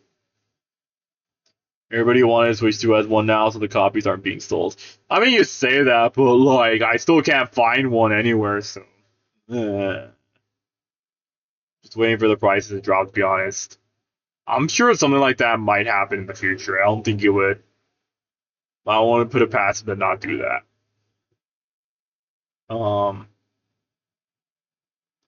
Alright, so. It has long been 4 hours, 40 minutes, so I think I'm just gonna call it here. because I don't want to stretch this too far. I do have to sleep in a couple of hours for work, which is unfortunate for me, but that's how it be. Certain areas the Switch 2 is sold out and other parts is still in stock, so I have to like look for the specific locations that has one then. But like that'll be something I do on my own time. I had a great time streaming today. It was very nice. I'm gonna see if I could.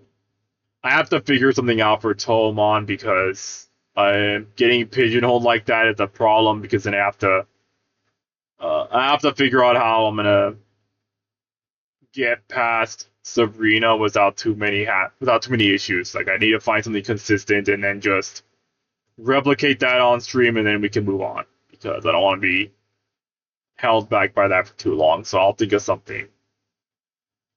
But other than that, we're nearing the end of base game Toemon because after Sabrina, it's Cinnabar Island, and then it's the Sevi Islands, and then it's Giovanni, and then it's the E4. So we're actually, I think we're gonna be done with the base game sometime within the next few streams. We'll see what happens, but I don't think it's gonna be that terribly difficult to get to the end. So I'm gonna be looking forward to that because then I can actually start. I could start up Mario Eclipse again after that point, and then we'll take a break from RPGs and just watch that instead. That'd be nice. There is still like another half of Toemon I haven't showed off, which I am excited for, but I'm gonna hold that off until like a later point after the initial base game is done, because it's gonna be a lot to take in and explain, so it'll be nice. But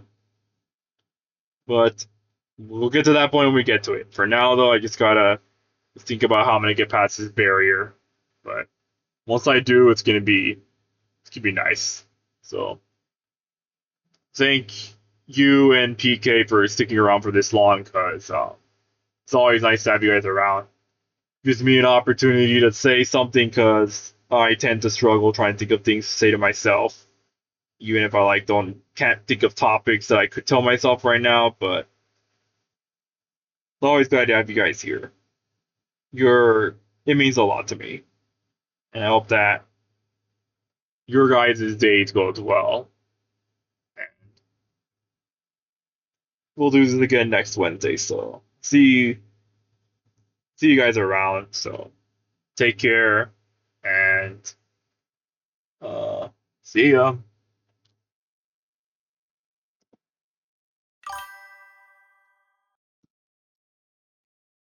When I do stream and have a good mic, I'll be taking my mouth off. See ya, man.